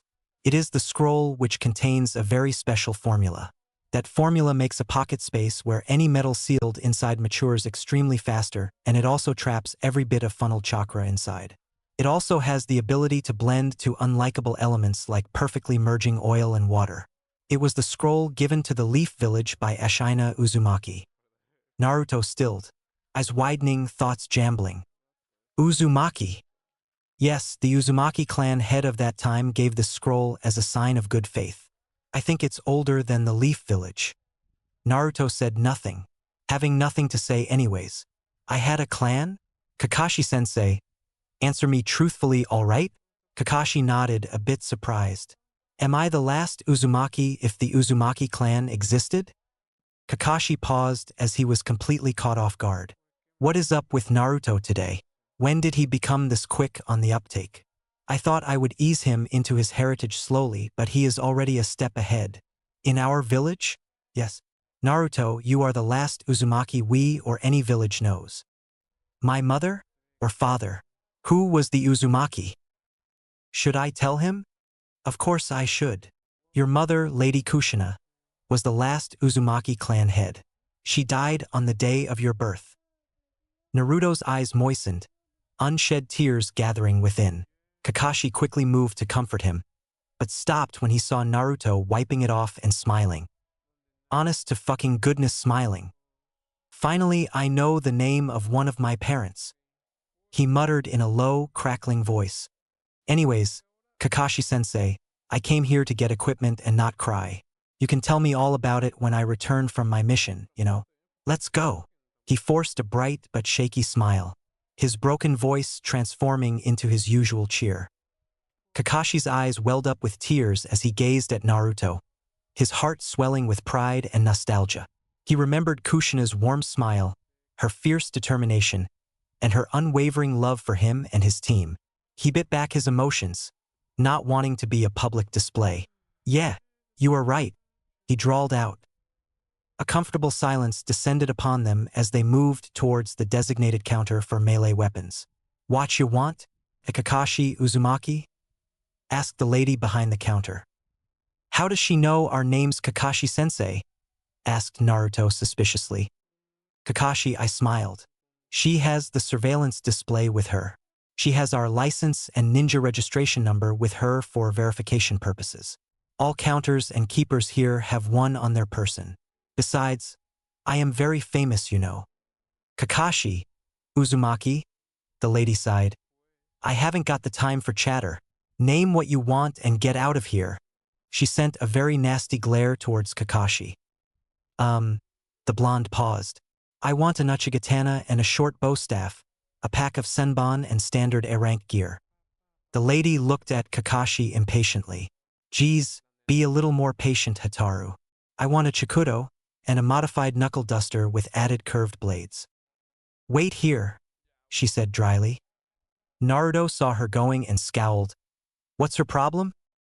Job frustration and dealing with Guy for a few months straight will do that to anyone. She likes the field and not the counter. Guy?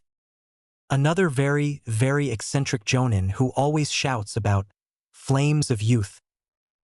Like you are any less. Do I want to know? No, Naruto, you don't, said Kakashi plainly with a shake of his head.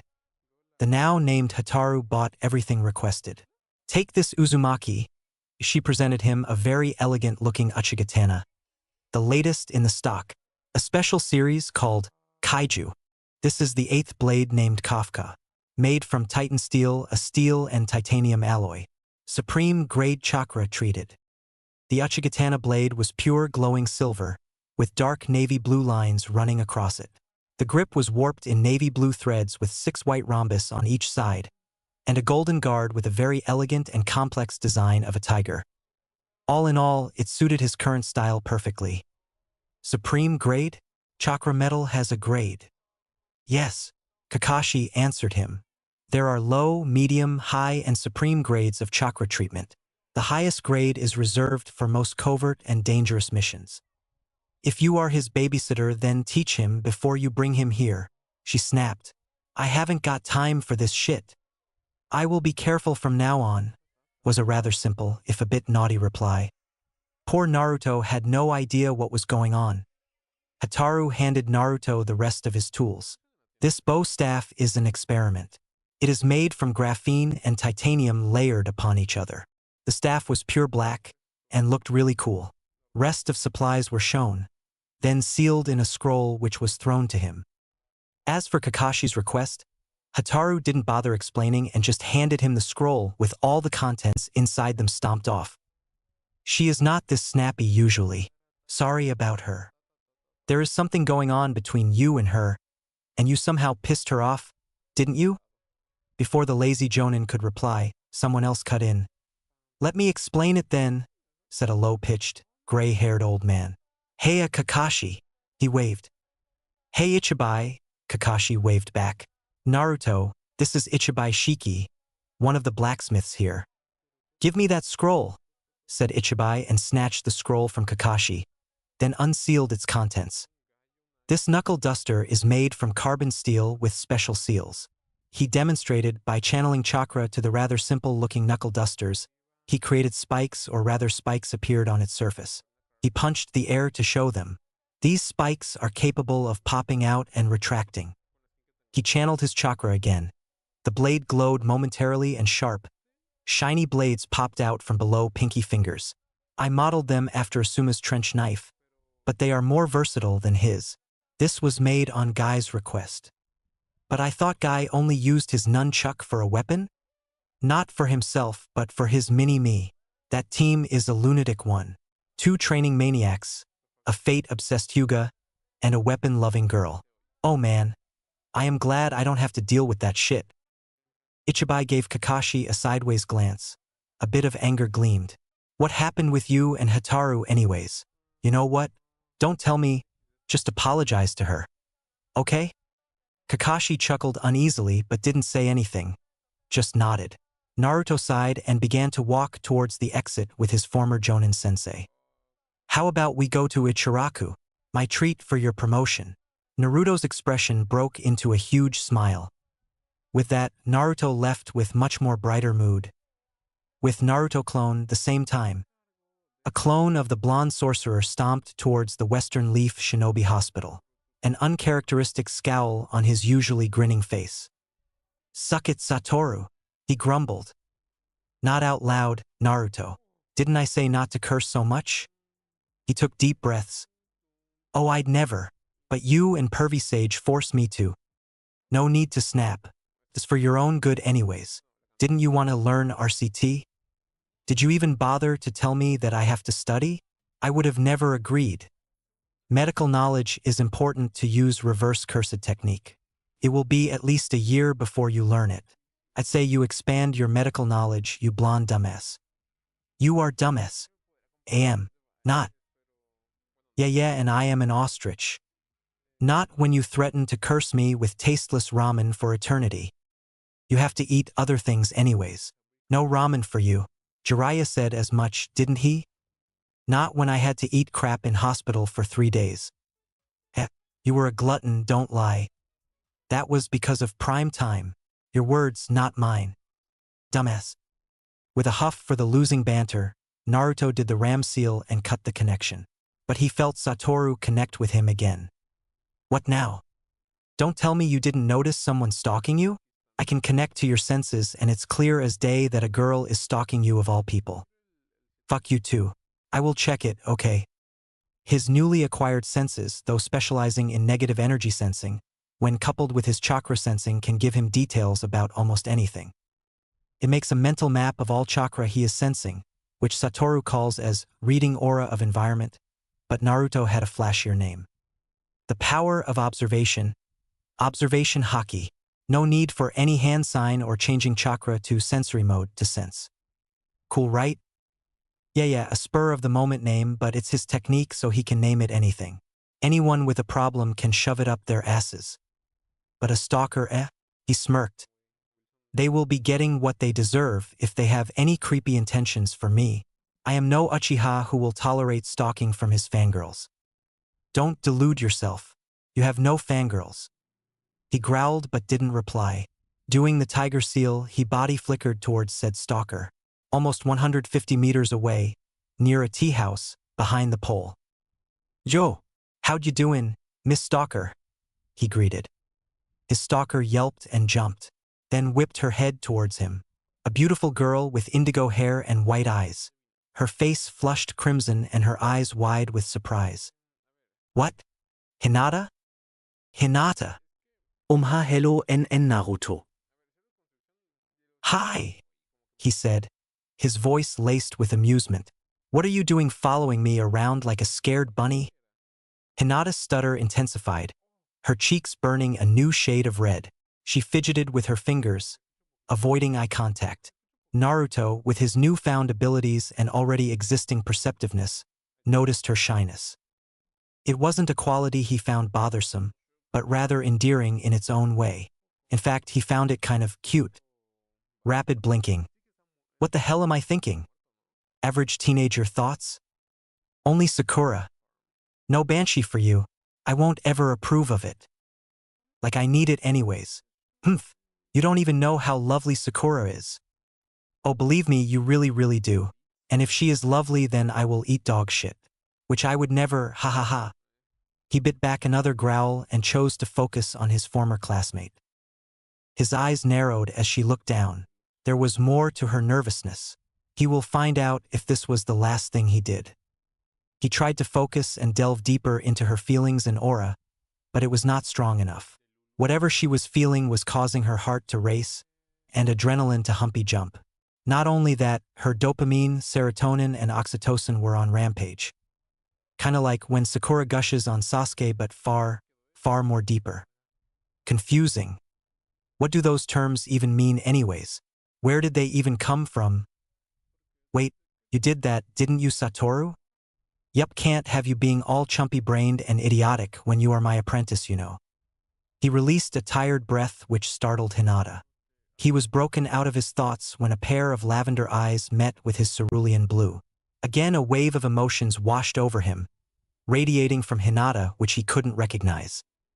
As for the girl herself, she saw him and her breath hunched in her throat. There he was, the boy she was helplessly in love with, bathing in the otherworldly glow of morning sun, locking eyes with her. But he wasn't the same Naruto she remembered from the last time she saw him. He was taller now, taller than her, and his skin had an indescribable glow to it. His eyes now displayed maturity along with playfulness, and his outfit just made him look even more incredible. Everything went downhill. Blame her maturing body and biology, not her. Pure tofts, pure tofts, pure tofts. She continued chanting within her mind, attempting to prevent the blood from leaking out from her nose. "So," he continued when she didn't say anything, tilting his head to the side. "Is there a reason you were, following me?" Hinata's blush deepened further. She seemed to shrink a few inches under his gaze. Taking a deep breath, she finally managed to stammer out a response. I just wanted to tea-talk to you. And Naruto," she mumbled, her voice barely audible. "But I didn't know how to." Naruto grinned, understanding dawning on him. He remembered how Hinata used to shy away from him during their academy days. Seemed some things hadn't changed. "Well, you could have just come up and said hi," he offered with a friendly shrug. "No need to follow me around like a lost puppy dog." Hinata flinched at the comparison, a small whimper escaping her lips. Naruto quickly realized his playful jab might have landed a little too hard. He held up his hands placatingly. Hey, hey, I was just kidding, he exclaimed, his voice full of reassurance. See, this is what I mean. You don't have to be so scared to talk to me, Hinata. I don't bite. Well, not usually. A faint smile flickered across Hinata's lips at his attempt at humor. She seemed to relax a fraction, her shoulders losing some of their tension. So, he began again, extending a hand towards her. What did you want to talk about? And motioned her to walk with him. She complied. I wanted to just tea-talk TT to you. Why, like friends do. Oh, Naruto realized. Well, I am doing quite amazing. How about you? I have been promoted too. Isn't it amazing? Her lavender eyes widened. See, congratulations. She stuttered out after a few seconds. The gap between him and B has just widened. Can I ever reach him like this? Be the person who can stand by his side as his equal. Her eyes began watering ever so slightly. Naruto did not notice this and looked up to the sky. I am going to the hospital to register for the medical program. What about you? How has your training been? And nothing special. I can't take advanced tea training for my family. I am far too weak for them to bother teaching me. Naruto stopped and gazed at her incredulously. She thought that she somehow offended him and opened her mouth to apologize but was cut off. If you are weak, then I hate ramen. She looked at him questioningly. You are the strongest kunoichi in our class, Hinata, and I bet you are even more amazing in person. She blushed adorably. Don't beat yourself over what others say. He began walking and Hinata following. Hinata stammered out. Are you interested in becoming a medical ninja? And no offense, but why you have too much chakra to control properly for medical ninjutsu. I know, he sighed, but my lame-ass master is forcing me to take it up. I know for a fact that I am going to fail the first test they will give me and will be thrown out of class for sleeping there. But I just gotta do it, we had a deal. But I swear I'm gonna smash his stupid face, he said, his fists balled and shaking with controlled fury. Hinata giggled lightly. Naruto smiled. At least she opened up a little. He thought, what about you, Hinata? What were you doing before you stalked Ash? Saw me. Yeah, saw me and decided to chat. I was also going to register for the medical program. My teammates get hurt a lot, especially Kiba. The mutt has always been trouble for everyone. He interjected. Don't say that, Naruto. She chided him softly as he struck out his tongue, which caused her to giggle even more. Yes, so, I am not a good enough fighter. But I have Byakugan and am naturally very good at chakra control, so I thought I could be a medic. That's a great idea. But won't your family make a fuss? I mean, the pervy sage said that Hyuga are pretty suck-up pricks and don't even bother with other branches of ninja art except taijutsu. No offense to you. She didn't know who this pervy sage is, but she said, none take. It's true, actually. I am having a normal conversation with Naruto. No. I am having a conversation with Naruto. She did a few mental backflips. I have permission to pursue any field I desire if it doesn't hamper my training with my clan. Her beautiful features turned sour and downcast. Naruto had an instinctual urge to say something nice and make her happy again. Sadness didn't look good on her. I am weak after all. I can never achieve anything. She continued, her voice barely above a whisper. Naruto became completely motionless and gave her a hard look which made her take a few steps back. Don't ever say that or even think that, Hinata, he nearly growled. Hinata panicked. I am sorry, she said with a deep bow. I messed up again. His features softened. No need to be sorry, Hinata. He grabbed her by shoulders and lifted her up. I am not angry at you, but what you said. Just who told you that you can never achieve anything? Hinata paused for a few seconds, and no one, her stutter returning. I am a failure. I can't even perform intermediate gentle fist properly and I am weak. What else am I supposed to be? Her eyes moistened. Naruto said nothing, but instead embraced her. She stiffened in his arms, caught completely off guard but relaxed after a few seconds. Her heart rate reaching new heights and her head began spinning. Don't faint. She repeated it over and over. Never let anyone tell you what you can or cannot do. If I had let them, then I'd be dead and 6 feet under. Hinata, you have potential, and I think, no, I believe you can do anything if you put your mind to it. Always aim for the top and work your bones off. You may not reach the top, but you will be at a height you could never have imagined. When did Naruto become so wise? She wondered as she enjoyed his body heat and his musk perfume. I am doing the same, he continued, gaining her attention once more. That I may never become the Hokage, that's a fact. But I won't accept it. I will fulfill my dream of reaching the top, and I will work harder every day till I gain what I want, or I'll die trying. You can do the same, just set a goal and work, work and work. Maybe not today or tomorrow, but one day you will reach your dreams too. He quotes his godfather. A lone tear escaped her wide lavender eyes as she tightened the hold on him, making him incredibly flush as her chest was pressing on his. Soft and amazing sensation rushed through his entire body. She quickly wiped her tears off and gave Naruto a smile that melted his heart in one fell swoop, as he himself looked like a boiled lobster, but capable of hiding it. Good thing the current location was completely devoid of life. Suspicious, no? Like some higher power wanted them this way. Hinata's eyes gleamed with limitless determination. She gripped his shirt, making him raise his eyebrows. Then I will be the girl you can be proud of and be together with. She muttered low enough to not be heard. What? I didn't hear you. Nothing. Let's go. We may be late for our registration. Naruto whispered in her ear, making her jump and her blush to intensify. Oki, she said. Let's go. We don't want to be later than we already are. What is this new feeling? Naruto wondered once Hinata began walking in front of him, as his blush became apparent. Hey Satoru. What? What is this feeling I am having in me? My heart is racing like it will burst open. When I am a clone and don't even have any organs. And there are butterflies in my belly. It's weird. Snicker, you have to find it out yourself. Come on, please? No. Young Love mumbled. What?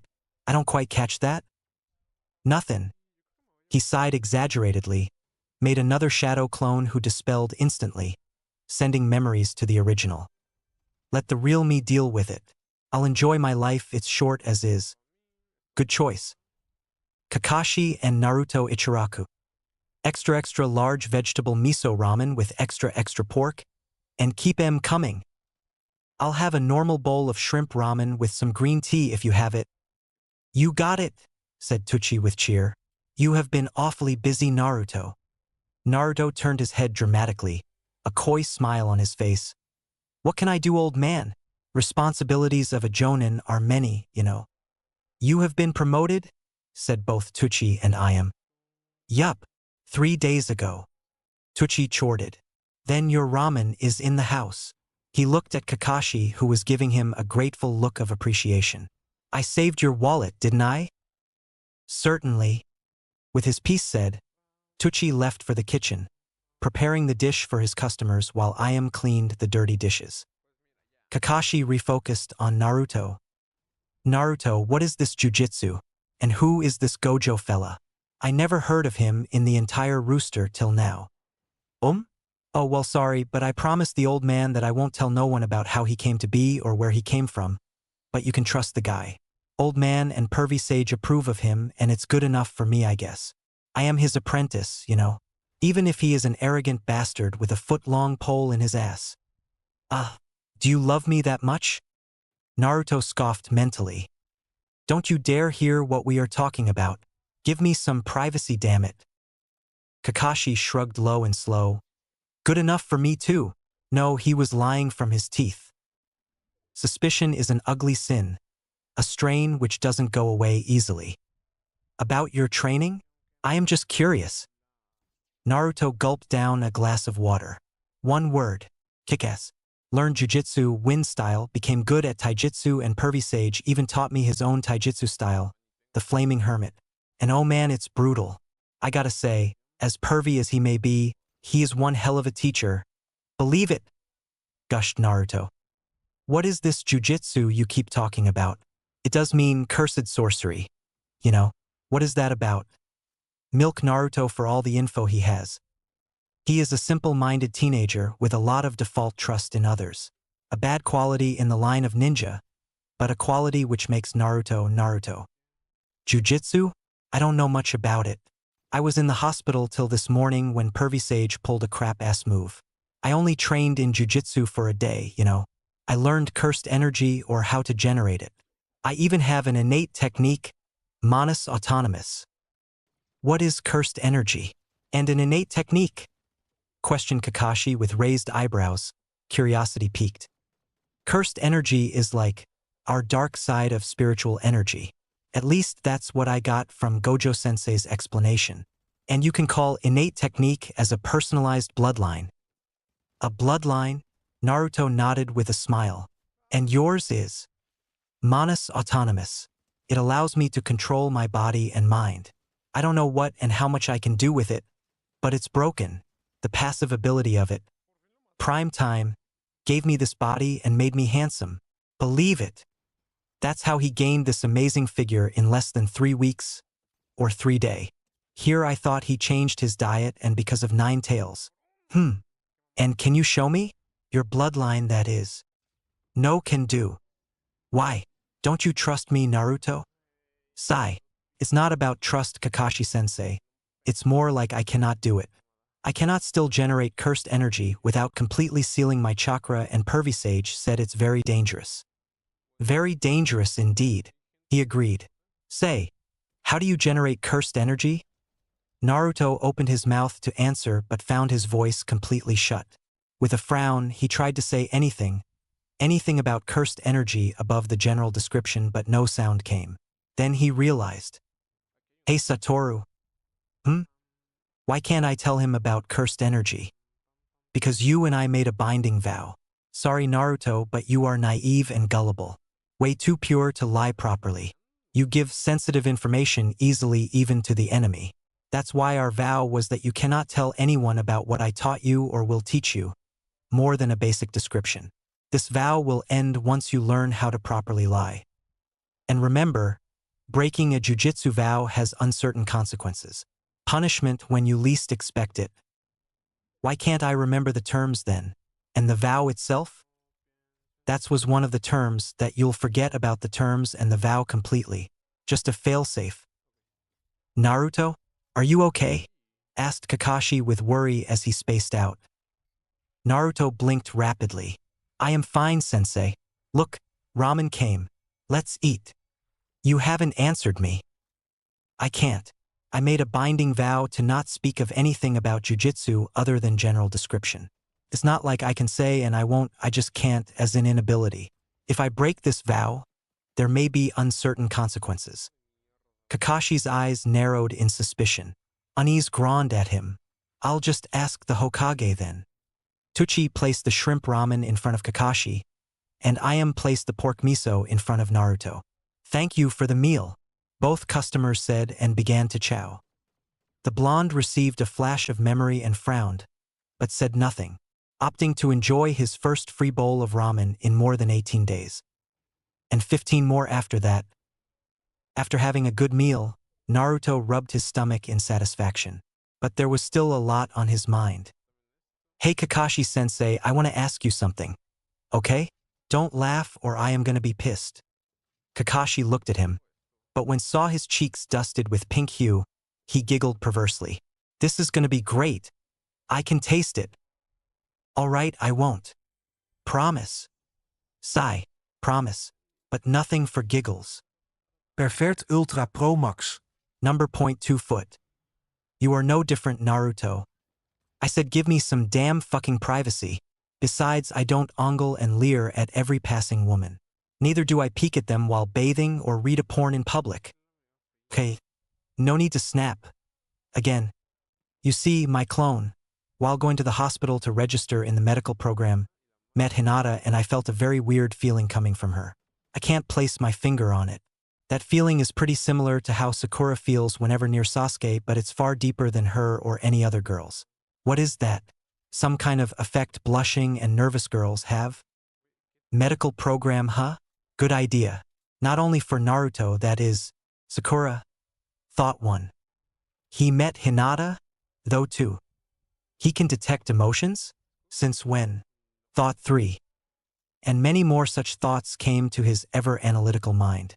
Did something happen afterwards you two met? Yes, she was down and I cheered her up. She was also registering for the medical program, by the way.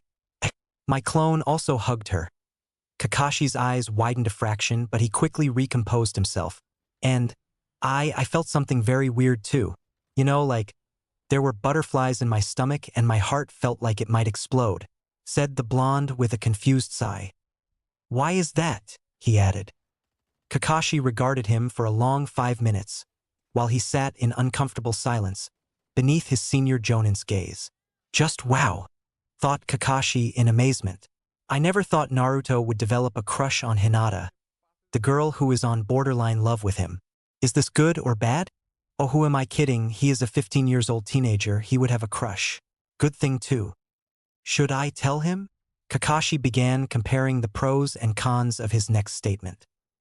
While he wanted to give an offhand, witty, and teasing remark, he cannot, as his little brother is asking him for important advice. On one hand, it will lead him to be free from his foolish obsession with Sakura, who is very abusive towards him, blinded by her own puppy love for the last Uchiha. A girl who had a crush on you the size of Mount Myaboku from age 8, proven by her wish to spend her last day with Naruto, and is in love with you versus a girl who claims to love someone else and beats you every chance she gets. The choice is obvious. While on the other hand, it will change his relationship dynamics with his former classmates very rapidly. Here goes nothing. Let's have some mercy on the poor girl whose heart Naruto broke every time he asked Sakura out. He sensed her feelings anyways. I don't think it will be much longer before he realizes naturally. Naruto, what do you think of Hinata? As a girl, that is. Kakashi asked very seriously. His mind conjured the image of her smiling face as he blushed atomic red. Kakashi suppressed the urge to giggle. Be serious, he chided himself. I think that she is a great person. She is kind and doesn't like fighting even in spars, and that's why she didn't become the Kunoichi of the year. Not to mention she is so beautiful. He blushed brighter. He looked towards the sky, recalling, she is pretty smart too. Pervy Sage said that she had second highest marks in our batch, just 3 marks below Sakura. Kakashi nodded in affirmative. It was well known between Jonin senseis. She is a little weird, but I don't think it's her fault though. More like family circumstances make her very shy. That much even I can say. Being an idiot and all, you know. But she has a lot of potential to grow. Pervy Sage said that weakest people have the highest growth bars. Too true, agreed Kakashi. Naruto, you are developing a crush on Hinata.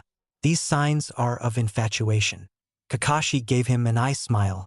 You now began to reciprocate her feelings. She always had a huge crush on you, even in the academy while you chased Sakura like a lost puppy. Naruto blinked, twice, thrice, once more to whatever, then broke into a fierce blush and began sputtering incoherently. Kakashi chuckled, paid Tucci, and left Naruto to think this private matter over. Bidding the still sputtering blonde farewell, he body flickered towards his training ground where his remaining genin awaited him. Haven't been late in a while. Will be a refreshing experience. His thoughts went back to his little bro. If he goes after Hinata, then Master Jiraiya will be having a gold mine. I can just tell that he is going to be a chick magnet with his looks and lovable attitude. A line of blood leaked from his left nose as he giggled thinking of just how many books can be written on the blonde Jinchuriki. All the while said blonde sat rooted on his spot. His brain is still in the process of rebooting. Oh, to be young again. I am not old, but still not a teenager either. That part was not transmitted. But what was something like this. Did you seriously ask him that? What if I did, huh? You damn asshole refused to answer me? Language Naruto, language. And haven't you read the old pervert's books? Book, as in singular. Yes, I have. My curiosity got the better of me, so I did. Zatash anyway. Why do you ask? That I can agree upon. Do you remember anything about the plot? Like what a girl's reaction is whenever she is near her crush. They blush and sputter? Oh, Fucking God. I am an idiot. I agree. Welcome to our side, Naruto. A certain white-haired pervert couldn't be happier or intrude on someone else's mind transmission. Remnants of Team 7. Ja! With that war cry, the pink-haired girl broke into a run, croaking her fist backwards for maximum impact on her demonic Jonin sensei. Her breathing labored, body full of bruises and speed diminished after using all her chakra. Kakashi, while reading the new makeout, Fun Fest, sidestepped to the left, dodging a poorly aimed punch to his chest. Not even looking up, he grabbed the wrist of the stumbling loud-mouthed girl while she yelped and spun her full 360, before throwing her towards a nearby tree. Pathetic. He actually spat. I told you, Sakura, that if you don't change your diet to improve your body and train for real, I will beat you down with an inch of your life every single day. And all I see is you disregarded every warning I gave. But I do eat more, Kakashi-sensei, Sakura refuted with little to no heat. I eat a lot more than I previously did. But not enough to give you a decent chakra supply, is it? Why even try being a shinobi when you are not serious about it? Sakura? Countered Kakashi with narrowed eyes, while Sakura cowered in fear, unable to make eye contact. If you don't improve it within a week, I will recommend your expulsion from the shinobi program altogether. You won't even work on a desk. He warned, believe me, I have a lot of influence in the Leaf military system. The pinkette's eyes widened in horror. You wouldn't. You can't! She shouted in fear, her expression borderline hysteria. Kakashi uncharacteristically chuckled, a dark and low sound, sending chills towards the other occupant of the training ground 3. I can and I will if you don't improve. Leaf spends a lot of resources to train one shinobi. If you are going to waste that, then there are many in line who deserve a chance. Now shut up and rest. You can go home once you can move. Sasuke, come. Without any warning, the Uchiha watching from the sidelines launched himself at his angry Jonin sensei, engaging him in a kunai versus sword fight, drawing out his chikudo while channeling chakra throughout it and his body. Useful to even survive in the new training regime, he had to come up with the idea himself. He succeeded in doing so. The title of genius was not wasted on him. But not before electrocuting himself a dozen times, to later find that he has a rather strong lightning affinity, and lack of chakra control caused him to have mild shocks. But he couldn't be any happier. After 2 months, he began receiving real training. Training meant for people like him. Only after the blonde bouffon left this team. And soon the bothersome Banshee will too. Both were hinderace and bad omen for him anyways. This is all his fault, the pink-haired girl's inner persona screeched. If that useless idiot hadn't left the team, we would have been on a sweet date with Sasuke and not beaten down daily to death. I will kill him. Cha! While her outer persona couldn't help but agree. All this began the day that blonde idiot who can't take a hint left the team. Everything went to hell from there on. Who knew that their sensei had such, might be unhealthy, amount of attachment to their team's resident prankster and troublemaker? Well, former point still stands. Team 10. Too much of a drag, just say it, Asuma. Don't hold out on us. Wheezed out the lazy Nara genius. Yes, sensei. When why you have become so? Ino trailed off, not having enough in herself to complete the sentence. Demonic, the ever-helpful Choji supplied, laying face first on the ground, trying to reach for the canteen near the foot of their jonin. Despite being tired, Shikamaru smirked. Ruthless, blood-sucking asshole? After a few moments, the platinum blonde regained her breath hard as, is what I was going to say. But seriously, what is up with you, sensei? First of all, Asuma took a long and heavy drag from the ever-present cigarette in his mouth, then blew a huge plum of toxic white smoke, making his genin's face twist in disgust. His right hand found his temple and began massaging it, reliving the migraine. Many things. What many things? Damn it, sensei. It looks like Ino didn't have any patience to deal with her sensei. Asuma said nothing, picked up the canteen, threw it to Choji and sat down, motioning others to do the same. Others complied, ready for a long and boring lecture on something menial. Sigh. What a drag, muttered Shikamaru. Dad, began Asuma. Our Lord Hokage gave me a heads up on the state of my team. Choji and Ino blinked owlishly. Heads up. A soft way of saying warning, Shikamaru answered. Why would he warn you, Asuma-sensei? Asked Ino curiously. Weakness. Asuma sighed out. Honestly, I agree with him. Kids, our world is not of sunshine and rainbows where you go on a mission to defeat tyrants and save princesses. We are shinobi. Ino scowled. Stop being cryptic, sensei. Just tell me already. Shinobi, what can you tell me about us? Ino? Shikamaru? Choji? Ino paused, her expression turning thoughtful. Shinobi are guardians of their lands. We protect the innocent and help them. Choji continued too much on his chips, which he got from where, no one had any idea, and said, Same here, munch, munch.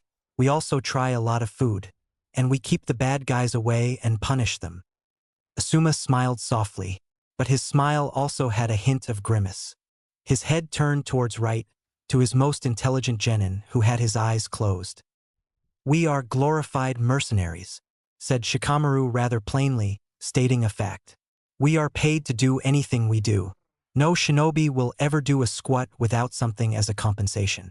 And, considering the death rate and how it is increasing lately, I wouldn't blame the Hokage for needing more capable ninja. Isn't it right, Asuma? Asuma nodded, his face unreadable. You hit the nail, kid. He paused to take another drag. Normally, you wouldn't be sent on higher-ranking missions until we, your Jonin sensei, deem you capable. But the time is changing like always. So, I have 3 months to whip you all into shape. And remember, there is a very high chance that one of you may die under 10 missions. He stated. The first death for a Genin team being their 10th or less than 10th C rank or above mission. Shikamaru looked at Choji worriedly, then at Ino. Will we be ready? He couldn't help but ask. It's up to you. All I can do is guide you. I can't take you to your destination of strength. You all choose the path of ninja. No, I don't think as children you had much of a choice. But you have now. Either drop out or grow up. We will be having our first C rank after 8 days. Choji gulped. Ino looked horror-stricken from the moment possible death was said while Shikamaru stared at the clouds, expression neutral. What a drag! The Hokage office. What is the meaning of this, Hiruzen? Danzo's voice low, annoyance evident in his eyes. Hiruzen calmly asked, Meaning of what, Danzo? Danzo's jaw clenched. Don't play games with me. Who exactly is this Satoru Gojo? And why have you promoted the Uzumaki to Jonin? Hiruzen leaned back on his chair, the old leather creaking softly. Satoru Gojo is an exceptional man with a strange but powerful ability. A great asset to our village. Danzo soft hard. And you would trust a stranger? No. Then how exactly did you promote him directly to Jonin instead of probationary status? Why even allow him join our village, let alone our military? Because that would have hampered his plans, and development of perhaps the strongest shinobi and our own village at large. Is your age really getting to you, friend? Sigh. Danzo, they are my subordinates. It is always up to me how and what to do with them. Danzo narrowed his eyes. No, you cannot. There is a system in place to ensure that no one becomes a tyrant. And I am aware of that. See, what I am trying to say is you should focus on our outer defenses, like your job dictates. Let me handle our internal matters. I am a Hokage for a reason. Speaking of internal matters, what of the Uzumaki child? Hiruzen's eyes hardened, losing their shine. What about him? Danzo was not deterred. Why did you promote a literal child with no experience to Jonin? And placing him under an outsider? Preposterous. He spoke in a dry voice. That was on request of Jiraiya. He is Naruto's supervisor. Even if the young man is under a new Jonin. Hiruzen, he is our greatest weapon. A child is not a weapon. No one is. This village is our family. Danzo, our family. Have you forsaken the teachings of Hashirama-sensei? Danzo scoffed. Now you are just being a hypocrite. You yourself manipulate the shinobi of this village to ensure their loyalty. And those methods don't work. The old Hokage's eyes narrowed dangerously, lips pursing together. I don't manipulate our own. I just make sure their loyalty lies with us, while considering their own well-being. And it yields amazing results, replied Danzo, sarcasm dripping like rain. By producing most missing nin in the entirety of elemental nations with no order of elimination. Because most of them are new chunin and they have every right to be free, unless they become a threat or endanger our village. I cannot, in good conscience, kill our own family. Hiruzen stilled for a moment. Danzo, tell me, friend, what is the village to you? What do you consider worth keeping safe? Danzo froze. The innocent and foolish civilians. He replied without hesitation. And before you say that I abduct innocent children to make them ruthless, emotionless killers, it is done for the masses. I don't enjoy it, Hiruzen. At some point, even I began to resent myself for the horrible things I do. Still, sometimes, for the good of many, few have to be sacrificed. An act you are incapable of. Danzo blew out an expurgated sigh, got up and began leaving. Turning to his old teammate, he said, "This soft heart of yours will one day cost you greatly, old friend. For this village, for my home, I will do anything. If it means putting certain people down, then so be it. Even if that someone is you, friend." Hiruzen gave a defeated smile, all his age truly visible. The weight of responsibilities pressing down. That remains to be seen. 3 majestic sorcerers. Hinata Hyuga, nice choice, came the voice of a grinning white-haired pervert. Shut up, pervy sage. The muffed shout was the answer. Whatever you do, you have my blessings. Good luck. And good fuck. Gods above, that Bahi never has made the cut for you. Naruto just blushed brighter. He might have made some resistance if not for his current condition and situation. Situation he was in made him immobile from blood loss. Blood loss? Oh yeah, his situation. He realized when his mind rebooted, while still retaining sensual awareness. Just how many fucking times does he have to end up like a punching bag anyways? This sucks. Currently not better than a pining cushion, with broken arms, legs, cracked jaw, fractured skull and bleeding eyes, yet everything was fine. This was the training Jiraiya meant for him. If not for Gojo, he'd be 6 feet under. 3 times just today. Strangely, his pain receptors have dulled rather remarkably.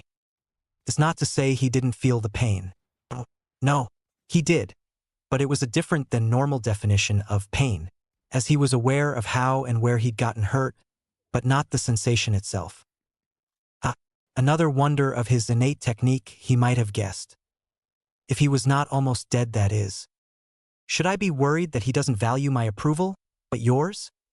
A grumpy Jonin grumbled to Jiraiya flatly, while he applied RCT on Naruto to stabilize him. How did you intrude on our mental transmission anyways? How the super pervert did that anyways. He never shared the mechanics and its blueprint of his rather unique telepathy technique. No one should have known. Who is getting jealous now? He asked rhetorically with a chuckle. Ever heard of not broadcasting your mental wavelength? Have experience doing those shits. You have to not be mind-fucked in sleep. Add being a sage and natural sensor and you may pick up any stray transmission. Heck, any decent sensor might have felt and might have connected to you. I am not jealous, Satoru grumbled again. No one else did, only you have enough balls to do so and live. I aim to please, said Jiraiya cheekily. Satoru sighed in resignation. He then began focusing on Naruto's laying form. I don't think I have enough juice to spare if you broke him again today. Concussion, broken ribs, fractured lungs, nearly crushed artery. Are you kidding me? Damaged retina of all things? Do try to hold back. I can't always heal him. I am no doctor. Jiraiya waved him off. The brat is as tough as diamond. Cheesy, I know. But you can't refuse the progress he is making with my method. He looked at Satoru challengingly. Yours aren't much different. Last statement being rather dry. But, he drawled out, curiosity slipping up, How do you heal him exactly? I saw you even regenerate the fingers and skin chunks I carved off, and his body mass remained the same. Also, I know for a fact that you are not using RCT as I can sense your chakra. He questioned. Why do you want to know? Reverse curse technique would be meaningless for you. Natural energy always heals you. The amount of abuse your body has suffered should have caused it to break down, but it didn't. Jiraiya grinned, a sense of superiority washing over him. Slate my curiosity. With a disgruntled sigh, Satoru said, I use a combination of RCT and Mystic Palm. I channel positive energy directly into the wound with my left hand and use Mystic Palm from my right to redirect it and heal without causing mutation and save some energy. RCT on others works much differently than yourself. Question mark. That short explanation left Jiraiya confused. That's not possible. He calmly said, brows knitted together, cursed energy and chakra can't be used simultaneously. Who said I do? Satoru mocked. Having 6 eyes grants me complete control over my internal energies. I can near instantly switch between chakra and cursed energy. Unlike a certain sage I know. In the end, he smirked widely. Jiraiya blew some air in defeat. Your Mystic Palm is the shadow style variation, isn't it? Light style Mystic Palm would work by relocating the amount of life force in the patient, healing them effectively but also reducing their lifespan, stretching the telomere after every use. And this technique cannot create mass out of nothing, so it will utilize body's reserves for the process, either relocating bodily reserves to heal or use massive amounts of chakra to make them. While the shadow style variation, a far more rare and complex technique, works by creating new cells, but using the body's DNA as a template. It will not reduce the life force, but is far less effective and useless for more than skin-deep wounds for the most part. Again, no ninjutsu belongs to only one family. That is against the very base principles the ninja art is created upon. Light-style Mystic Palm having the ability to create mass for healing is one of them. Not an easy feat though. Only a select few till date have shown it. Hashirama Senju, Tsunade Senju, Mito Uzumaki, Tsuchikage, and other handful of people. Yes, answered Satoru. I am constructing mass out of shadow style and using RCT to energize them with vitality. I don't have much chakra, as I lack much physical energy, but I have more spiritual energy than anyone else. Maybe. With a smirk of acknowledgement, the Toad Sage said, You really are something else. Satoru soaked up the praise but didn't show any outward reaction. Have I ever been anything else? How about trying piece of absolute dog shit? Satoru just rolled his eyes and continued healing his charge. Teammate. Thanks Hinata. You're the best. Thanked a grinning Inuzuka, giving the nervous girl a good-natured thumbs up. Hinata blushed and began twiddling her fingers. Thankfully for her, her Jonin-sensei came to rescue. I guess this is enough for today. HM? Or can you 3 go for more? Asked Kurenai. Kiba paled slightly. No, I think that today is enough, sensei. We are very tired, believe me. Woof woof. I agree, added Shino, fixing his tattered and dirty coat. Why are you being such a hard-ass, instructor, sensei? I mean, if Hinata hadn't known about medical ninjutsu, then I would have been hospitalized. Said girl just blushed brighter, not used to compliments, and chose to hide behind Kurenai. Kurenai narrowed her eyes. No, you wouldn't have, and because I made a bet. A bet? All 3 genin asked simultaneously. A bet, Kurenai confirmed. Whose genin will first reach Chunin? Kiba tilted his head to the left in confusion. Chunin. The next rank after genin. There are many ways you could get promoted. Chunin exams are one of them, and it's only 6 months away from now. So I want you 3 to be ready and grab that promotion, said Kurenai with uncharacteristic cheer. Shino looked rather skeptical. May I inquire about the reason behind your enthusiasm, sensei? Kurenai smiled. Because we 17 Jonin made a betting pool with a lot of money. The winner gets all kind one. I never knew you were into GG gambling, sensei. Shino nodded in support, the question still hanging. It's not for the Jonin, Kurenai said with a sigh. Have a little more faith in me, would you? All that money will be allocated to the winning team along with one technique of every losing Jonin speciality. Kurenai explained, non-secret ones. She added. Everyone's eyes widened to epic proportions. Seriously? Quired Kiba. Yes. Hell yeah. Me and Akamaru are gonna win this. Agreed. We as a team shall win this unofficial tournament. After all, acquiring highly valuable techniques is alluring enough for anyone, be it of use or not. I will try my best, sensei. Naruto is already so far ahead. Maybe this will help me catch up to him. I won't be a useless fangirl pinning after a boy. I will be strong. Wait, Jonin? Will Naruto teach me too? Kurenai smiled in amusement, then shook her head. She began walking with her genin, talking about their schedule for the next day and the plans she has for them. Naruto next day, unknown location. What are we doing here? And where is the pervy sage, Gojo-sensei?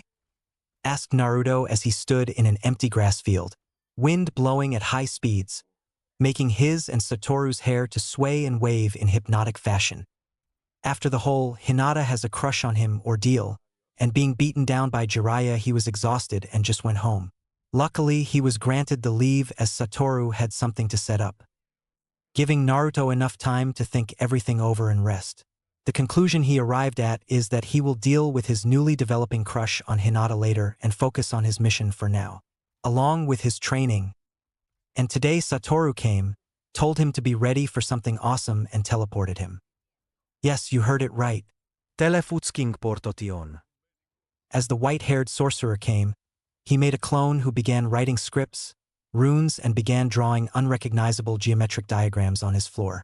At the end of it all, Satoru said, "This is the beacon of my technique, the blink in the void. Flash. It will become invisible once it dries. It will allow me to teleport to your home, as I have discovered the way to teleport. You can't expect anything else from the god of space after all." He scoffed, cocky bastard, claiming to be a god. His honored one claim was already grand enough, but now this. Does the honored one and God even have any difference? He wondered. With the ever-present grin on his handsome face, he answered, "Jiraiya will come in a few minutes. Don't worry, he went to pick up food and medical supplies for 6 months. Wait, 6 months? Our mission is that long? And why today? I thought we still have 2 days left? I wanted to squeeze in some training until then," said Naruto with a pout. Not Mission Naruto. It still is on schedule given by the Fire Capital. Naruto's brows scrunched together. Are we abandoning our mission? Satoru placed his hands on his heart, an expression of mock hurt. No. He bellowed, "We are not. How can you even think that? You wound me, my little Vincenzo, you wound me." Naruto rolled his eyes. Then how do you explain this 6 months thingy, huh? Just then Jiraiya's body flickered near them, looking a little tired, breathing heavily and sweating profusely, carrying a large backpack.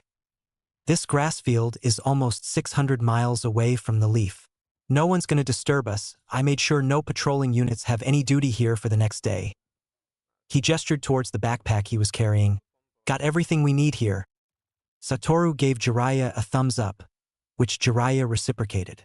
Now, Jiraiya had already come. So why don't we begin the ritual? Question mark. Look of total and utter confusion crossed the blonde's features. What ritual? Was the blonde's intelligent response. The ritual to make a pocket dimension with time dilation. Jiraiya answered instead of Satoru, now mysteriously recovered but sweat still marrying his body and attire. That is? We can explain everything once we are inside. Just do the hand signs and chant along with us. Trust me, Naruto, you are gonna love it, said Satoru beamingly. Naruto just narrowed eyes, eyeing them with hesitation. After seeing their reassuring smiles, he shrugged. Okay. Satoru and Jiraiya bit their thumbs, Naruto following after. Then they began going through an unknown set of hand signs at slow pace to let him watch and learn. And began chanting mantras in Sanskrit? Yeah, it was Sanskrit. Satoru told him about it in the hospital. one of the best languages for mantra weaving and formula creation. He parroted them, and after 140 hand signs he can't recognize, nothing happened but the set was completed. And they began repeating it again and again, once again. This was the 5th cycle and nearly an hour has passed. Naruto's frustration rose, but he dared not to interrupt the ritual for whatever this was. Just then, he felt a pull on his very being, and the entire world around him became black and red. He panicked, and was pushed back violently by some unknown force, landing on his butt with a groan of pain. He quickly gazed at where he was standing and at his masters, but saw something he'd never expected. A copy of himself. But not like a clone. That copy was made entirely of his chakra, golden yellow form, and was weaving after Jiraiya and Satoru at extremely rapid pace. Hands complete blur and chants become incoherent. It went on for almost another hour. Naruto found himself mesmerized by the scene, even if he didn't have a shred of idea on what was happening. The world spun, like a giant vortex, raging and raving to swallow all things. The very next moment he found himself where he was. But this somehow felt different, like he is there but not there, like he is someplace far but very close. Confused, asked a panting Jiraiya, to which Naruto nodded. Blood dripping from his nose and mouth, utter and complete exhaustion evident. He collapsed onto the ground, now laying in a very uncomfortable position. Naruto looked towards Satoru, and the white-haired sorcerer was not faring any better. Blood gushing out from his nose too, his beautiful eyes, red, and his chakra fluctuating. He collapsed but sat in a much better position than the self-proclaimed super pervert. "Are you two all right?" he asked worriedly, hurrying towards them but found no strength. Exhaustion hitting him like a truck at once, face pale and devoid of blood. "How much time did we get, Satoru?" asked the panting Jiraiya. "For months and 10 days," replied an equally exhausted Satoru. "What are you talking about? Answer me, damn it." Despite his exhaustion, Naruto found enough energy to shout the last part. "Give us a few minutes, brat," said Satoru, then he fell unconscious. Satoru sucked air through his teeth, clicking his tongue in irritation. "We wasted 4 days already," a scowl adorning his features. Jiraiya chuckled lightly. "You couldn't have done anything. We were unconscious the whole time. Don't worry though, we still have plenty of time on our hands." "You are right. Still, it hurts my pride that I can't even tank a simple chakra exhaustion." He sighed. "No one can. If it makes you feel any better, I was knocked out cold too."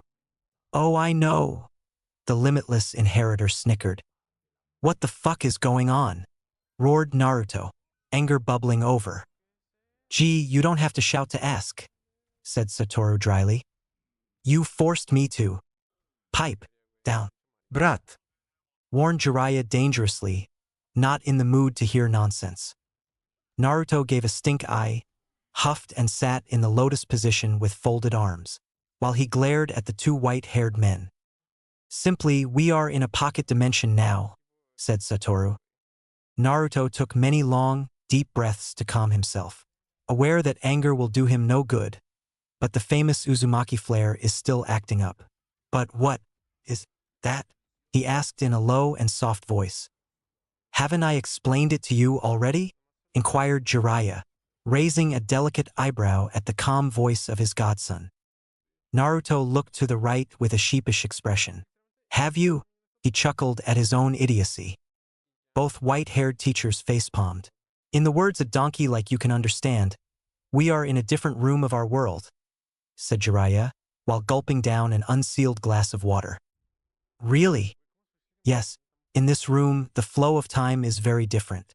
It's slow, and that is known as time dilation." Both of his mentors sighed. Satoru began. "We can spend 4 months' worth of time and only 1 day would pass outside this massive barrier. We won't age physically too, as I and Jiraiya took that factor into consideration. This barrier is mine and Jiraiya's masterpiece. Behold, ultimate ninja art. Barrier. Hyperbolic time chamber." Satoru began crackling like a madman. opening his arms for who knows who while looking up into the sky. Naruto, doe-eyed, began grinning, excitement radiating at the implications of such a magnificent creation. But a question remained. How did you make it in 1 hour? I didn't, said Satoru while shaking his head and pointing at Jiraiya. Remember our first day of training? I have been preparing ever since. I wanted to create a barrier like this where I can control time, to a certain extent at least. And boom, here I am. But without Jiraiya's help it wouldn't have been possible. He did half the work in creating the formula. Satoru withdrew a metal card, as large as an average man's palm with strange symbols on it. And we ended up with this. With this card and sufficient chakra we can make a hyperbolic time chamber anytime, anywhere. Me, Jiraiya, and our 100 clones write the formula for almost 3 days straight. Ha ha ha. How much chakra is needed?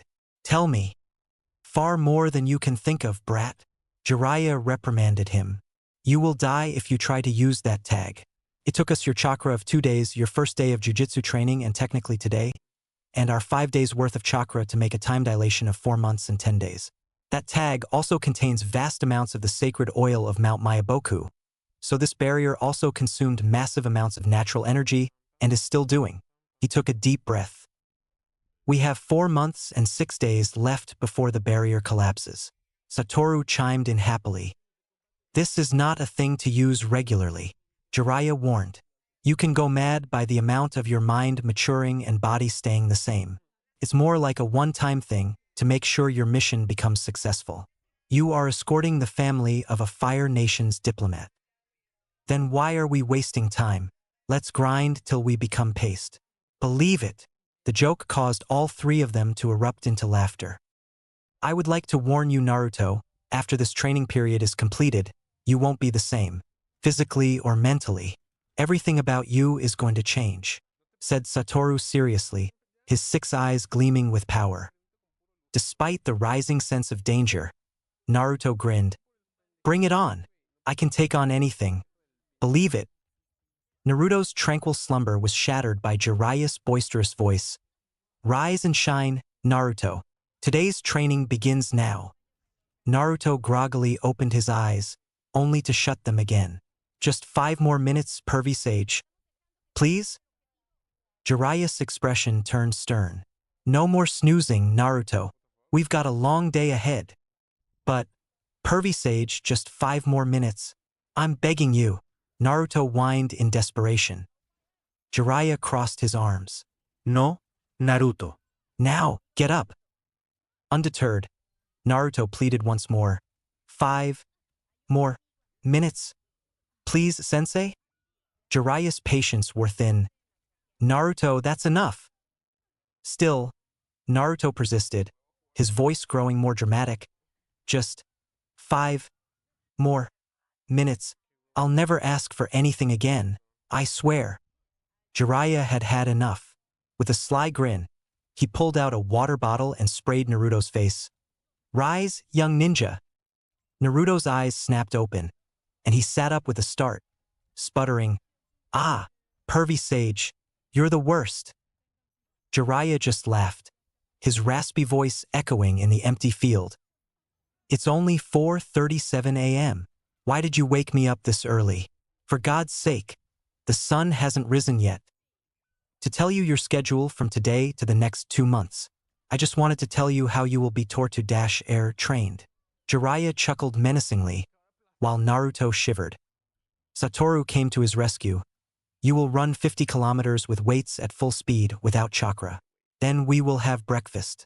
Then you will be doing all the physical exercise needed, making 300 clones for other ninja arts. The real you will be working on consciously generating cursed energy for the first month. Before lunch, and after lunch we will have combat practice with tactics till dusk. Got it. Sir, yes, sir. Good. Now let's begin. 3 majestic sorcerers. Where is the bathroom, anyway? You still don't know? Satoru asked, raising a brow. It's my first day in this massive house, Naruto retorted. Your place is. No, Naruto, Satoru interrupted, his voice softening. This is our house. The honored complex belongs to the Leaf Village's 3 special grade sorcerers. You're one of us now. This is your home too, he asserted. Naruto bobbed his head uncertainly, glancing around the vast expanse of their new home. Having a big house was one thing, but having nothing to do with it felt empty. Having a house, let alone this big, this grand, was something he never thought about. The sheer size of the place was overwhelming, 3.14 kilometers square. It was a mini village, capable of housing thousands comfortably. One thing, though, Naruto began, glancing at Jiraiya and Satoru. You wasted way too much money buying this thing. Jiraiya threw his head back and laughed. Ha! This place is not even a % of what I've got. I could feed the entire Leaf Village for 30 years and still live like a king in Amaterasu. A perverted grin stretched across his face, and a blush followed as his imagination took a familiar turn. And with you, Naruto, I know you'll have a legion of girls after you. I'll have plenty of grandchildren and a lot of research material. Instead of the usual embarrassment, Naruto's response was cold and detached. I have no time for that, pervy sage, and I'm not interested. What I do with my life is my business. Jiraiya raised a brow, intrigued by the shift in Naruto's demeanor. You want to die like a monk or something? Would it matter if I did? Naruto asked, his tone flat. Yeah, it'd matter. Satoru chimed in, still grinning. You need to at least honor the Gojo clan and raise a child. Doesn't matter if it's yours or adopted. You know, pass on jujitsu and all that mumbo-jumbo. Don't encourage him, Jiraiya protested. Naruto needs many hot girls by his side. I vow, as the biggest pervert of the elemental nations, that Naruto will live every man's dream. Naruto's eyes flickered with annoyance as Jiraiya's declaration was followed by black and blue chains manifesting from the ground, binding the older man. Both Naruto and Satoru blinked in surprise as the chains disappeared. Seriously, Naruto sighed, shaking his head. You made a jujitsu vow? You know what happens if it breaks, right? Jiraiya looked unfazed. Of course I know, and it won't happen, he retorted, puffing out his chest proudly.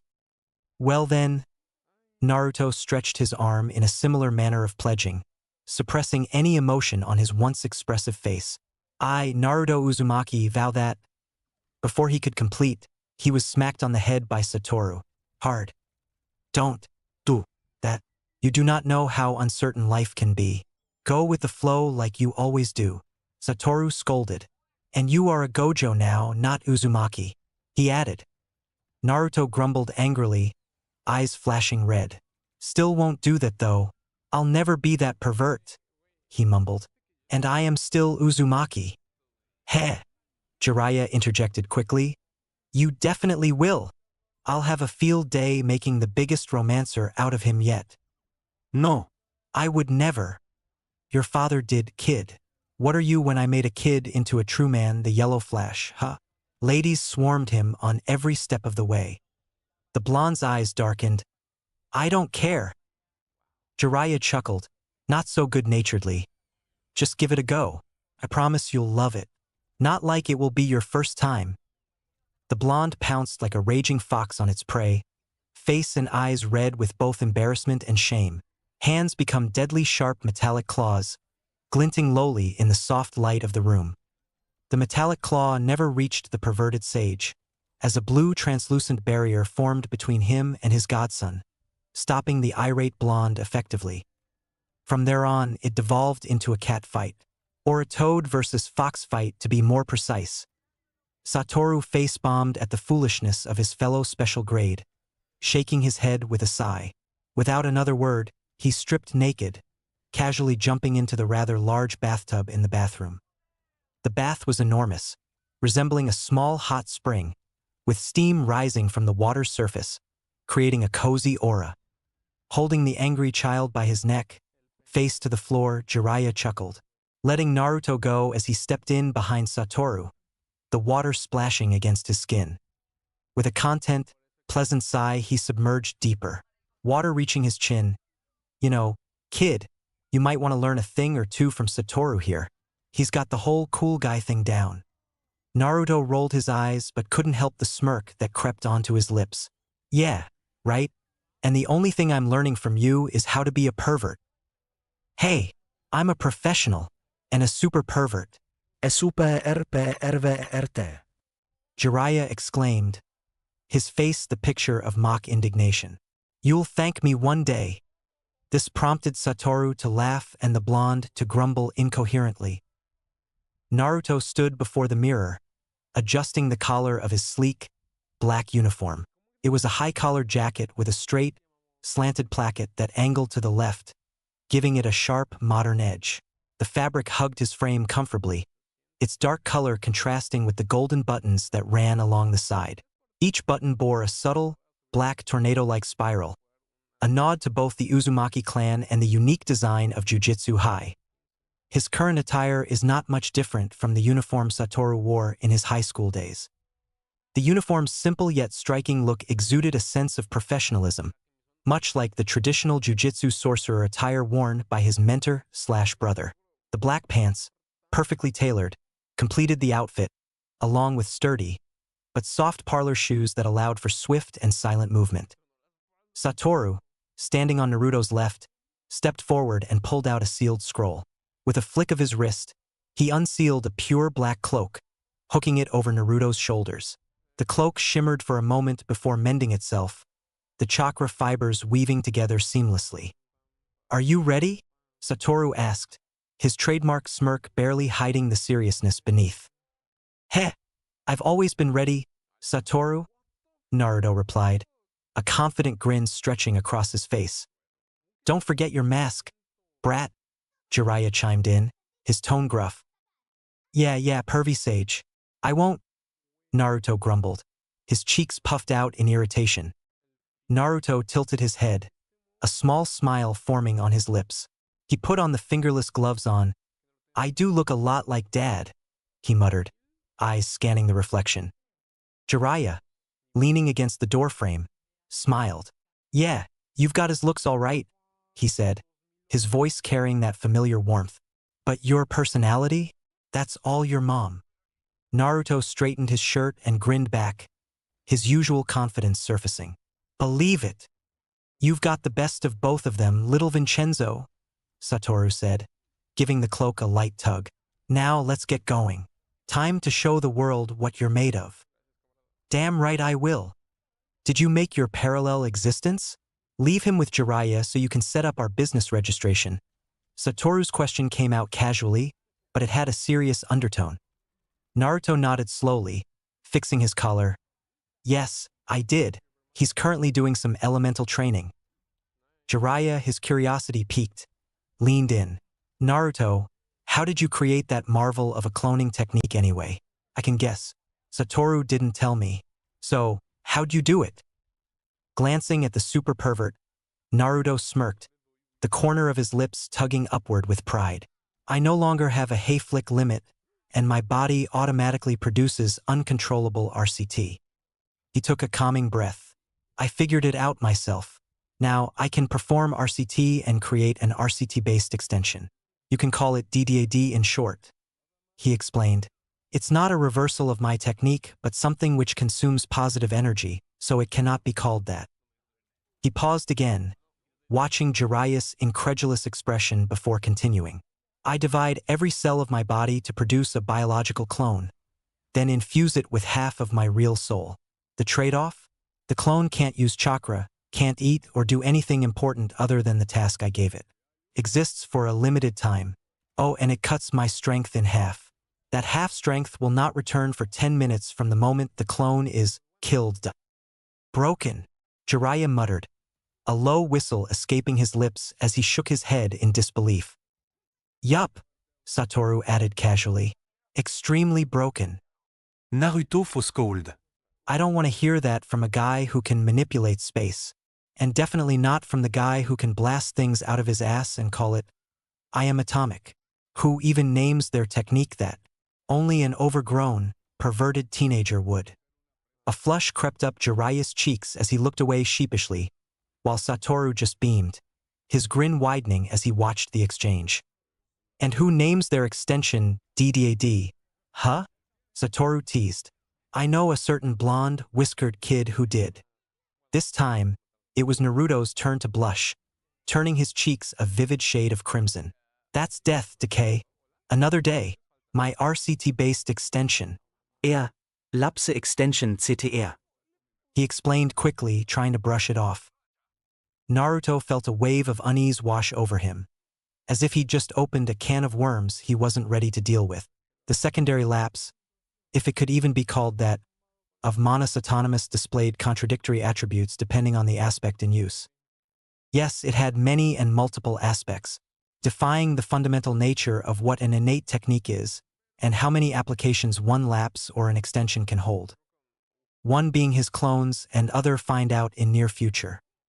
At least this is what Satoru told the other two. Aha, sure it is, Satoru chuckled. But Naruto knew he wasn't getting away that easily. Naruto's innate technique, though extremely powerful, was still a mystery, even to him. Jiraiya, shifting the conversation, warned, Be safe, brat. You only have half your cursed energy reserves now. Same for chakra.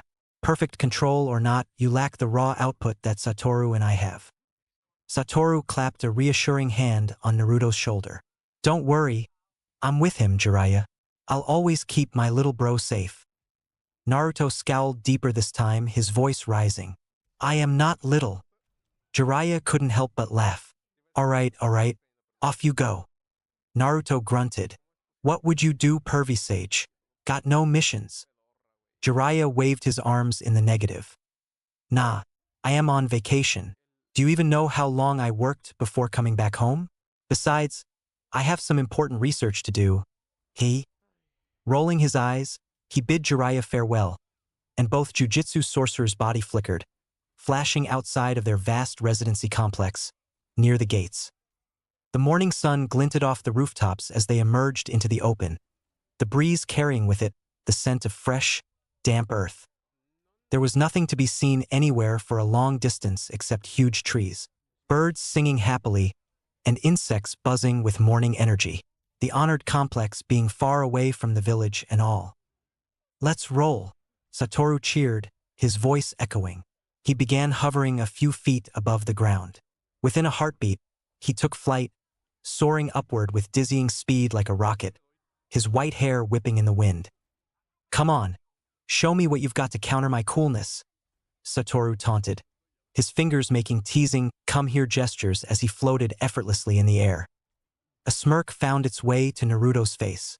He stepped forward, his expression calm, closing his eyes and extending his hands, in a similar way to praying. Then he clapped them hard in Ajna Mudra, sound echoing for a short distance. A soft, pale blue aura shimmered to life, clinging to his skin like a second layer of power, crackling faintly before fading as quickly as it appeared. Slowly, Naruto's feet began to lift off the ground, mimicking the effortless levitation of his mentor. Expression, ruler's authority, Naruto muttered under his breath. He rose higher, effortlessly joining Satoru in the sky.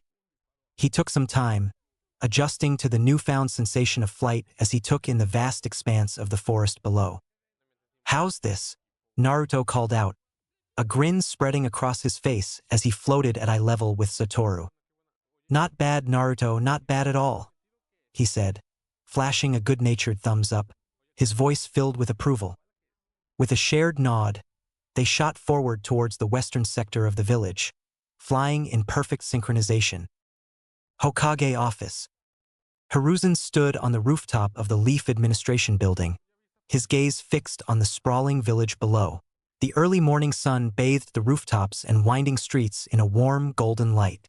A gentle breeze ruffled his robes, carrying with it the crisp scent of damp soil and the earthy aroma of fallen leaves, a reminder of nature's quiet cycles. Somewhere in the distance, birds chirped in cheerful harmony, their calls weaving together in the soft symphony of dawn. He closed his eyes, inhaling deeply, savoring the coolness of the air and the steady, grounding presence of his village. This moment felt almost sacred, a quiet sanctuary away from the weight of duties and decisions. If anyone were watching from afar, they'd see him silhouetted against his own face on the Hokage monument, a silent testament to the power and stability he symbolized for his people. The serenity of the morning was interrupted by the soft rustle of fabric and three shadows falling over the rooftop behind him. Hiruzen didn't turn. He felt their presence, unwavering, respectful, and steady. Three figures knelt, their heads bowed in deference, waiting for acknowledgement. For a moment, Hiruzen kept his eyes on the horizon, letting the stillness linger, almost as if he was testing their patience, or perhaps his own. Finally, he spoke, his voice calm yet carrying an undercurrent of strength. "You're early," he said quietly, turning to face them. Like always, his gaze swept over each one. "We cannot make you wait, Lord," the figure on the right said. The figure was a striking young woman. Silver hair flowed down her back, blending seamlessly with her sleek Umbu-style attire, tailored for precision and movement. Her silver eyes were cool and neutral, betraying none of the excitement that her companion radiated. Though young, there was an elegance and calculated focus to her demeanor, her beauty understated yet undeniable. "Yes, sir. You said this is an important mission, and it's always better to be early," the first figure from the left said calmly, head still bowed, eyes locked onto the floor. "At ease," Hiruzen commanded, yet his voice only held fondness and care. "And well said, Aryan." The now named Aryan, a young man dressed in a black turtleneck and fitted pants, exuded a calm, commanding presence. His jet-black hair was neat, and his sharp blue eyes scanned the surroundings with quiet confidence. His fair skin contrasted against the dark fabric, his face betraying little emotion, yet had a soft smile etched onto it. "Yes, sir. You said that we will meet a new Jonin, and I heard they are pretty powerful and cool," the teen in the middle of the two commented joyfully. His face was radiant and mesmerizing, his blonde hair catching the faint sunlight. His silver eyes sparkled with excitement, his expression energetic and eager for what lay ahead. Though similarly dressed for combat, he carried an air of lightness compared to his more composed companions. Hiruzen laughed lightly. "I hope you two get along. He is one of the youngest to be promoted to Jonin rank, and he may not seem like much, but he has grown tremendously." "May I know of the identity of our teammates, sir?" the girl asked, then quickly added, "Only if it's not an inconvenience." This time, Hiruzen did sigh. "I told you, Unju, at ease. You don't have to be so formal all the time. You are human too. Be more like your brother Vedant," said Brother beamed brightly. "And you already know the new Jonin. As for your teammates, this mission is little different from the rest you have taken, in 2 phases. Do not fret. I will explain everything in due time." She lowered her head in another bow. "Sir." A pleasant, tranquil silence fell over all of them. No one dared to break it, neither having any reason to do so. Shortly afterwards, a boisterous, loud cheer was heard by all present on the rooftop, some covering their ears to prevent it. Alas, failing spectacularly and wincing. Having sensitive hearing is not always good. Prompting Hiruzen to chuckle in amusement. Before anyone could fully react, 2 figures bounded into view. Upside down, balanced on their hands and running with an enthusiastic fervor that only one, or maybe 2, person in the village could possess. "Let your flames of youth burn brightly, Lord Hokage," Guy bellowed, his voice reverberating through the morning air as he advanced toward them, hand over hand, with a determined grin plastered across his face. Beside him, Lee mirrored his teacher's movements with uncanny precision, his eyes shining with the same unbreakable spirit. Behind them, Niji and Tenten followed at a more conventional pace, in more conventional ways, each with their own brand of weariness and exasperation. Niji's expression was a mask of stoic acceptance, while Tenten looked somewhere between incredulous and amused, watching her teammates' unusual exercise, with a comically flat expression. "Guy-sensei, Lee," she sighed, half-heartedly covering her ears. "Do you two really have to be so loud this early?" But her words fell on deaf ears, drowned out by another resounding cheer from Guy. "Good morning, Lord Hokage," Lee shouted, his face flushed with excitement as he and Guy finally flipped back onto their feet, bowing deeply in unison. Guy-sensei and I have conquered another dawn's training. Hiruzen chuckled, the sound deep and warm. Your dedication is commendable as always, Guy Lee. Though, he added with a twinkle in his eye, perhaps a little less volume next time. Niji let out a barely perceptible sigh of relief, muttering something about peace and quiet under his breath. Unju, still kneeling, glanced up with a hint of amusement, sharing a quick, knowing look with her brother Vedant, who grinned back, clearly entertained by the spectacle. Guy straightened, proudly striking his nice guy pose, a single tooth glinting in the sunlight as he beamed.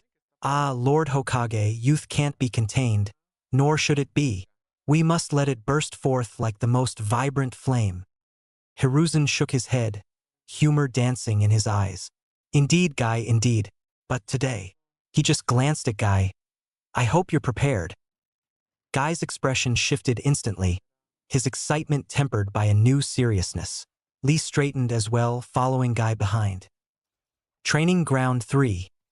The morning sun was gentle over Training Ground 3, casting a warm, golden hue across the open field. Sasuke worked through his exercises in quiet determination, his movements precise and efficient, expression unreadable, while Sakura stretched nearby, sneaking the occasional glance his way. Just then, Ino appeared out of nowhere, waving energetically. "Sasuke!" she greeted, her voice slipping into her familiar fangirl excitement. Bright and eager, she jogged over, practically beaming, and positioned herself nearby, her attention fully on the Uchiha. Her eyes sparkled as she flashed her best smile at him, radiating pure fangirl energy. Training hard as usual, I see. Sakura noticed immediately, her eyes narrowing. What are you doing here, Ino? She asked, crossing her arms. Oh, nothing much. Just came to see if my Sasuke-kun needed any assistance, Ino replied, grinning as she gave Sakura a challenging look. Sakura's jaw clenched as she replied sharply, Your Sasuke? Pretty sure he's here with his team. Thank you very much. Sasuke, for his part, ignored them both, continuing his exercises without a single reaction, not even a flicker of acknowledgement. Shortly after, the rest of the Team 10 arrived, joining the scene in their usual dynamic fashion. Asuma strolled in behind his students, casual as ever, a thin stream of smoke trailing from his cigarette, smile of peace and calm adorning his smoky features. Shikamaru took in the sight of Sakura and Ino's bickering inside, muttering, "What a drag," as he started his own stretches with a look of mild exasperation. Beside him, Choji popped a chip into his mouth, observing the scene with an amused shake of his head. Ino's being a fangirl again, he commented quietly. Thought Asuma-sensei would have trained that out of her by now. Asuma overheard Choji and chuckled, scratching his head. Can't train that out of someone, Choji. Let her be. Asuma took a long drag and looked at Sakura. Hey kid. Both Ino and Sakura stopped their bickering and looked at his way. Where's Kakashi? I am here, Asuma. A drawn-out voice came, indicating total disinterest. Asuma slowly turned towards the source and spotted a lazy cyclops on a very high tree branch, leaning against the trunk, reading a white-covered book with questionable characters and art on it.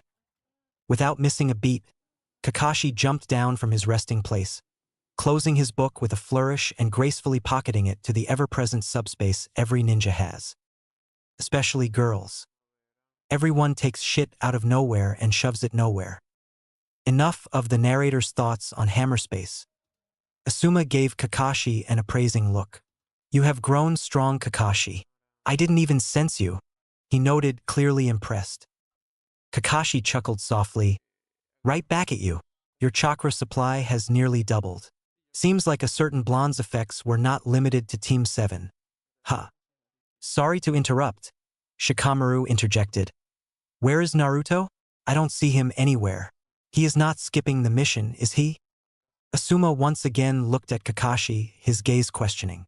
Said Cyclops just gave his iconic eye smile and shook his head slightly, prompting Asuma to smirk, catching the unspoken meaning. Maybe he's injured? Choji thought out loud. His voice is not totally audible, even from a distance from the bickering fangirls. Shikamaru frowned, then shook his head. Doubtful. We are talking about Naruto here. A guy who can shrug broken bones and deep gashes like scratches and come out just fine after a few hours. He then paused, looking up at the sky and released a sigh. So he left the team, huh? That's the only logical conclusion. What a drag. Choji's mouth opened and jaw dropped. His chips nearly fell onto the ground, but he quickly shook out of his stupor, saving the snack from a tragic fate. Sharp as always, Shikamaru. Truly a Nara. Kakashi praised, nodding in approval and affirmation. Enough about absent members, let's go.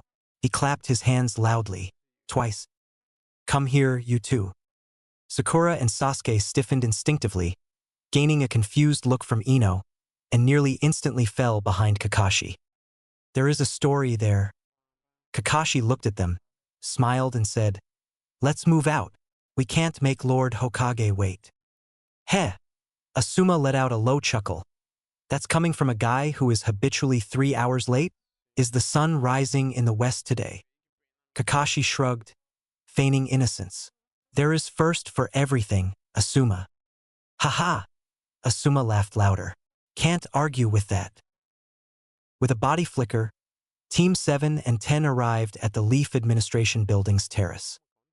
Kakashi looked up, Guy in his still cheerful but serious mode. Guess this mission is important. Should I bring these two with me? Asuma had similar thoughts running through his head, knowing that Guy is rarely serious for anything really, but when he is, it's always something truly dangerous. Not like there is any danger to him. Hurts my pride. But Guy is stronger than any Jonin in our village, maybe on the same level as Dad. Good morning, Lord Hokage.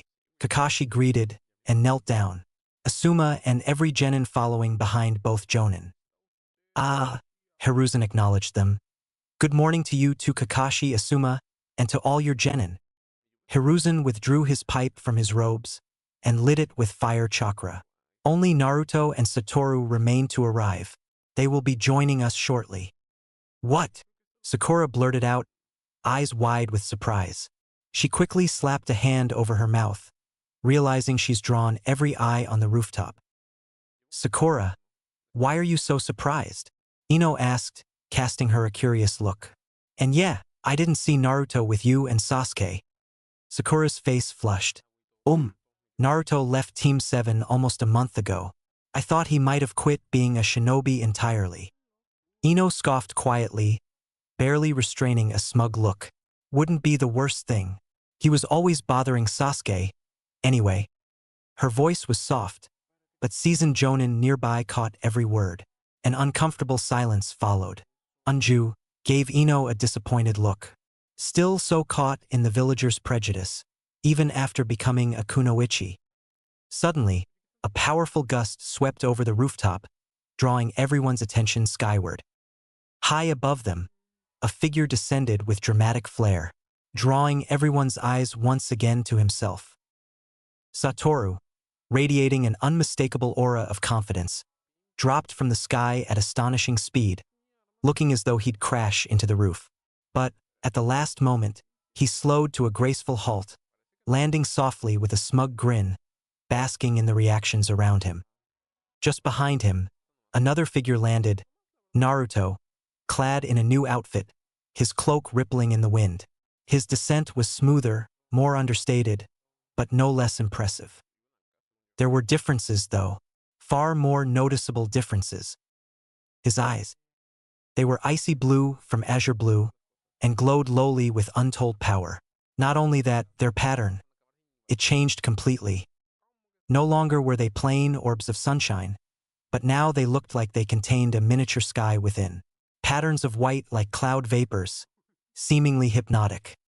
Everyone stared at them, different thoughts running through their heads.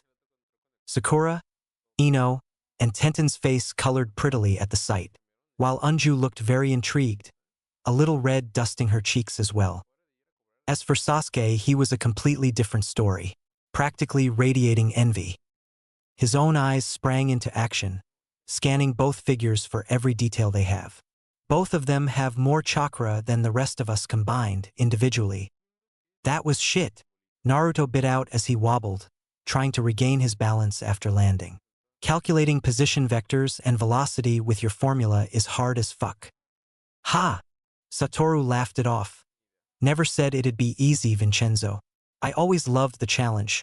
And why not use the most difficult mathematical formulas to make calculations for my technique? Noticing or remembering that they are not alone, both of them turned their heads towards others. Together, the two looked at Hiruzen with mischievous grins, raising their hands in casual salute. "Hey, old man," they said in unison. The Hokage chuckled, shaking his head with a mix of amusement and pride. "Nice of you both to join us." Guy leaped from his place and came face to face with Satoru, grinning. The sorcerer grinned in return, matching enthusiasm. "Excellent. How good for you to join on our youthful endeavor, Satoru." Guy gave Satoru a thumbs up, his teeth sparkling like a dazzling sun. Everyone's heartbeat halted when Satoru returned the gesture with his own. "Good morning to you too, Guy." Gaining a nod of approval from Guy as he returns, teleported to his youthful position. Heck, his grinning tooth sparkled too. Turning towards Hiruzen, Satoru simply shrugged, a playful smirk tugging on his lips. "Gotta make an entrance, right?" Naruto grinned beside him. "Didn't want to keep you waiting too long." "Wow." Like a child on a sugar rush, Vedant's eyes sparkled. "Lord Hokage, you never told us that we will be having magicians as teammates." He gushed like a fangirl. Boy, they can fly. How cool is that?" He practically vibrated with excitement. "Not magicians," the cloaked Naruto corrected with a chuckle. "Sorcerers." His voice was smooth, yet heavy at the same time, surprising everyone who knew him. "Naruto, you really have grown," Kakashi thought proudly. Vedant's excitement only spiked at Naruto's words. "Doesn't matter what you call it," he yelled, sounding almost like Lee and Guy. "How'd you do it? Can you teach me? Can you teach all of us?" "Hold your horses, Blondie." Satoru cut in with a grin, looking every bit of himself. "Let's at least introduce ourselves first. I'm new after all. No idea who any of you are." "That load of bullshit." The fucker knew every damn shinobi of noteworthy strength, including Genin.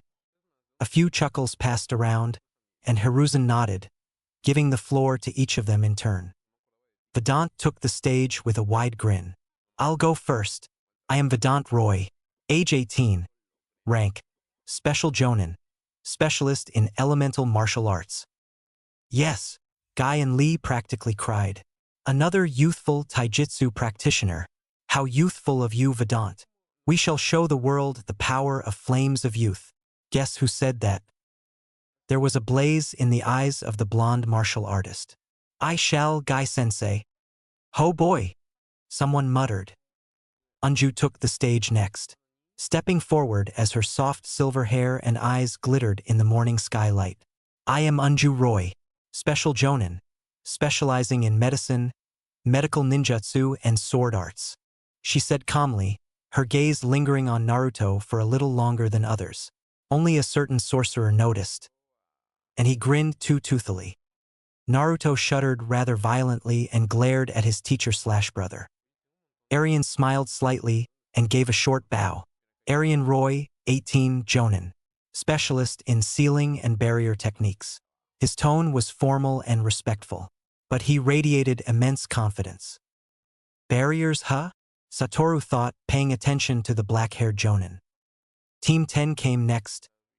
Shikamaru gave an indifferent shrug. "Shikamaru Nara, Genin, 15, he muttered, hands in his pockets. "Specialist in shadows and dealing with troublesome things." He sighed, eyes half-lidded, giving the impression that the whole scene was just a bit too much work. Beside him, Choji Akimichi offered a friendly smile. "Choji Akimichi, I am also Genin, specialist in the Akimichi clan's techniques." He nodded with pride, pulling out a chip and munching on it contentedly. Ino flipped her hair with a self-assured smile. "Ino Yamanaka, Genin," she announced, flashing her blue eyes toward Naruto. "Specialist in Yamanaka techniques? And trust me, you'll remember it." She winked playfully. Team 9 went next, starting with Lee, who struck his signature pose with sparkling confidence. "I am Rock Lee, the handsome devil of the hidden leaf," he declared, his smile wide and his spirit even wider. "Specialist in taijutsu, under the guidance of my amazing and youthful sensei." Niji gave a respectful nod, calm and composed. "Niji Hyuga, genin of the leaf, master of the Byakugan and gentle fist." Tenten followed with a confident grin. "Tenten, genin and weapons specialist." She looked ready to prove her skills at any moment, her eyes full of excitement. Asuma nodded behind his team, speaking in his grounded, warm tone. "Asuma Sarutobi, Jonin of the Leaf, specialist in wind chakra and the Sarutobi clan's fire techniques." Guy struck his dramatic pose, thumb raised high, flashing his blinding grin. "Might Guy, Jonin of the Leaf, the Green Beast, taijutsu specialist." His enthusiasm rivaled Lee's, and the two shared an encouraging thumbs up. "Everyone is doing that a lot lately." Finally, Kakashi stepped up, his gaze settling on Satoru with a hint translates to a lot of intrigue. Red, anger and contempt. "Kakashi Hataki, Jonin of the Leaf." He gave a slight nod. "I specialize in, well, a bit of everything." As their gazes met, an intense silence fell, the two staring each other down. The group watched, sensing the tension rising, until Satoru broke it with a grin, a hand in front of his mouth as he giggled and his body shook with unbridled, barely suppressed laughter. "Careful, Kakashi," he teased with a goofy, mock-discreet gesture over his mouth. "Stare too much, and you might just fall in love." Kakashi let out a laugh, breaking the tension. "Sorry, not into dudes." "Oh?" Raising a delicate eyebrow behind his pitch-black sunglasses, he asked. "But I thought you were." He smirked sharply. "Considering how developed your anal sphincters are." They heard a snort, and that quickly became a full-blown laughter. "It was not even funny," Kakashi commented dryly, as Naruto continued rolling on the roof. "Developed, huh?" Kakashi finally said to Satoru. "How do you know?" Satoru soft good-naturedly. "Six eyes can perceive muscles in an X-ray format due penetrative vision. With colors, so I already know how developed everyone here is physically. And no, I don't mean it in a perverted way. I see people as masses of chakra and muscles normally. Both natural holders of famed ocular abilities froze, bodies completely stiff. Six eyes? Niji wondered. Since when there was another visual prowess capable of this? More importantly, when did it come into existence? Better question is, how did that blonde buffoon acquire a visual technique? Sasuke thought rather bitterly. "Oh man, Kakashi," Satoru began giggling. "I couldn't resist. Your reputation practically invites it." Hardy har. "Laugh it up while you can," Kakashi sighed. "But I will hardly forget this man," he thought with dark determination. Naruto, still wheezing with laughter, piped up. "He got you good, Kakashi-sensei. Admit it." Hiruzen breathed deeply. Satoru is as flat-pant as ever. He clapped his hands, drawing the attention of everyone. "The fun is all well and good, but let's discuss business." But first, he looked at Naruto. "How no, more importantly, why is your hair glowing, Naruto? And your eyes?" "My hair isn't glowing." "It is," Hiruzen countered flatly. "It's subtle, but it is glowing." Naruto was not deterred. "One of the aspects of my technique. That's all you get from me." "And why is that, if I may ask?" The old Hokage asked teasingly, not having any information on Naruto's curse technique. "Because it's not a high-stakes battle," Naruto said sharply, eyes just as sharp as his words. "And I am no weakling who needs that paltry boost in strength." My, Hiruzen smiled. "Have you picked up pride from Satoru too?" "Wait, hold on," Sakura cut in. "What does he mean by his technique? And what boost?" Naruto looked at her oddly and stared. "Sorcery." Everyone just stared at him, waiting for him to continue. When he didn't, Satoru picked it up. In jujitsu, when someone reveals their hand to their opponent, they get a temporary boost in power. It's proportional to the amount of weakness and information you have revealed. Körste technique. And jujitsu is? Arian asked for the first time. His curiosity piqued. What strange branch of chakra manipulation can allow people to have glowing body parts? It is not telling. Satoru grinned. Maybe when I decide to have another student. Or when Naruto himself wants to teach jujitsu to someone. Arian wisely dropped the topic with a shrug. And your eyes? Hiruzen asked again. 6 eyes. I mean, how did you get them? I know they are 6 eyes. Again, my technique. And your technique is? Naruto leveled him with a flat stare. What do you take me for? An edgy novel protagonist who reveals his technique to the world? So they can counter it? Bullshit, he scoffed. Though, if you agree to give me your seat and that hat, I might tell you, he said with a smirk. Hiruzen smirked. If you want this hat, you'll have to take it. By merit or by force. For both, you are too young, Naruto. Maybe in a few years? Continue to improve and I might name you my successor. Now then, Hiruzen dropped it, clearing his throat. Let's get the mission briefing on the road. Everyone nodded, so he began. This mission has 2 distinct objectives. The first team will escort the Fire Nation's ambassador and his family to Raijin. Be aware, you have an elimination order for any and all hostile parties targeting the convoy. He took a slow drag from his pipe, a gesture Asuma mirrored unconsciously. That group will be of Team 9, 10, Team Roy, Sasuke, and Sakura. He declared, gaining nods from people he mentioned. He withdrew a scroll from his hammer space and tossed it to Asuma. The second unit has a completely different set of orders, so you may leave. You have to arrive in Amaterasu in 13 days. The mission duration is 1 month. Understood, sir. The first unit chorused in unison. Kakashi looked at his team. At gate 43, 3 hours.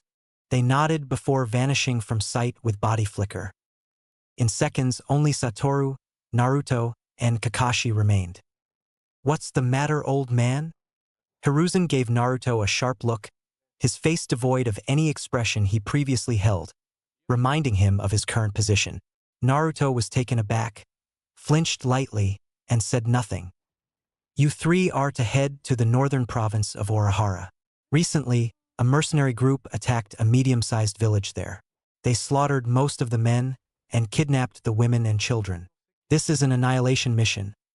I want every hostage safely recovered and the heads of every mercenary presented to me as confirmation.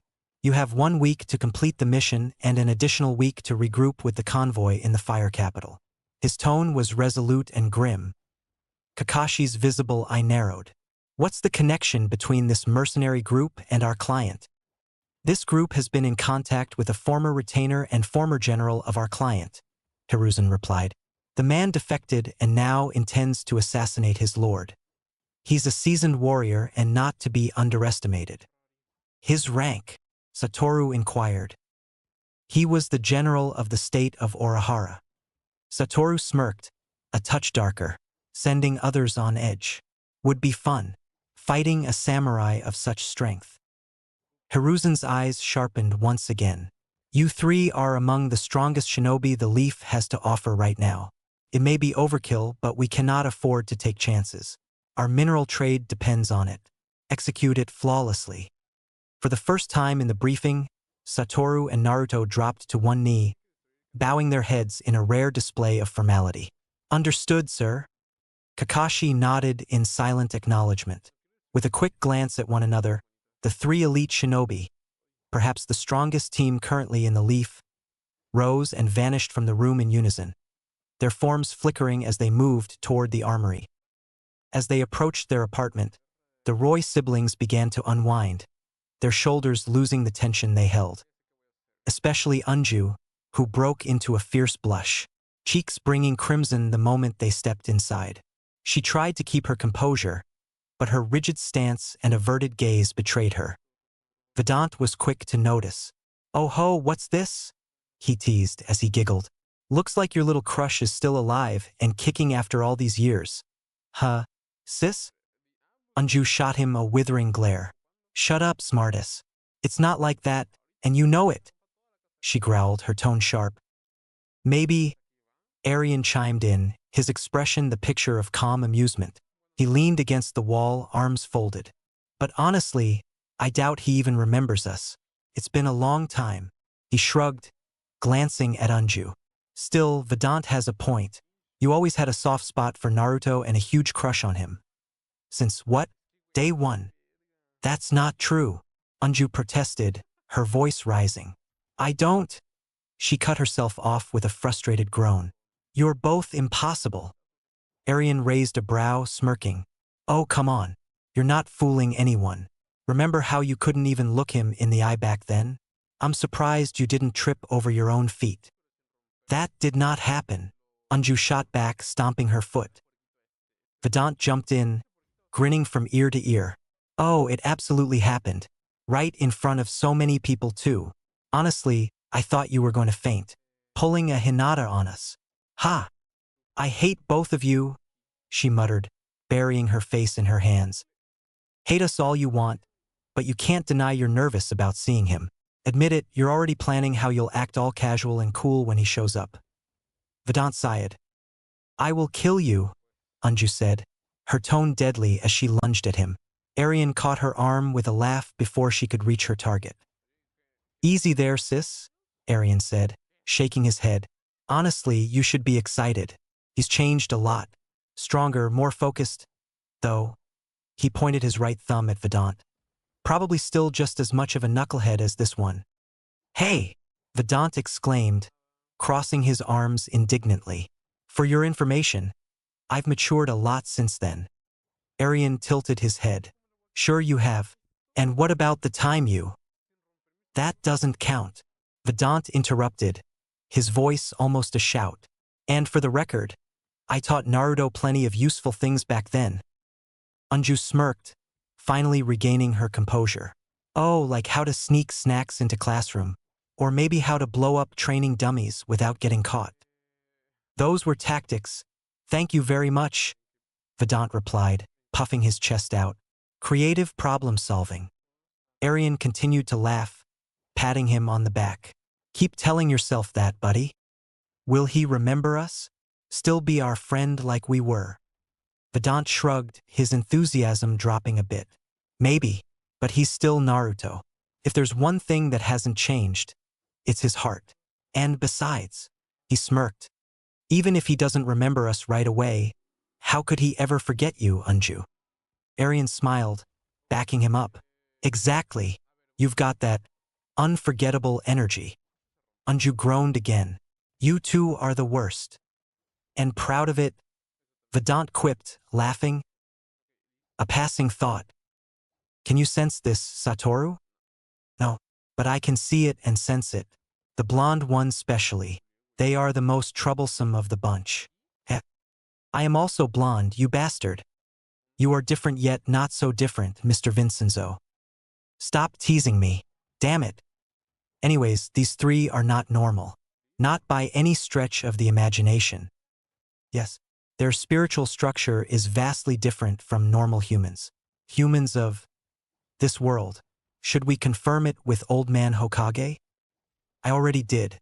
Before coming here, my shadow clone read files of every shinobi elected for this mission.